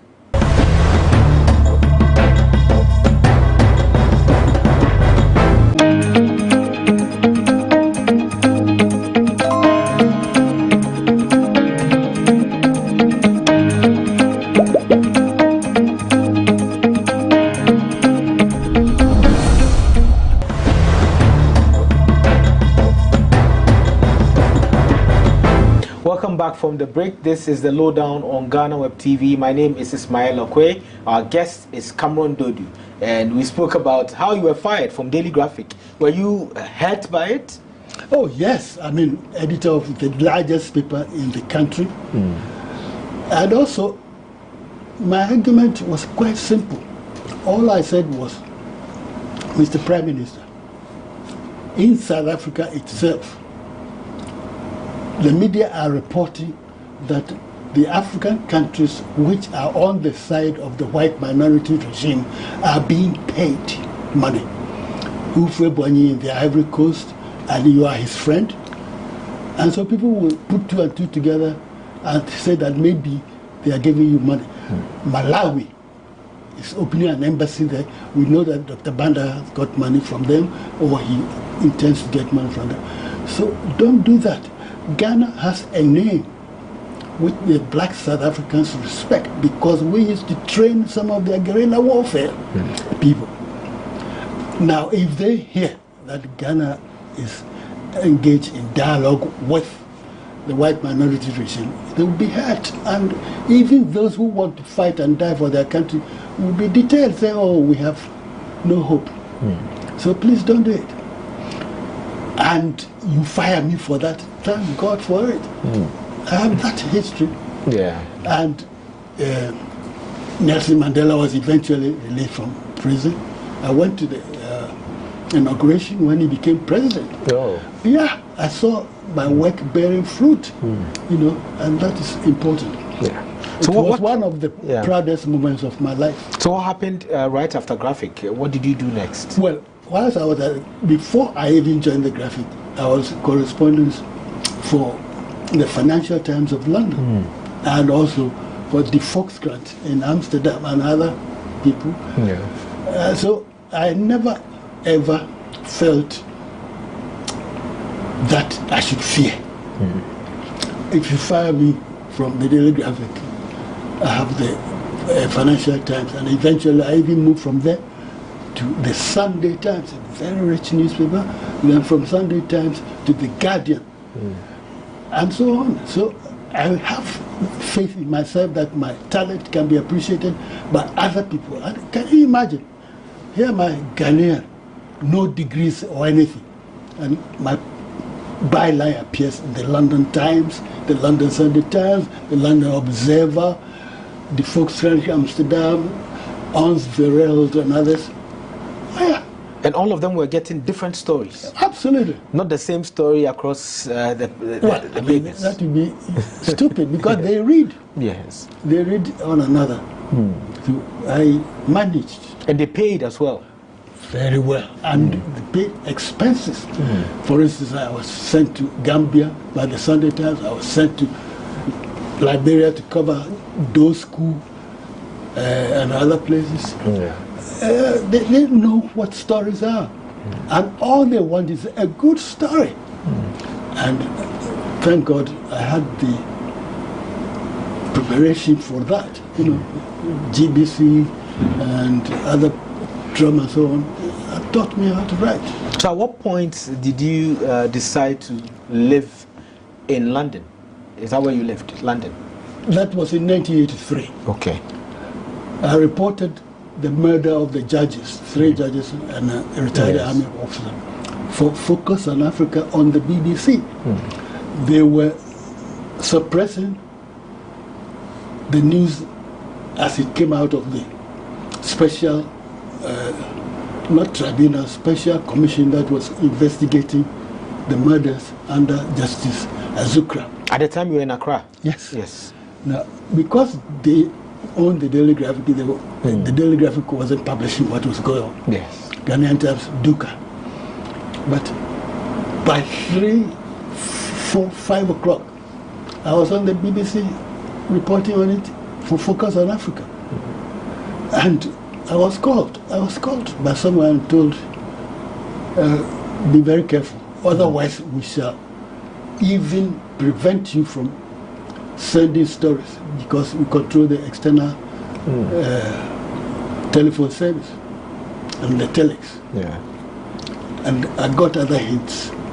One day I was having a pee in a public place in a restaurant. Somebody came there, I don't know who he was. He just looked at me and said, "Camera, are you still in this country?"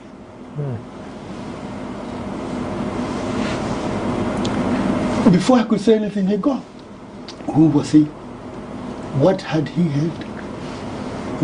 And I knew that in those days you could just vanish. Not only that, but during that time, my son was driving my car and he had a mysterious accident at a crossroads. In Accra? In Accra. The car was a write-off. It's very lucky that he wasn't hurt. But if they were picking on my family. So I've been through it. But Allah is there looking after me, and I've done my little bit. So at what point did you decide to move to London? And did the BBC support you in moving? No. I was a freelance. You don't have a contract. I just turned up there, and then I began to write for, you see, my freelance outlets. Did you move with your family?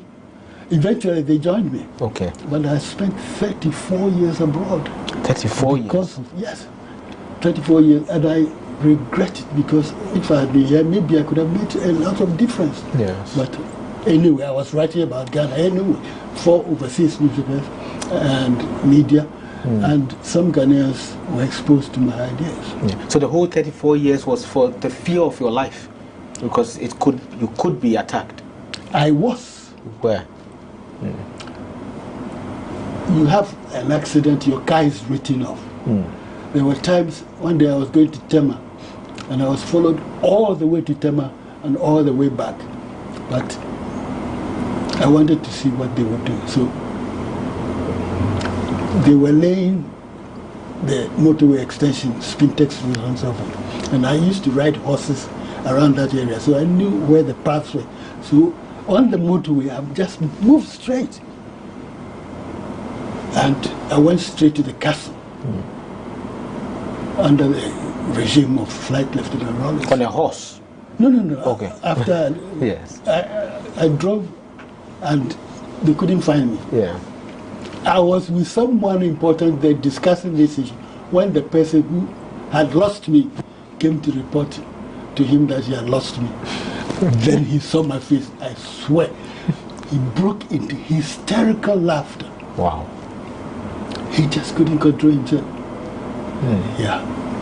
You think you can get me? I'm sitting here with your boss. Let him kill me today. And nobody can do anything to you if you haven't done you haven't made any mistake.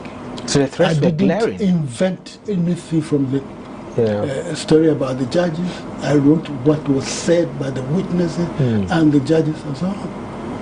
You should kill me for that. What have you done? The record is still there.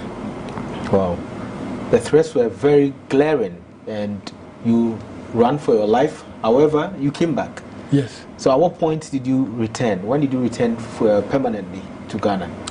2016-17. Okay. Yes. And what informed your return at that time? Oh, I was getting old. My children were being completely estranged from Ghana.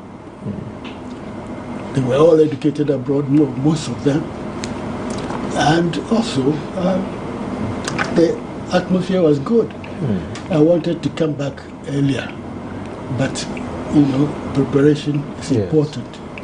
At my age, you don't go and hang around on somebody's premises and so on. So I took my time, prepared, and I came back. That's why I've been able to continue to GhanaWeb. Yes. And are you happy? Right now? Yes. No. Because of this Galamsey situation, I'm not happy. I would be lying if I said I was. Look, we have a country in which the president said, I would rather lay down my office than allow Galamsey to continue. But his powers are limited. Some people in his own party are boasting that they can make $1 million a day from Galamsey. If you read the Daily Guide, there was a column by somebody called Bauer recently, and he will explain to you how the NPP national elections took place and what happened there. This is in black and white.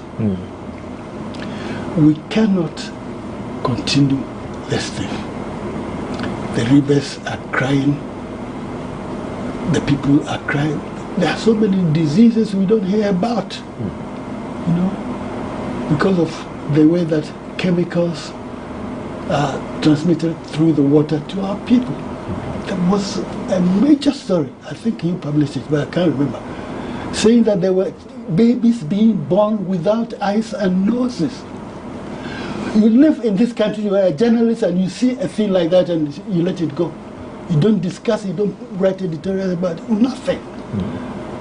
What kind of people are we? What kind of journalists do we have? God is not coming from up there to save us from our own stupidity about the way that we use our water. He gave us the water, and that was enough. And in some countries, they look after the water. So I sit here and I look and say, after all that we have done, boasting in the foreign media that Ghana is a great country, this and that, and we ruin our own water, the water we drink. How can you be proud of yourself? Have you met the president already? Yes. And you spoke to him about some of these things? Yes. But I'm sure you didn't get any well, response. He did his bit, but the point is, as I said, the president said it publicly to everybody. His party people know that he has said it, and that is his policy. They increase the penalty for galamseyers a lot. And they are still doing it. Because he cannot control all of them in the regions, in the districts, and in the villages.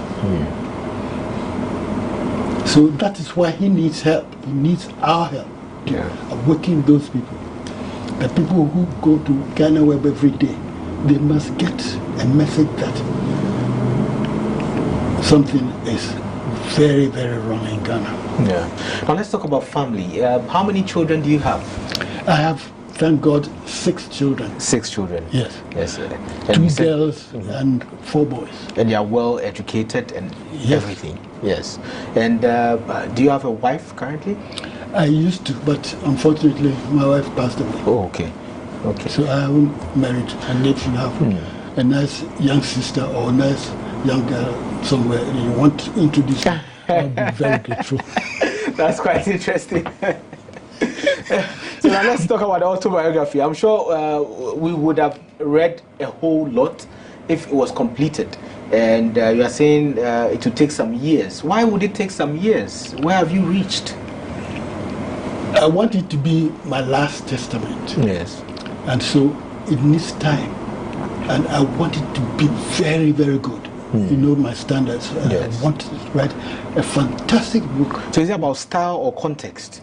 All of it. Yes, I want to leave Ghana a very good book, starting from way back. Yeah.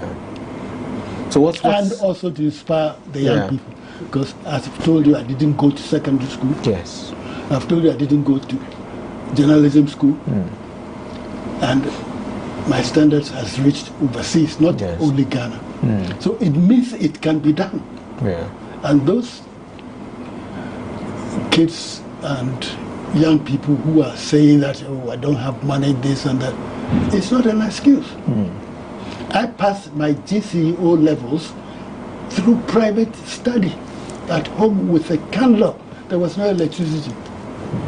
And I passed GCE O level in 15 months. So my mates who were in secondary school were still in secondary school when I passed my GCE. Then I got the job, and gradually, God helping me, it went well. So people can pick themselves up. That's quite some great words. Before we leave, I just want to ask you one thing. Who is your favorite writer? It's very difficult, but since did you say you read philosophy? Psychology. Psychology. Yes. Have you heard of Bertrand Russell? Yes, I have. He's one of my favorite writers. He's very, very good. Okay, who do you admire a lot in, in the African writers that we have? I know you did something with Wole Soyinka. Yes, and also Chinua Achebe. Yes. And Ayikweyama, don't forget. Yes. Those are all very, very good writers. But you can't say you have a favorite. Well, it really doesn't make sense. Because Wole Soyinka writes plays. Chinua Achebe writes novels. Ayikweyama writes novels.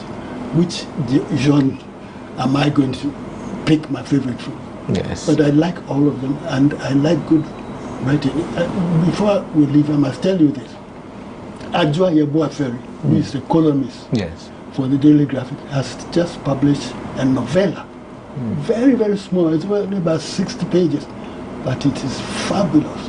And I'm sure that she will continue and write a bigger book. But I read everything I can get. Everything. And That's a great advice, and we are very grateful that you honored our invitation to have a discussion with us on your life, and also to share your own ideas and some advice on how to go about journalism in general, and also how the country should be headed. Because you write, and we would have a discussion about giving you a very special place on GhanaWeb so that you could contribute more and help in solving the country's situation. This is the Lowdown on GhanaWeb TV, and my name is Ismail Okwe. Before we leave, we have a citation for Mr. Cameron Dodu, and this citation is from the GhanaWeb Excellence Awards, which was held last year. Ghanaians said they like Cameron Dodu, they follow his writing, and he writes for almost every platform you can think of. You don't use a typewriter, or you've used it before? A-wahi, B-wahi. You used to do A-wahi, B-wahi, or you've improved? Yeah. Well, I can write fast, but that's only because I've been doing the same thing for a long time. Yes. But I have about 5 laptops. 5 laptops. And do you use a smartphone? Yes, indeed. You do? You do? Oh, okay. That means you are abreast of the current trends and... Well, you probably don't see too much of what I do for GhanaWeb, but I often tell them, please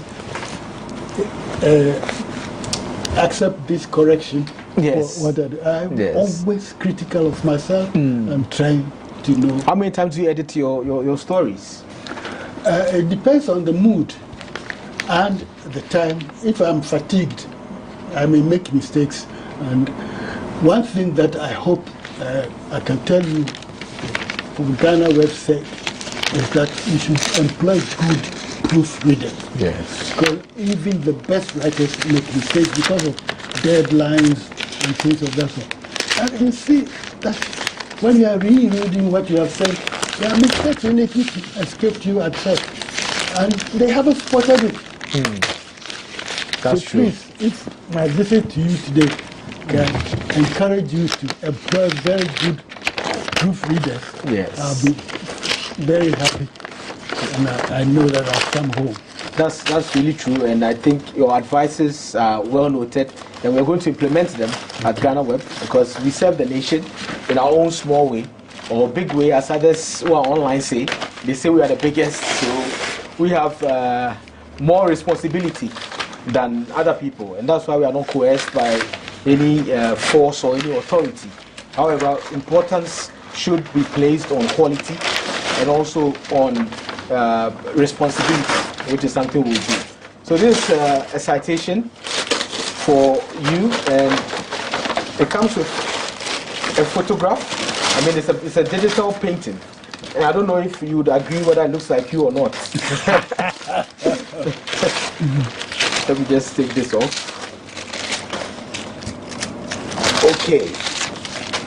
So this is it. It's a citation with an image there. I don't know if that's you when you were younger. Thank you very much. Thank you very much too. I'm very grateful. So let me show this to the camera. Okay. So it says, citation in honor of Cameron Dodu, in grateful recognition for your outstanding contribution to journalism and media freedom. You are an embodiment of excellence. GhanaWeb appreciates you for your service to Ghana. You will forever remain in our good books. So this is from the GhanaWeb Excellence Awards organizers and also from GhanaWeb to you. And we thank you very much for your service. Thank you very much. I feel very much at home. Intellectually, I've been with GhanaWeb for a long time. For a long time, yes. Almost since you began. Yes. So this is extremely well appreciated. Thank you very much indeed. Thank you very much. We appreciate it. So this is the end of our show today. This is the Lowdown on GhanaWeb TV. My name is Ismail Akwe. Be safe.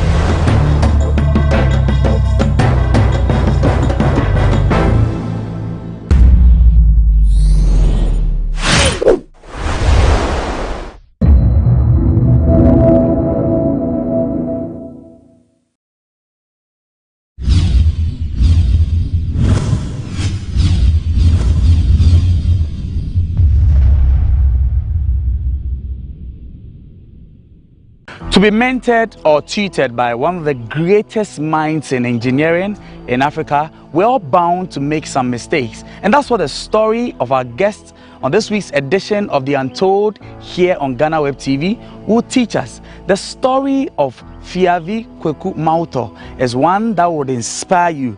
Also, here is a catch. This young man, beyond all his creativity, learnt none of this from the classroom. A naturally born creative. Welcome once again to this week's edition of The Untold here on GhanaWeb TV. Let's bring you all of the details right after this.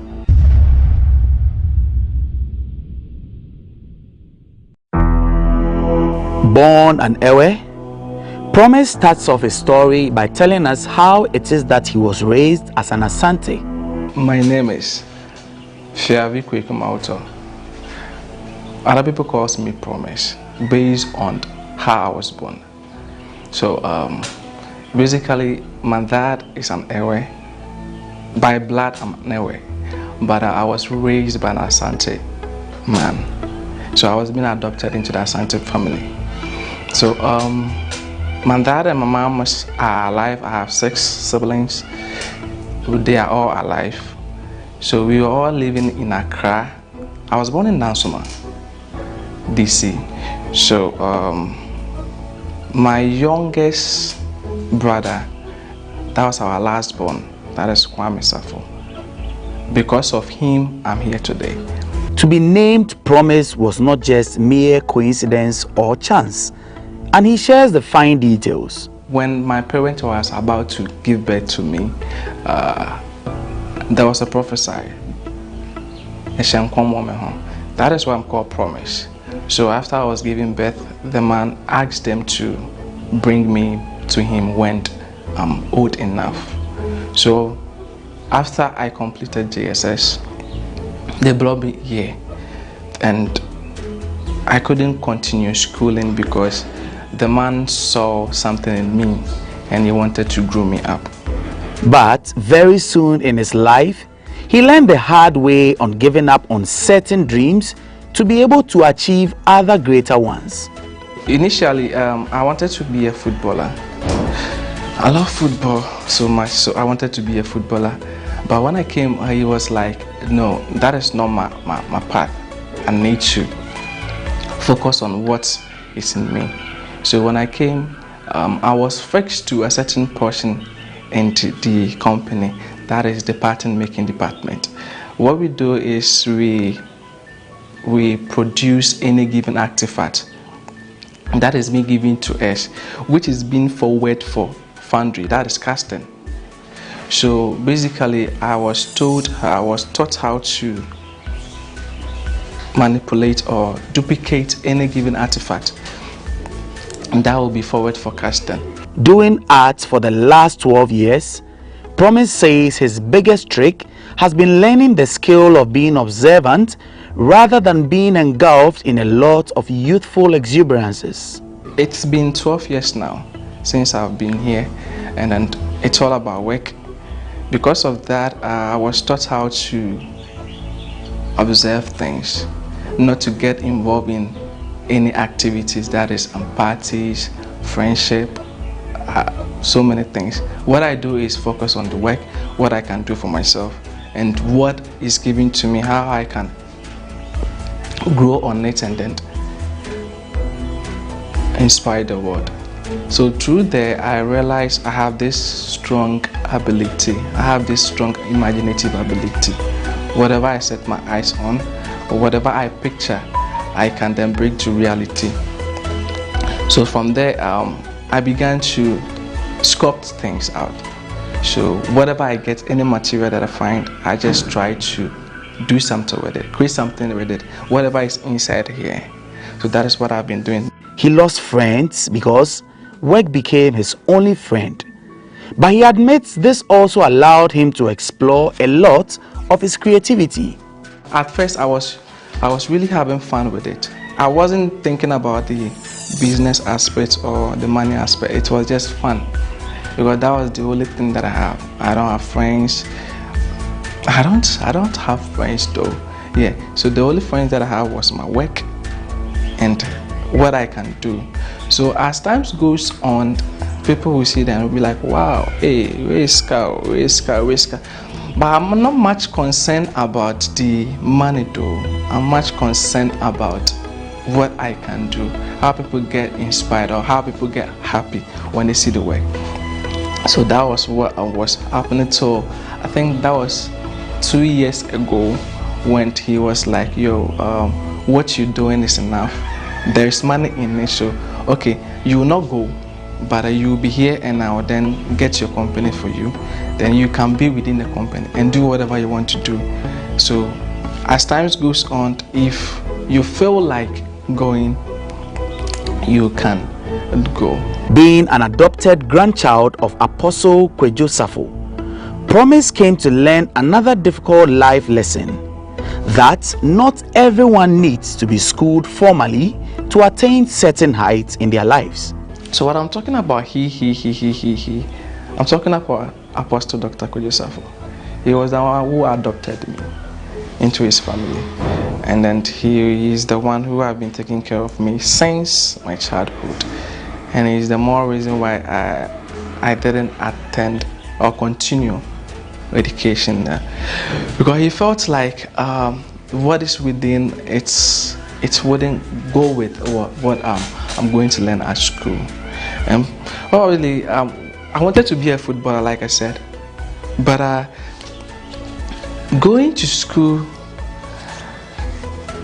I don't know if I were to continue schooling, I don't think I will be able to be doing what I wanted to do, because all my life I just feel like being myself. I'm the reserved type. I want to do things my own way. I don't want to do things the way regular thing. No, I just want to take my own path, face the challenges, and then create something out of it. That is me. So when he saw that in me, he took time and then grew me up. Do this, take this out, do this in life. That is what you have to do. Does he consider his upbringing a challenging one? Promise thinks otherwise, because he says he has come to understand the uniqueness of the path he is taking. He always said this, life is all about capital U. So he tells me, you came here, you came on this earth for a purpose. So you should find out your soul purpose and then know how to work around it. That is the reason why you came here. So when he told me that, okay, at first I wasn't getting it clear, because I was like, yo, we should have fun.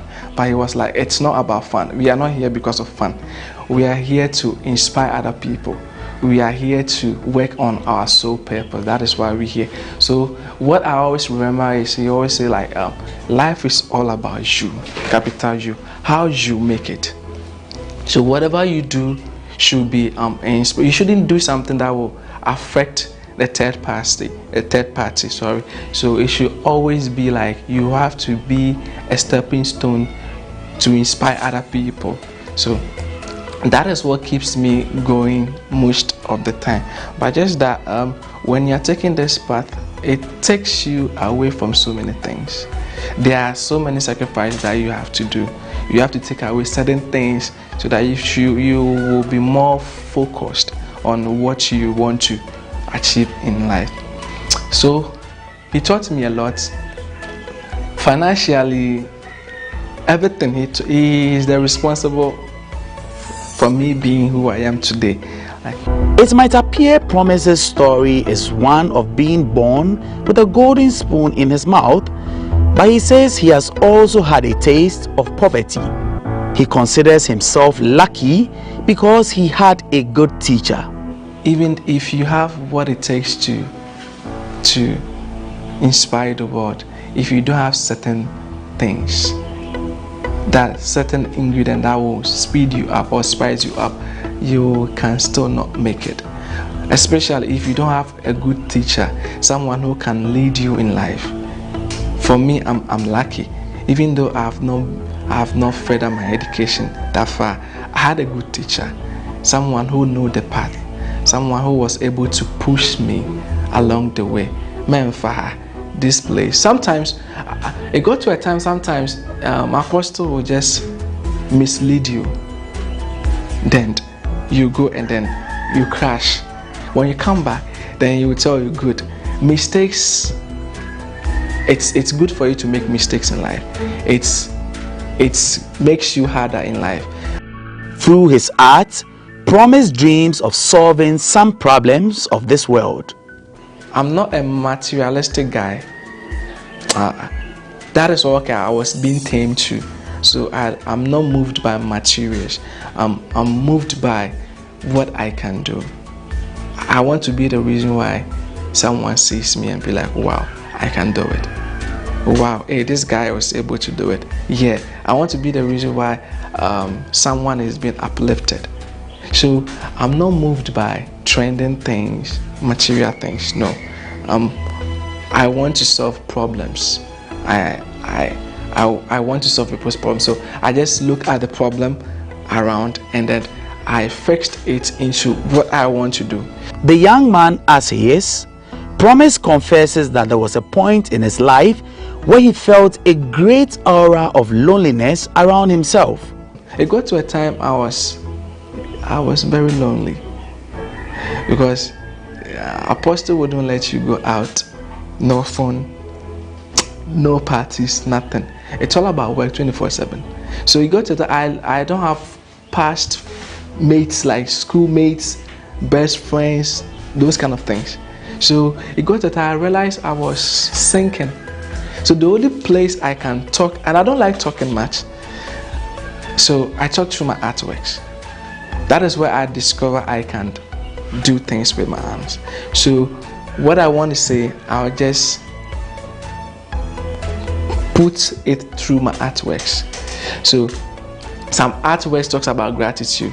For instance, it got to a time that I wanted to set up a business. That was a food business, and I picked people who were close to me, thinking, if you have people who are close to you, things might grow up. Because I love teamwork. I want to achieve things with the people that are around me, people that I love. But I got to realize human beings, you can never predict human being. Humans, we are something else. Promise believes that being an introvert, this has helped him to master the ability of being patient, a trait that has helped him perform better at his craft. When they let me down, the grief and how I felt, I pointed into my art piece, that is gratitude.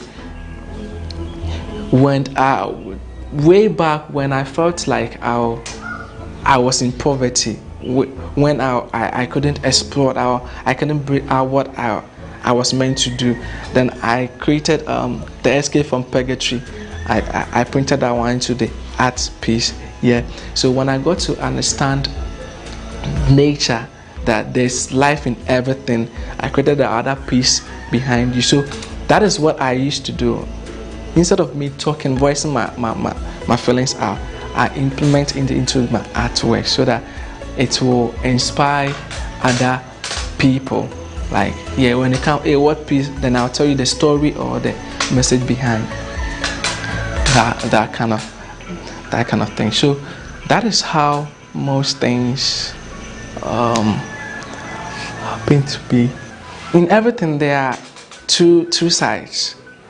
So in some way, it has affected my life in a bad way, a little, because since I'm kind of more reserved, when times come where I need to express myself, like I need to open up, because I believe in the kind of education I believe is what we having right now.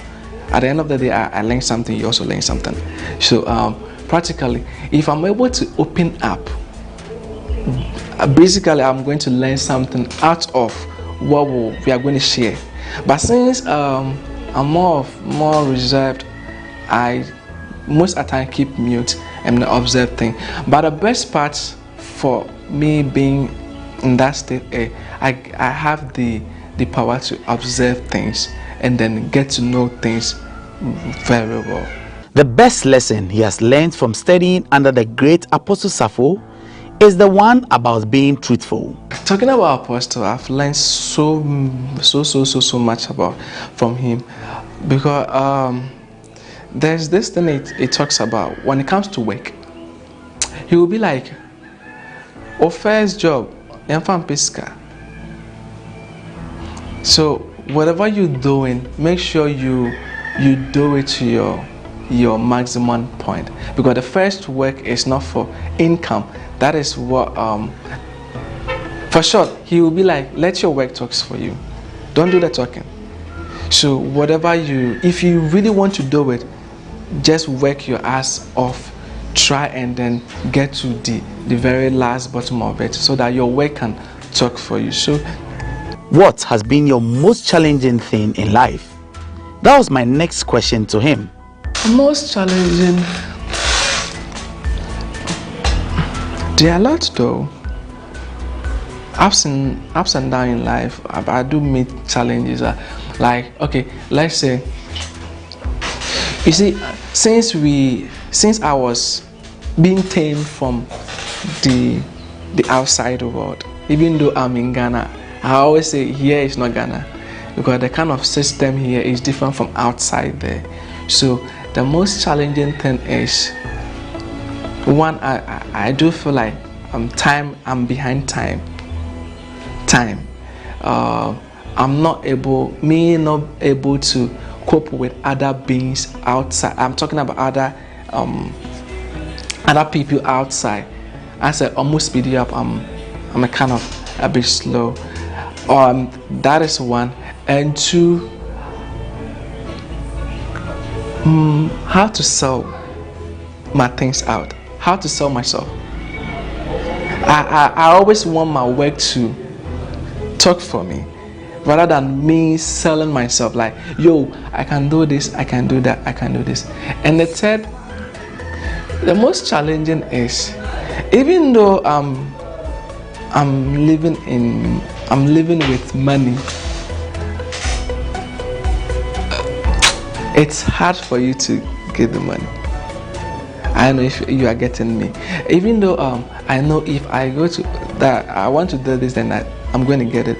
You will not get it that simple compared to other people who might get it simple, because he wants you to pass through the hell to get, so that when you get it, you will know how to value what you have right now. Regrets? Let's hear what he has to say. I love what I do, and I love who I've become. The little regrets I will say I have is, even that one quite minor. It's I don't have friends. I don't have people that I can look up to and say, and these are my friends, these are the people that I hang up with. No. That is what I would say. Yeah, personally. But when publicly, maybe I would say, apart from say the system, it's natural, like it's normal. The system is not working effectively to support whatever you want to do.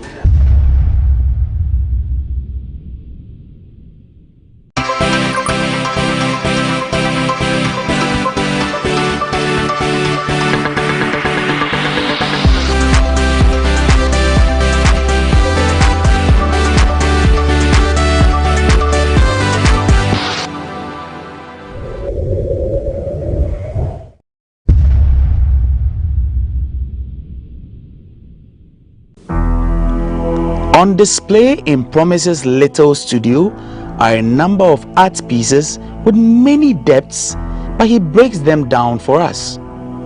He also shows us what his perfect piece is. Growing up, I got to understand life. Life isn't easy as it is. So when I came to understand life, I got to realize there are a lot, when you talk about life, there are a lot into it. Life wasn't programmed to be easy the way it should be. It's a puzzle that one needs to fix.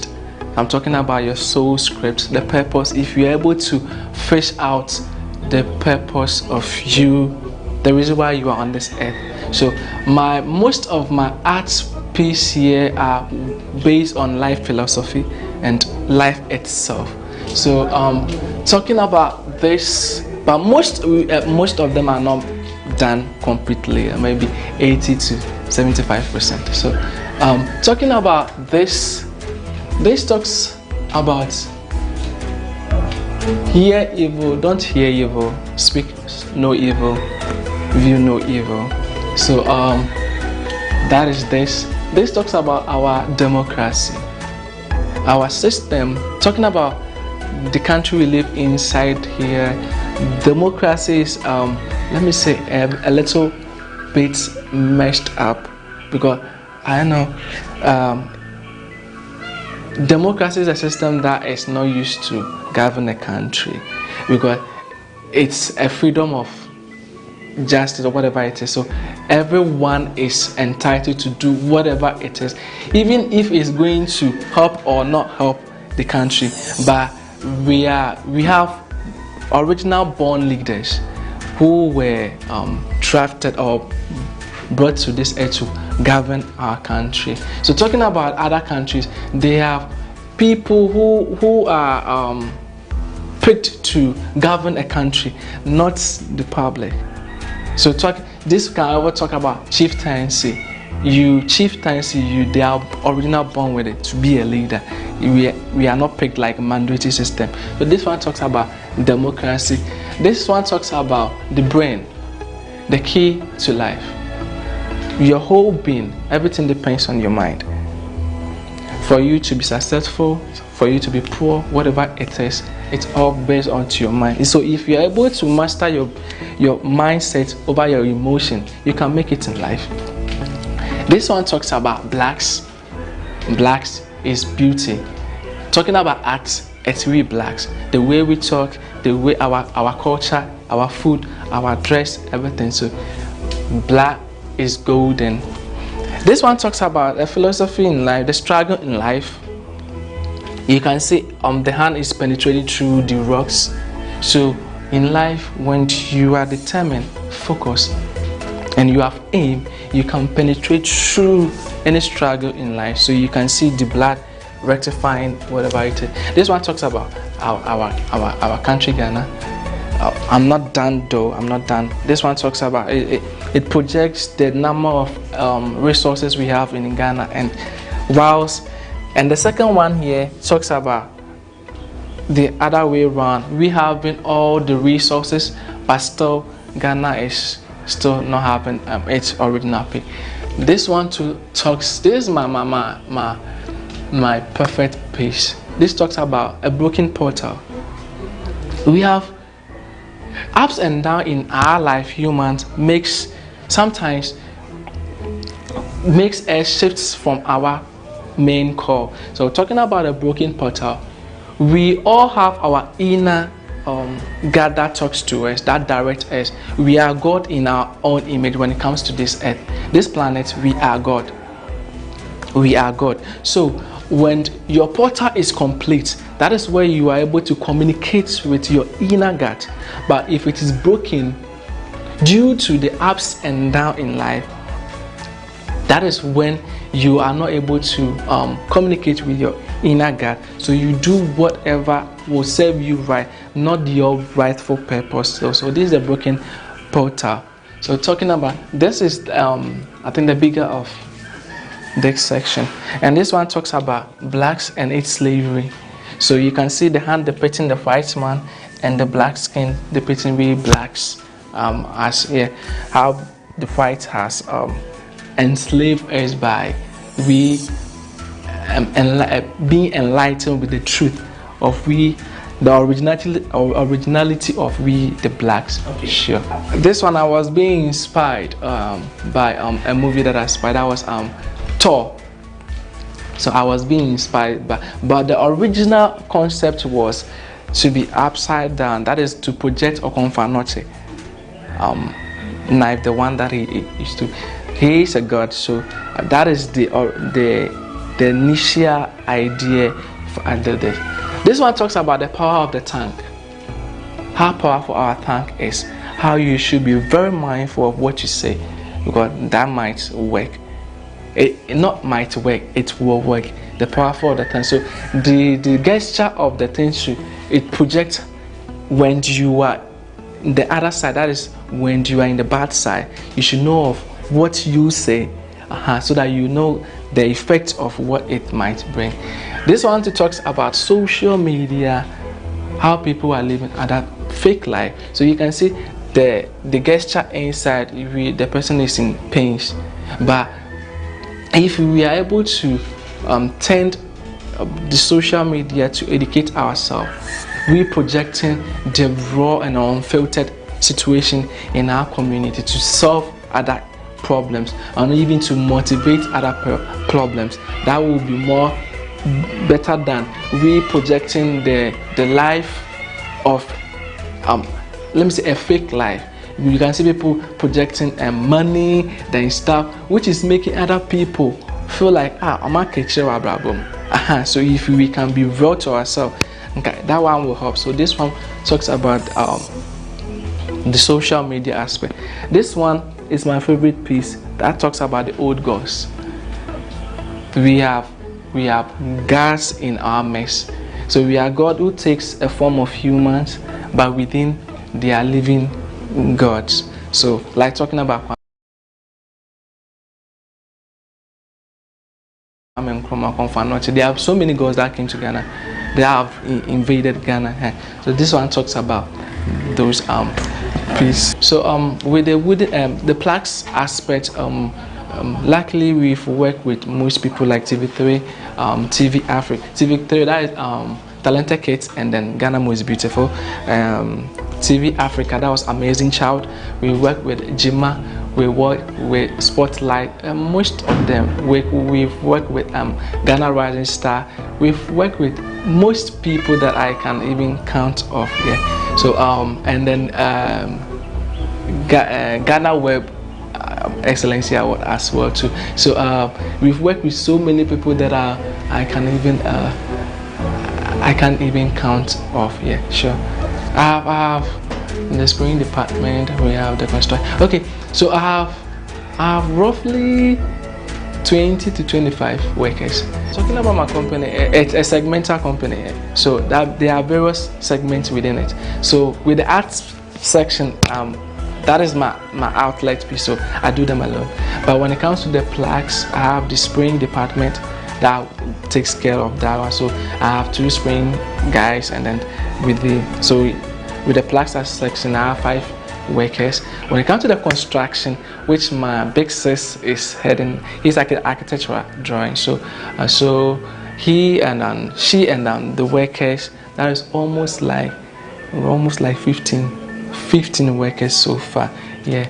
So the other department, that is the wooden, we do indoors decorations, then sofas, then stuff. So that aspect too, we have workers. So it's a segment where each segment has its own workers.